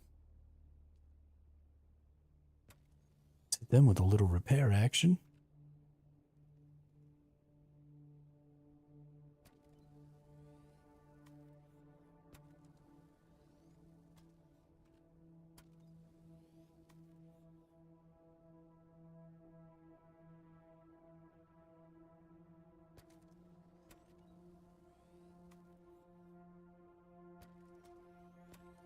flying around out here for a minute.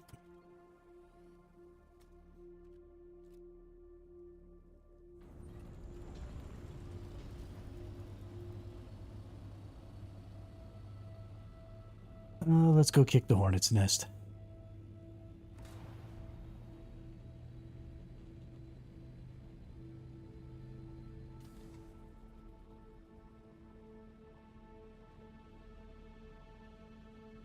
There's literally nothing else to do but kick the hornet's nest.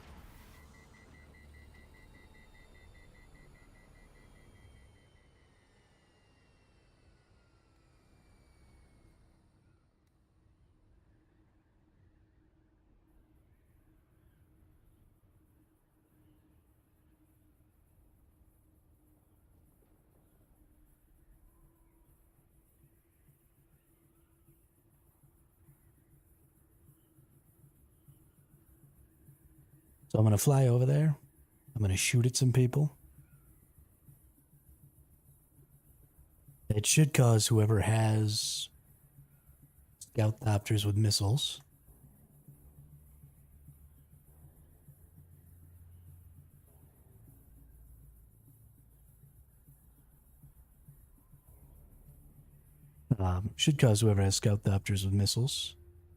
to get their scout copters with missiles out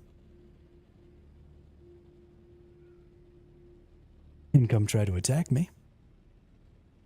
And then I can fight them. Probably lose. But at least it'll be a fight.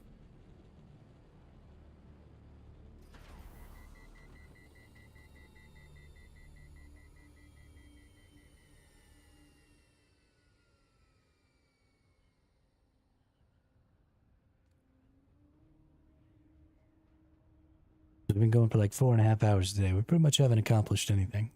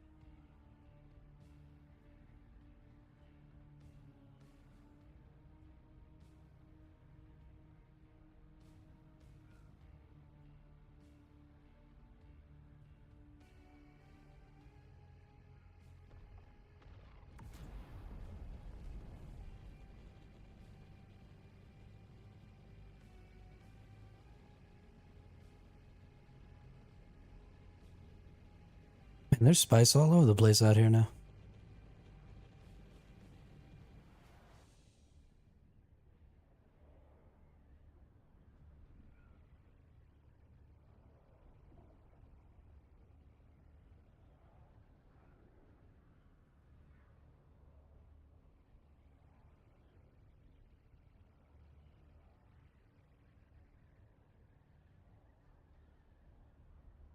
Thought this was the active one. Oh, it is.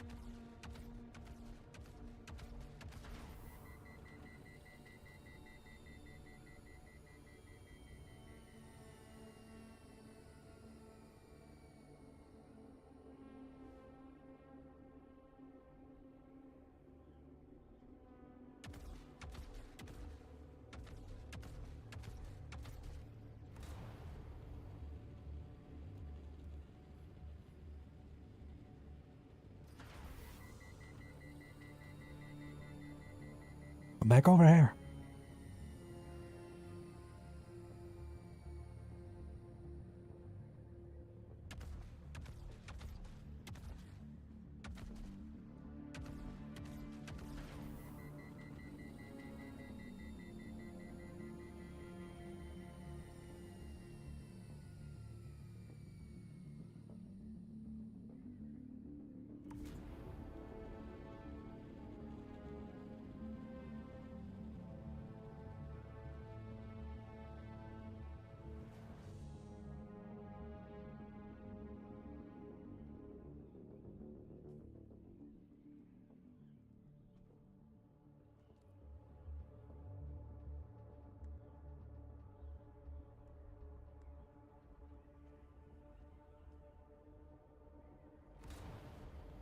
Kill those bad boys right up quick.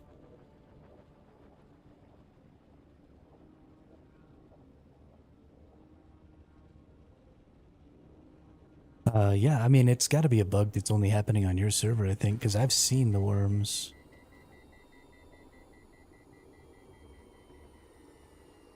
Come up to the crawlers here, or maybe it's because the crawlers always have people with them who are using the compactors.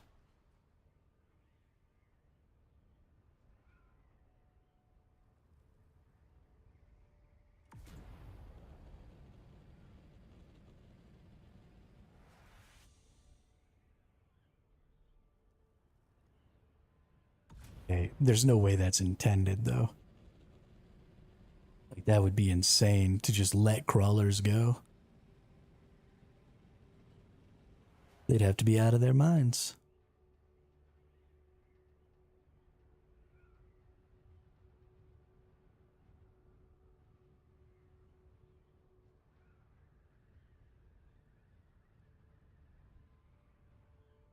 All right.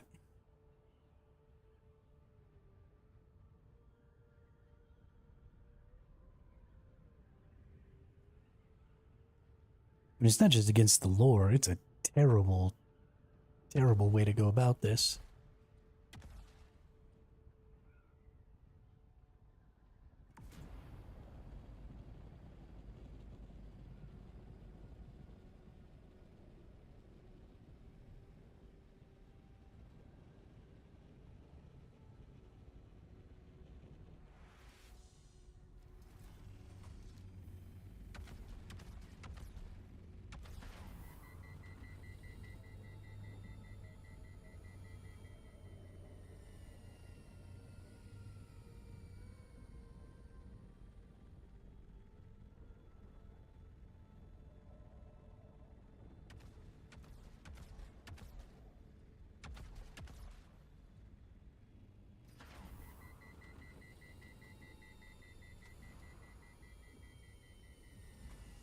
Nope, there's one.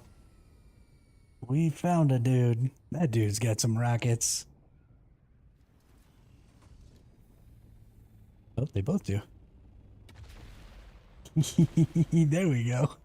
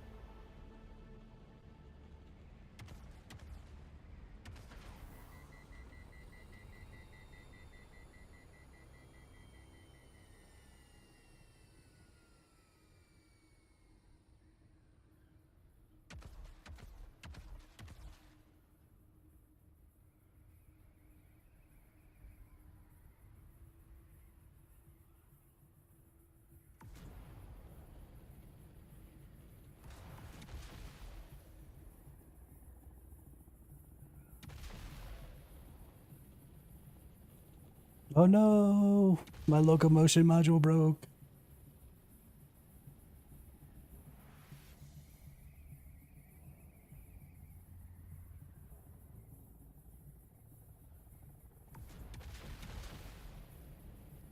Ah, ah, ah.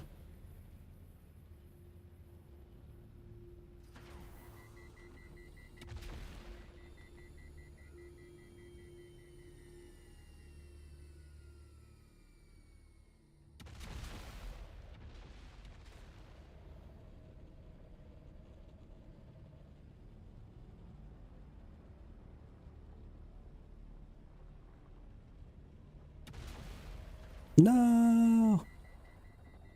They are shooting me.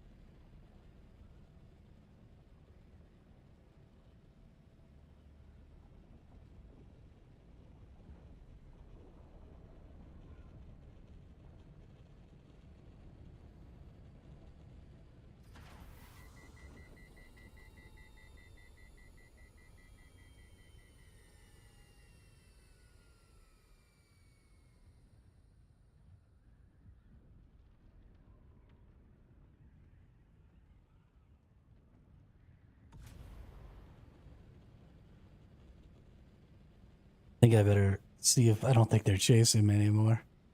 I better go stop off at a rock and heal up this wing so I can actually fly. This wing is killing me. I love that that's a thing.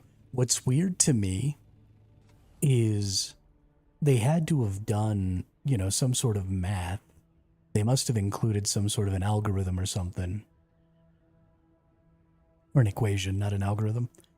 Some sort of an equation that made it so that when one of your wings was broken like that, your flight got all jacked up. So they obviously understand, what inertia is and how that might affect flight and all of that stuff. And so what's crazy to me is they went through all that effort just for wings being destroyed to affect your flight, and then don't have anything like that for, the weight of your modules or the weight of your storage or any of that stuff. That's all kind of part of that same deal. The equation's already in there. All you got to do is add some variables based on some of the other stuff that you might have. And then you're good. But they just weren't having none of that.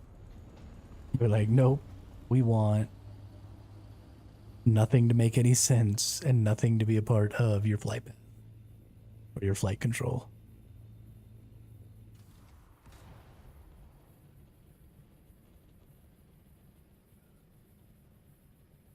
I kind of want to go back and mess with those dudes again.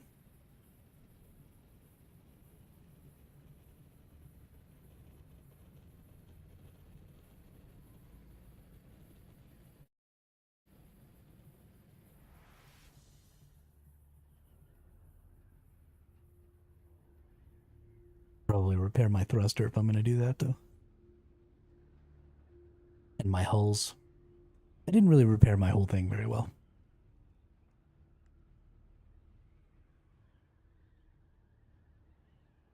Go ahead and fill up on gas here.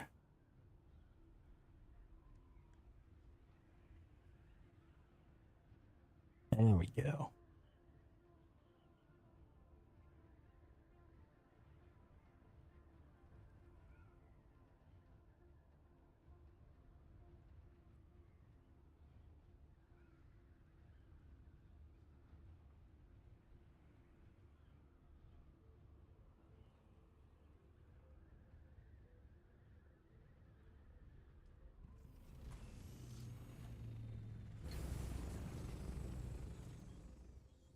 Let's get everything else repaired.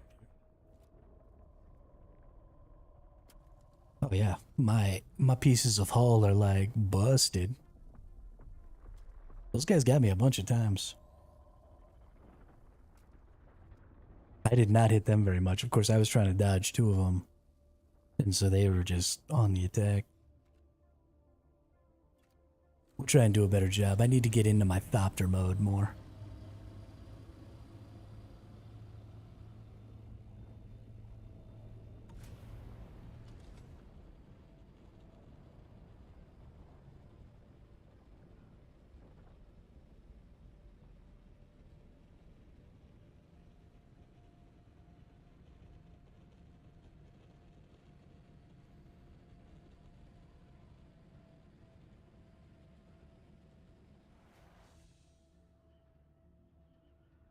Hello, boys. I'm back.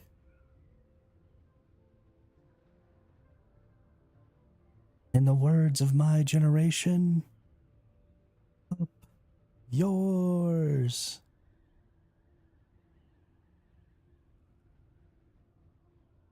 Okay, we got people.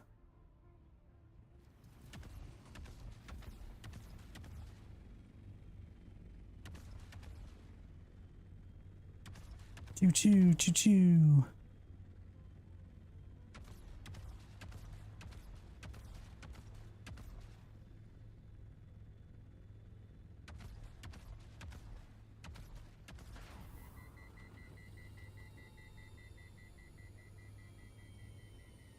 Choo. Choo. Choo choo choo.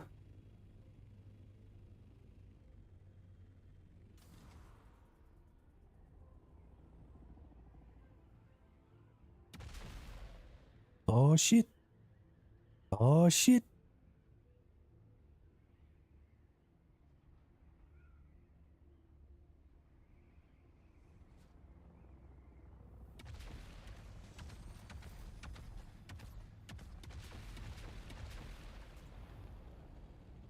Oh shit. Oh, is there three of them now? Oh, that's some bullshit right there. There's fucking three of them now. I can't fight three.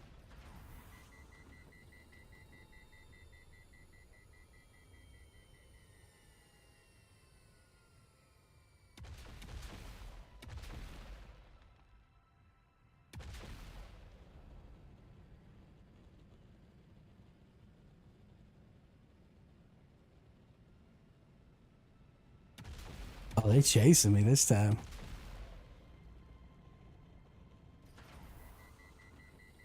They're mad.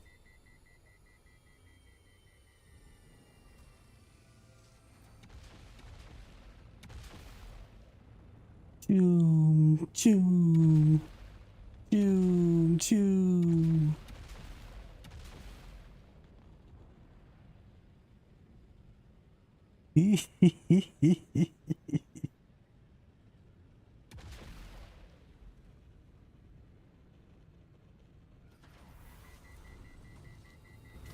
All right, last gun time, baby.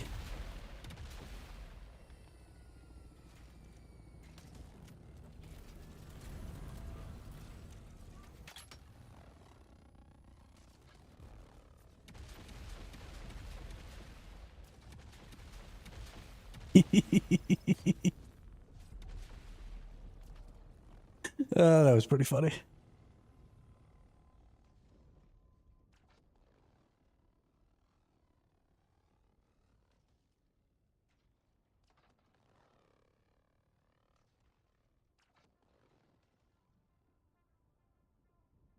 Good old 3v1s. Good times.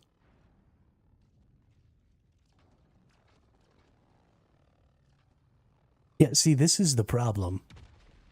Is like you can't be nice in games like this. When I killed that dude and I wanted to take his stuff, I lasgunned his storages and then I left his vehicle as intact as I possibly could. And then I took what I could out of the storage and then left his vehicle there. Right? He could just respawn and get his vehicle back. But the minute you attack somebody, they decide that it's totally within their right and that they should just absolutely do everything they can to destroy as much of your stuff as humanly possible in these games. And unless you have some sort of system that is in place to not make that the best course of action, then you just end up with a toxic wasteland for a game.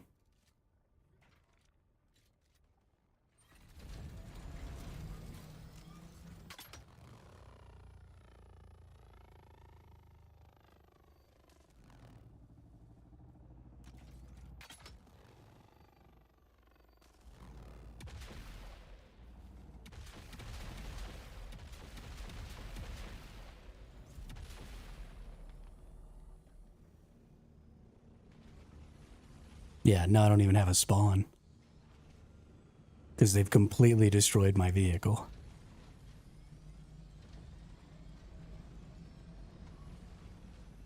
Which, I mean, fine. That's... You know, that's part of PvP. I was expecting to lose the vehicle. But... this is why these games become toxic. If you set up systems, you have to set up a limit to what you can do to a person, because people will always take it to that limit. Because as soon as you interrupt what they're doing, as soon as you attack them, as soon as you do any sort of PvP or get in their way or anything like that, you know, if I was doing some shipwrecks and somebody else wanted the stuff, you know, people just go to whatever the limit is. And that's why these games always end up this way.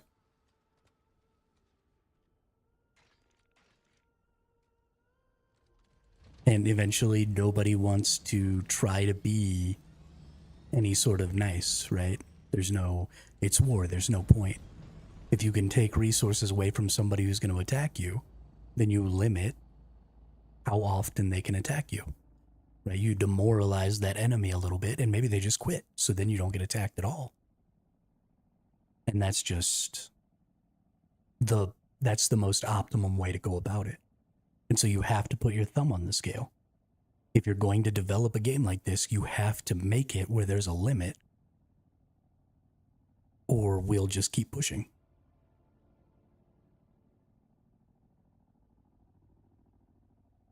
You know, I'm sure these guys decided that because I came back a second time, like, oh, well, if he doesn't get the hint, then we'll give him the hint. And we'll just blow his whole shit up. We tried to be nice. Blow his whole shit up.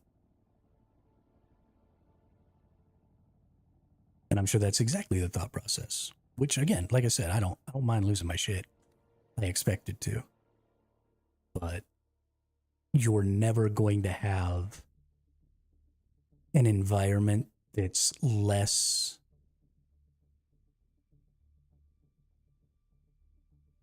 toxic than this unless you put your thumb on the scale.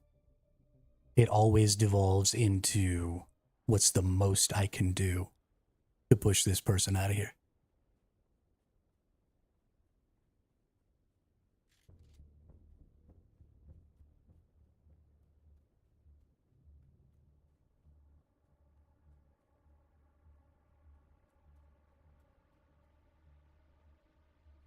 But since I'm here,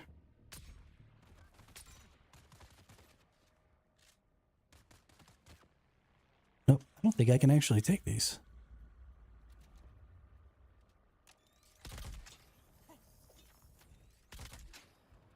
Well, that was a quick little side juke, wasn't it?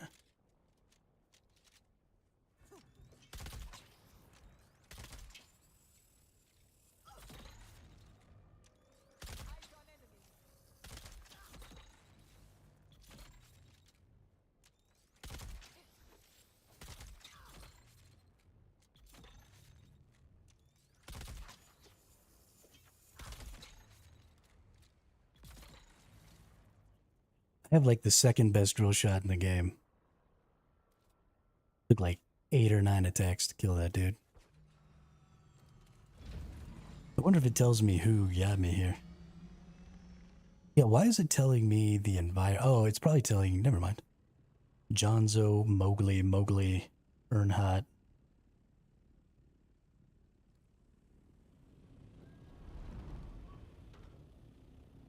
Yeah, there's no way I can fight that.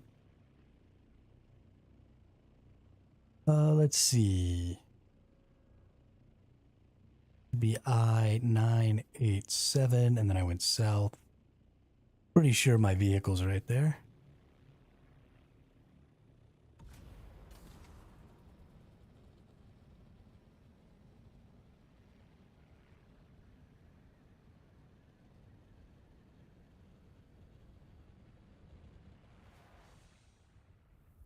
Let's go see if it's at all possible to recover this thing.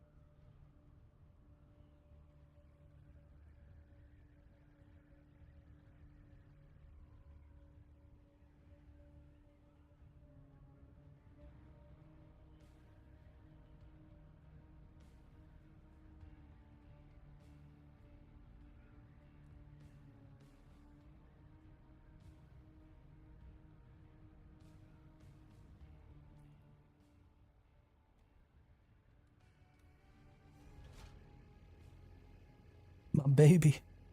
What have they done to you, baby?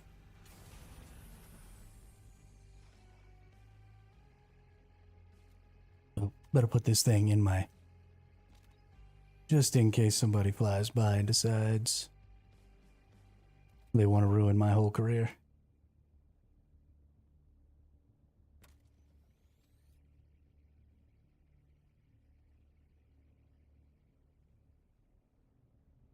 Hey, I can get my rocket launcher back. And my engine.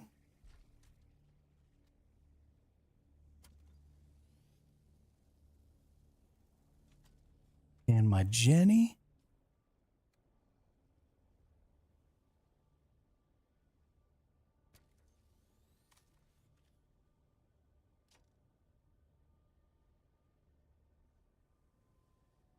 Oh.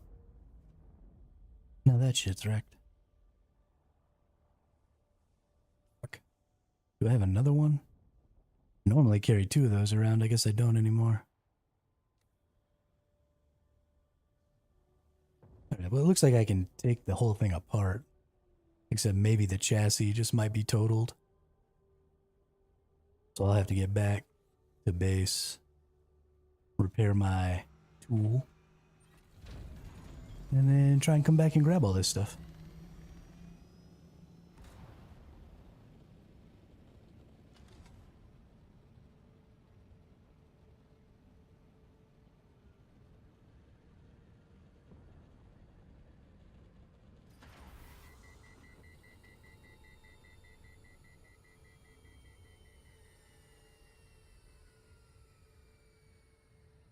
I don't like that they can take it down to a point where I can't use the repair tool to repair it. I would like to be able to, you know, like you lose the fight, they destroy the whole thing, but then let me repair tool it so that I can get it off the ground.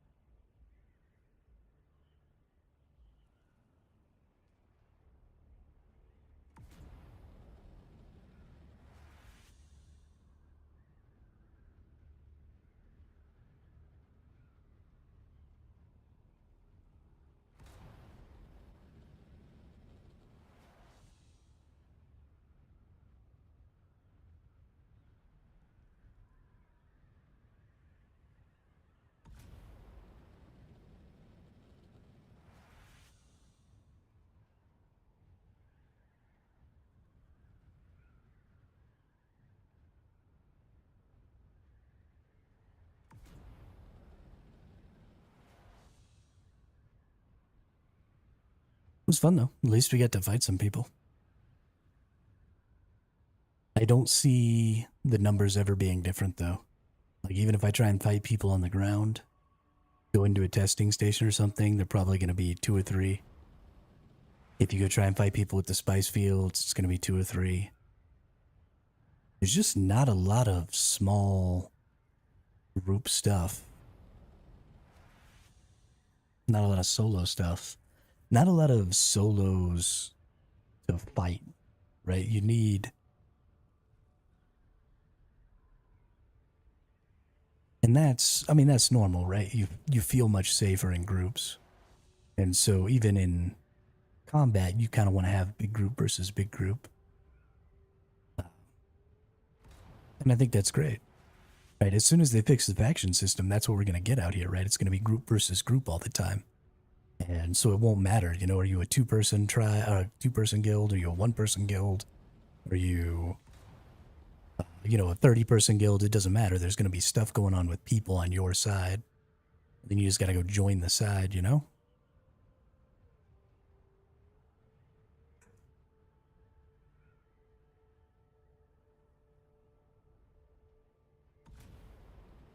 Can't wait for that. It's going to make that so much more fun. Right, there could have been 2 or 3 more people from my faction if I was in a faction out there attacking those people, where those people could have been in my faction and somebody could have been attacking them and I could have been defending them. Because I don't need to be out here gathering all the time, right? There's time for me to be fighting and stuff. And it would be great if that fighting could take place, defending my faction allies. But there's very little point to me fighting if I'm going to be outnumbered like that. A, I'm not good enough. B, I don't have good enough gear.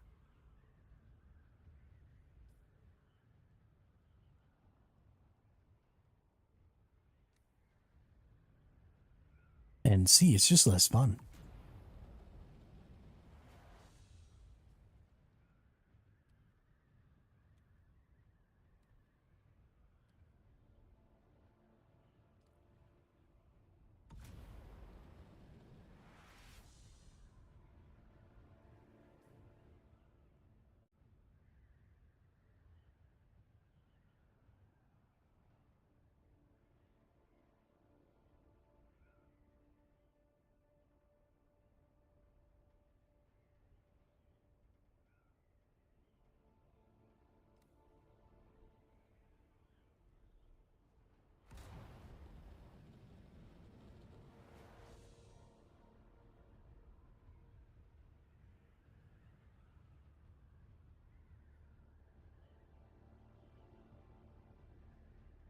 Yeah, well, I mean, they can tear it down though, right? They blow up the chassis and then you can't fly it. You have to take it apart to try and get it back to your base. That's what just happened in my assault.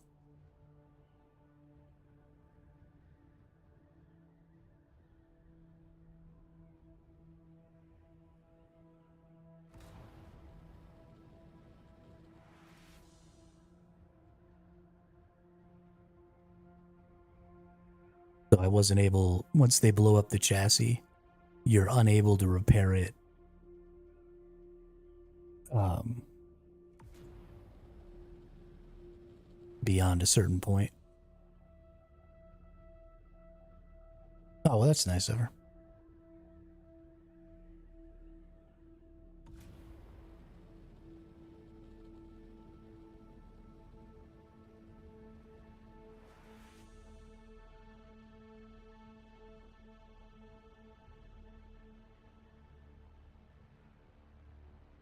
Press N and it'll tell you the names of the people. Right? I got killed by Jonzo, Mowgli, and Earnhardt. But it'll tell you who attacked you. It might still be the people that were in our old guild.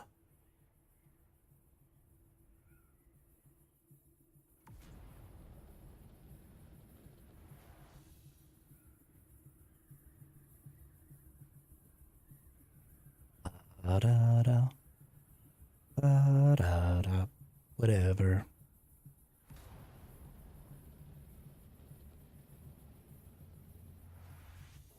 Let's see.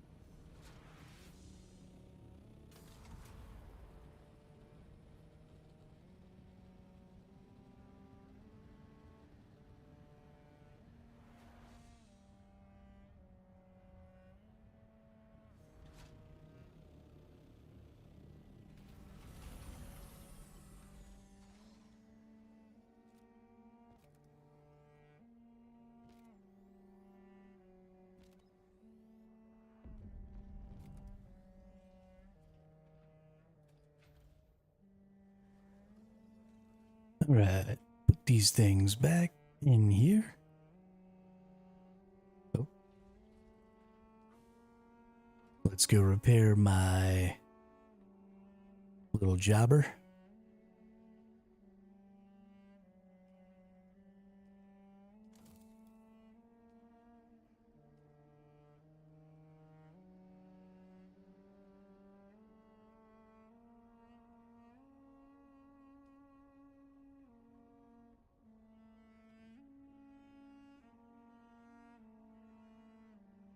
Got anything else with some weight? Yeah, let's put these back. Think I'll probably be able to carry the whole thing.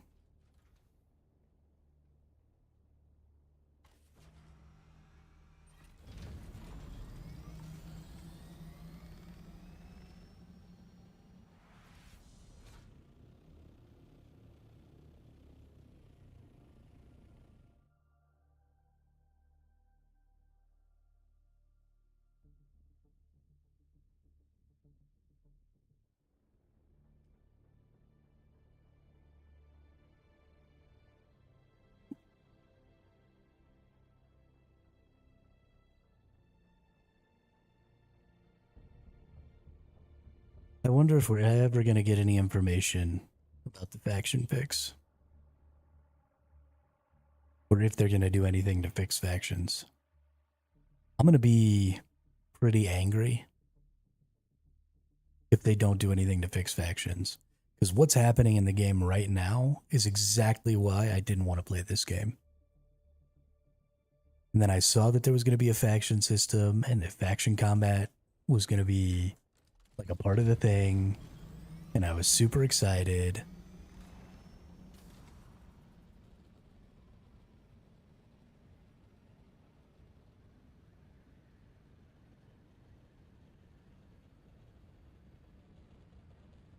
And I mean, I might as well just be playing Albion Online right now.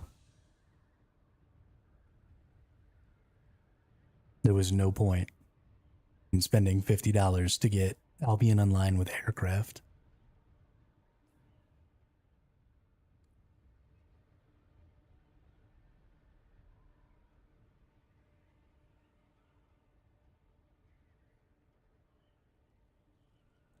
Really should have seen this coming. I did see this coming.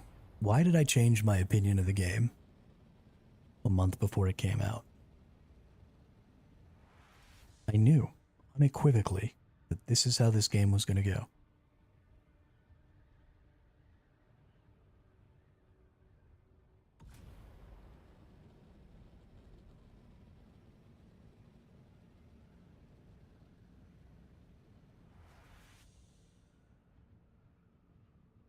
The combat could be so cool. I mean, I just got pushed over to that rock formation. But if it was a bigger fight, right? If that was a faction versus faction fight, and I was trying to limp away to go get to that rock formation, then, one, maybe two people could have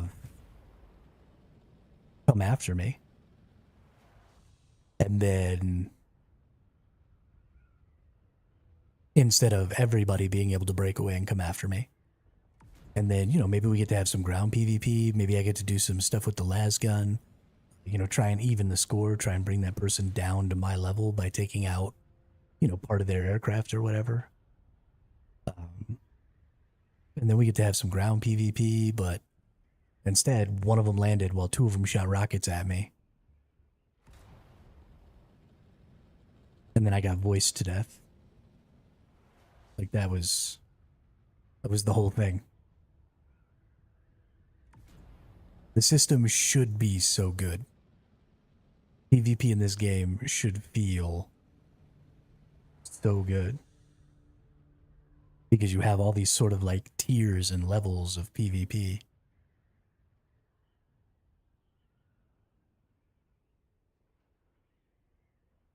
I'm going right there.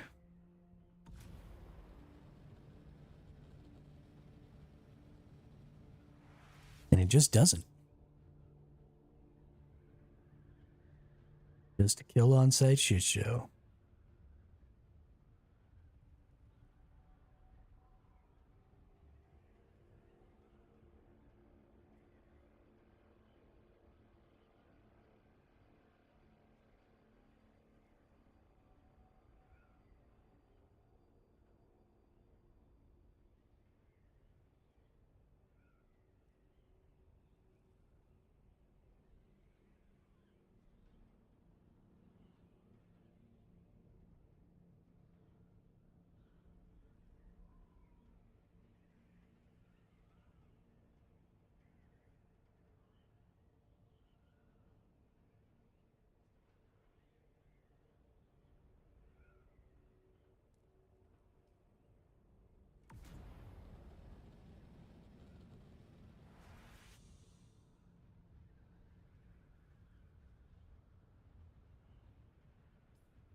Took all my fuel cells too.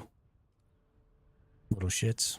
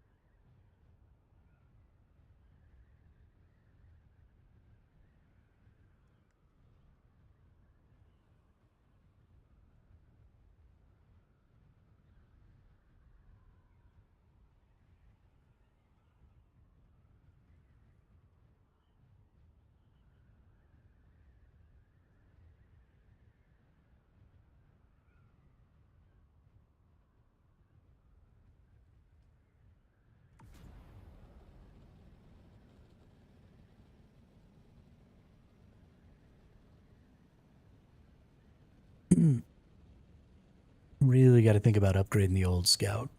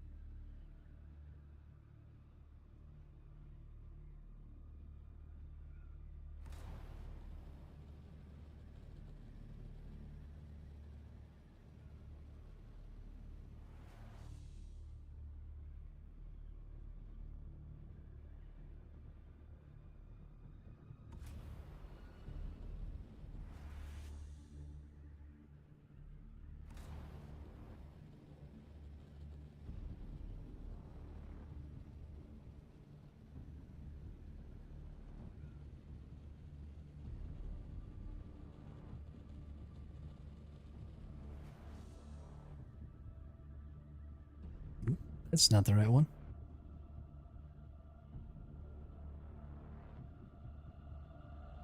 Yes, it is.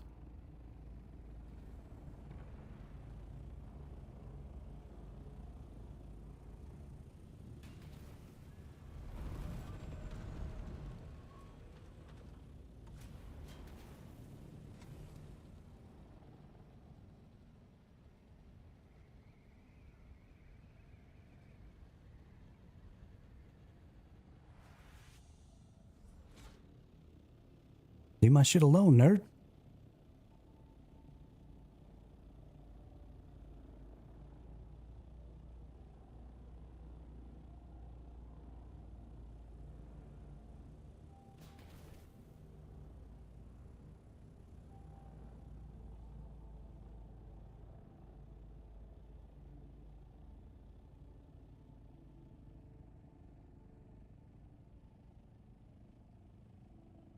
What are you even doing? How is Angel guarding my vehicle gonna help you? It isn't. Dumbass.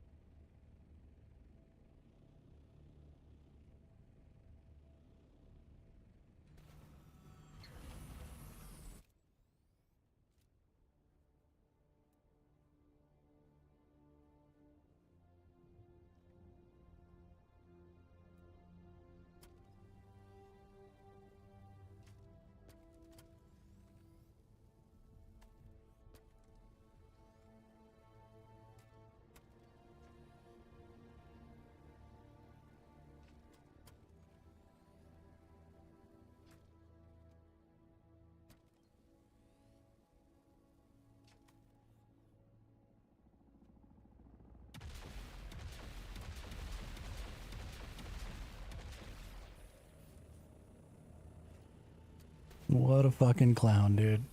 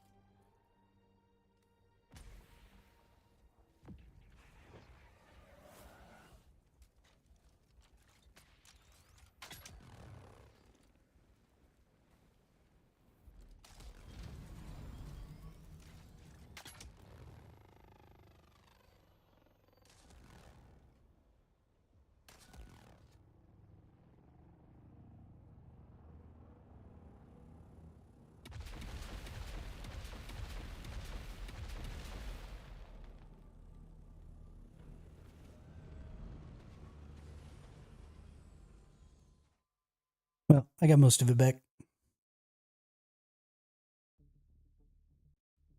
At least it better not have dropped it. If I drop that on death, then I'm gonna be real angry.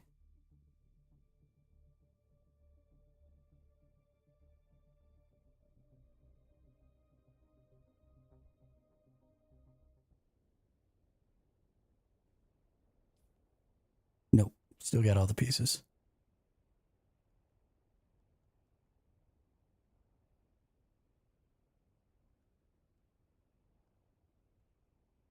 I'm missing a wing, but I got my 6 thruster. 1, 2, 3, 4. Yeah, so I'm missing a wing. I guess I didn't get one of them. Got my rear hull, my cockpit.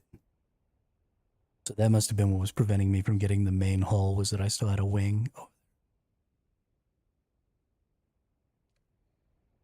I think it's worth it to go back though.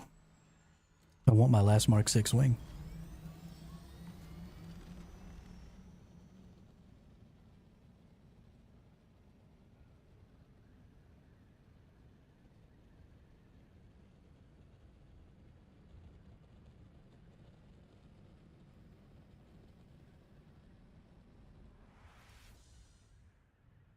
This is what I'm talking about though. There's no longer any value in this. Find a way to put your thumb on the scale. There's there's no more anything to fight. There's no more like I'm just trying to salvage. The point is that I'm supposed to be able to salvage my vehicle, right?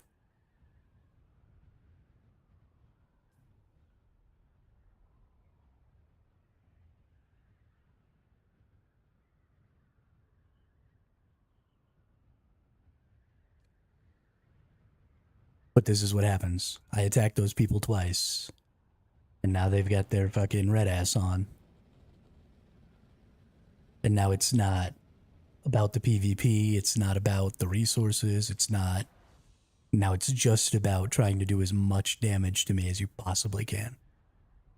And that's not fun for anybody ever.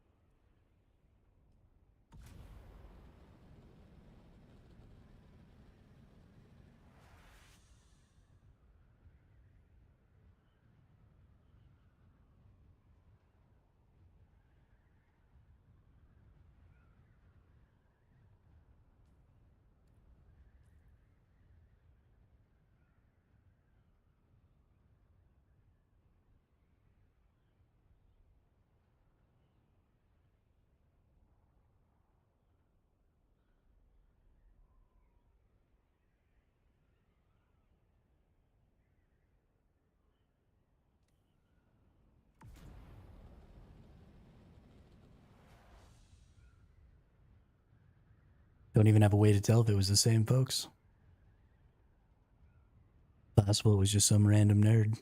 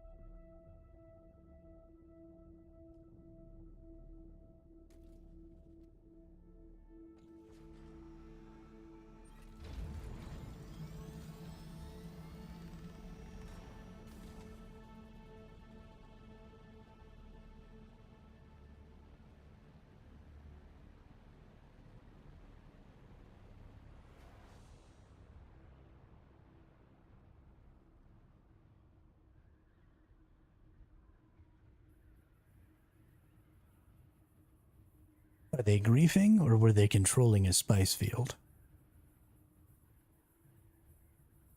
Did they go out of their way to completely destroy your vehicle? Or when you ran away and got to the rock, did they leave you alone?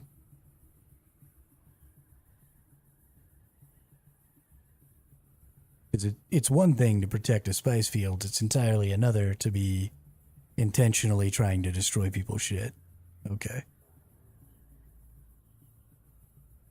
Initiating PvP doesn't make you a griefer. Like, I wouldn't call myself a griefer, even though, I attacked that other solo who was gathering and blew up some of his stuff. Oh, there was no spice there. Oh, okay. Well, that's griefing. At least I would count that as griefing. If there's no resource to protect or no resource to gain,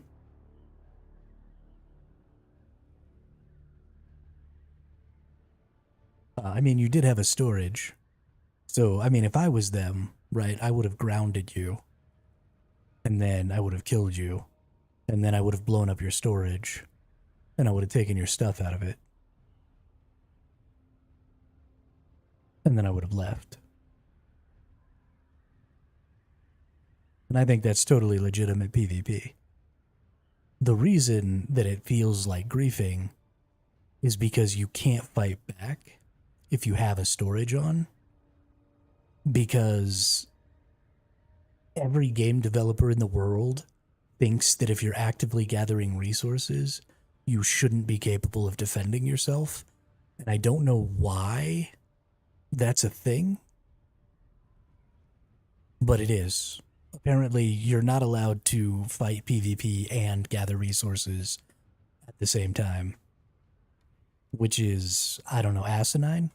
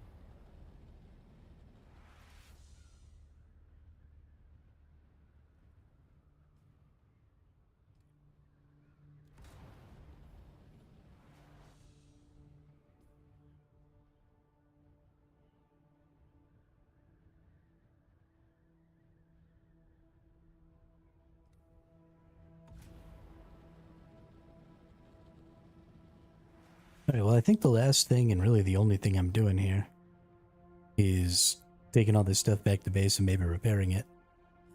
Well, I won't stop until I actually do some repairs, because I want to see if I can go to the repair station. I assume that's what I'm going to have to do, is go to the repair station to repair this.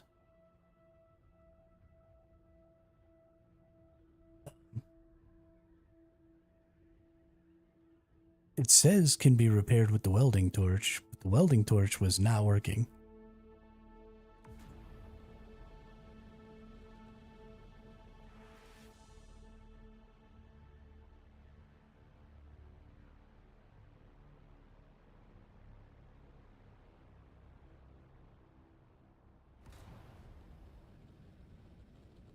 There's a lot of really weird design decisions in this game. A lot of really weird design decisions. You don't really know what's going on.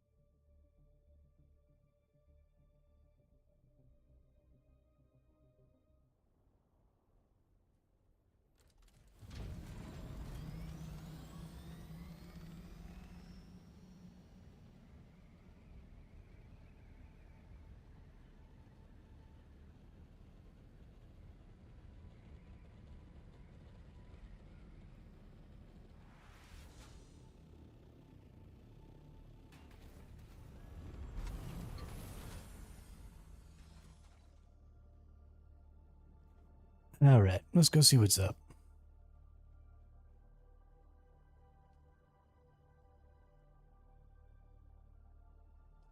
Okay, it says item must be repaired with a welding torch.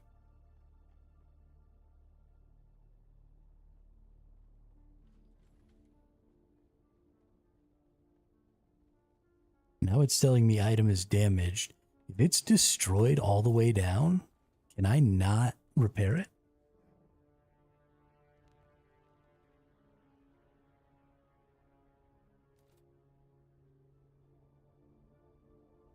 What the fuck even is that?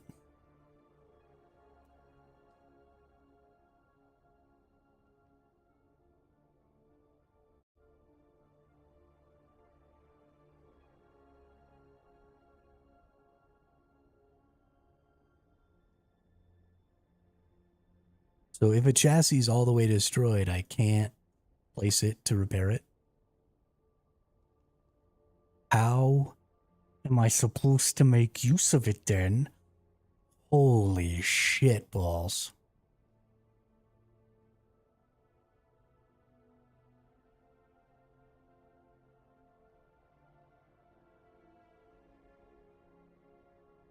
Like, duh, it's damaged. But it still has all of its maximum durability. Why can I not use it if it has all of its maximum durability still?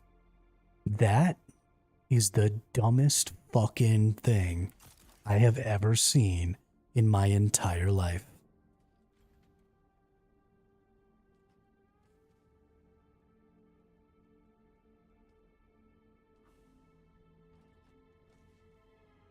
Heads up their asses.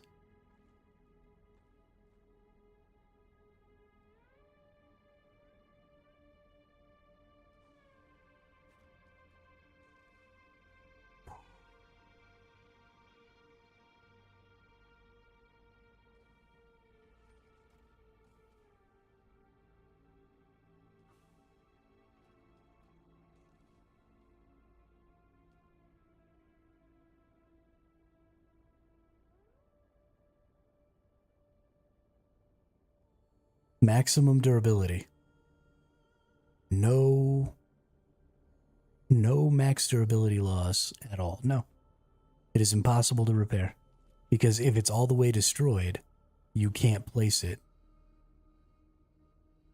So you can't repair it because you're required to repair it with a fucking welding wire.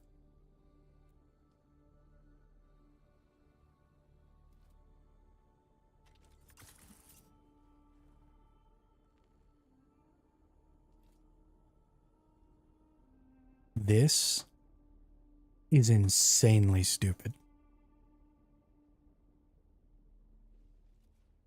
Unless there's a repair option in the freaking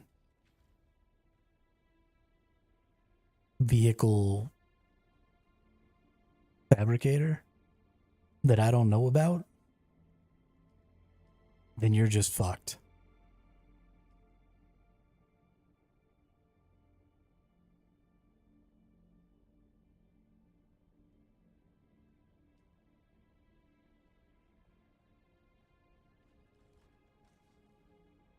Oh, that's super cool. I'm very, very happy about that whole ordeal. Well, I mean, I get to keep the rest of the parts, right? I can make a new chassis, and then I can put everything else on there, and then I can repair everything else. But what's the point of being able to salvage all that? You know, I couldn't repair it on the spot, so I had to salvage it all. So the whole thing basically is that if your chassis, yeah, it's just the chassis. So if your chassis ever falls all the way to 0 durability, even if you have max available durability, you cannot repair it. Because you can't repair it when it's physically on the ground broken. Because I just tried that and it wouldn't let me. And you can't place it again to try and repair it. And you can't repair it in the repair station.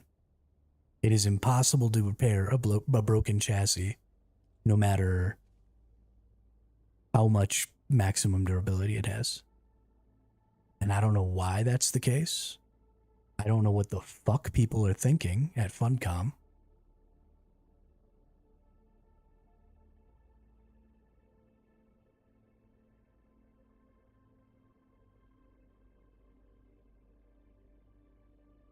But if I have to repair it by it being placed, and I can't repair it when it's placed, and I can't place it to repair it, then the minute it goes to 0 durability, the whole thing's bricked.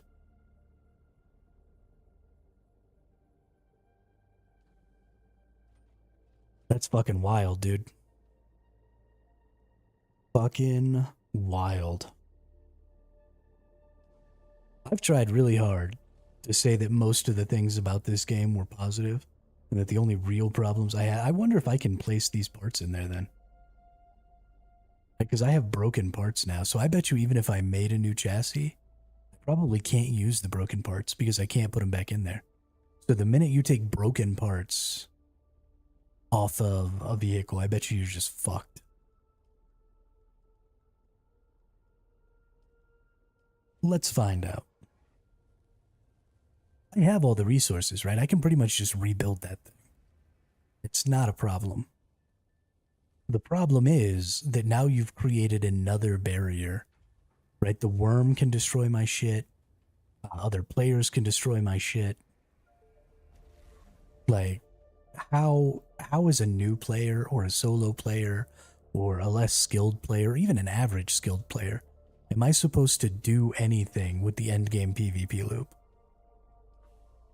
How? What are you thinking I'm gonna do?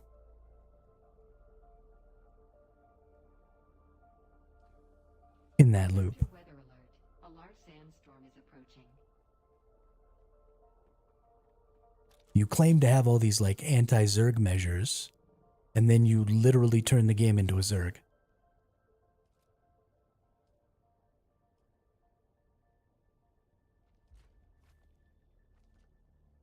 Okay, well, at least I can put the rest of these pieces on.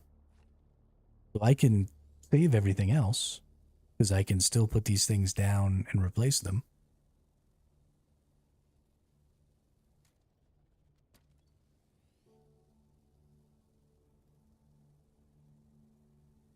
And repair them. So this is what the chassis should be doing, though.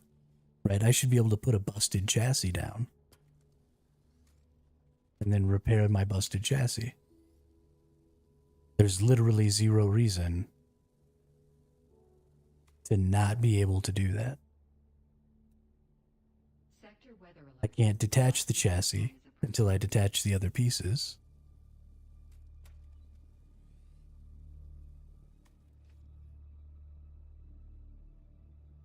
So I can't.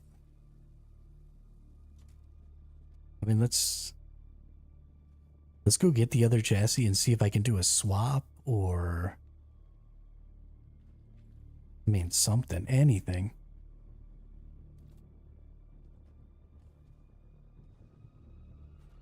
Because if the chassis is just gone, that's just stupid.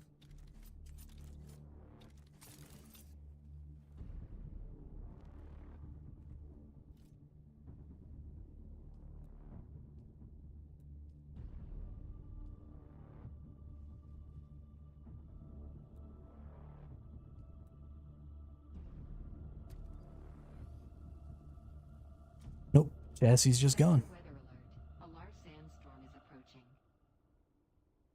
Yeah, so you can get and you can repair all your other parts. No, it's just a T5 chassis. It wasn't anything special. It's still an insanely stupid system. I'm very angry about it.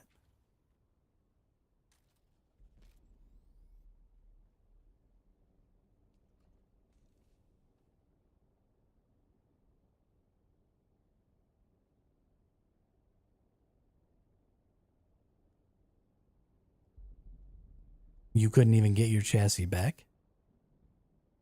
It let me get my chassis back. It just doesn't let me repair it now.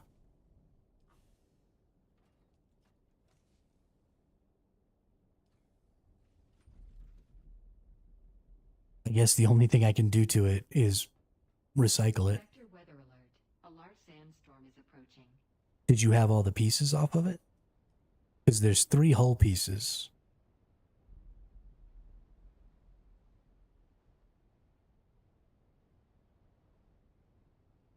Yeah, you have to take all the hull pieces off before you can take the chassis.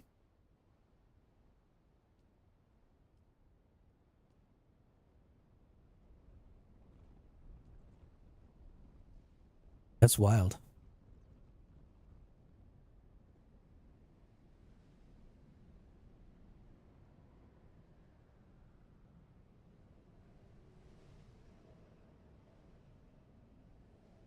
Then that must mean that you left something on there by accident. So I was having the same problem. I couldn't get one of my hull pieces off because I accidentally left one of my wings on.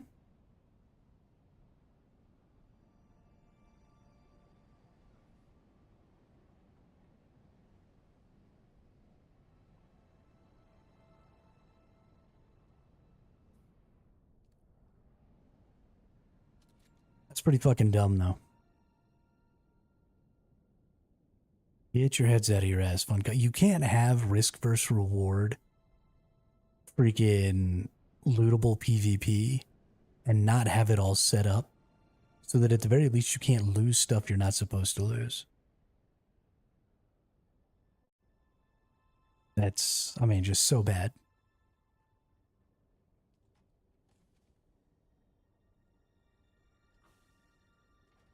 Whatever. That's about 6 hours. That's probably going to be it for the day because I'm pretty angry now. So, yeah, I'm going to go ahead and call it for the day. We'll be back tomorrow. I may be taking a break from this game. I definitely am taking a break from the deep desert because there's just no value in me going out there at all. I may go out into the deep desert with some storages and just go gather resources and stuff. And that's probably just what I'm going to be doing, period, in the game until they fix factions. So, we'll see. You know, I'm going to fill up this storage area here. Just going to start stacking it full of as many resources as I can. We'll do some more building. We'll do some more questing. We'll literally just get through every single possible thing that I can get through that doesn't involve going to PvP at all. And we'll try and just get, you know, as many schematics, as much resources, as much currency. You know, we'll buy schematics, we'll do all that stuff. And we'll just try and stack up our econ as much as possible. And then if by the time I get so bored of that that I can't stand to do it anymore, they haven't fixed the faction problem, then I'll just quit the game and move on to something else. So, yeah. Thanks everybody for coming and hanging out. And we will be back tomorrow at about the same time for some PvE and stuff. So I hope everybody has a great day, and I will see you on the next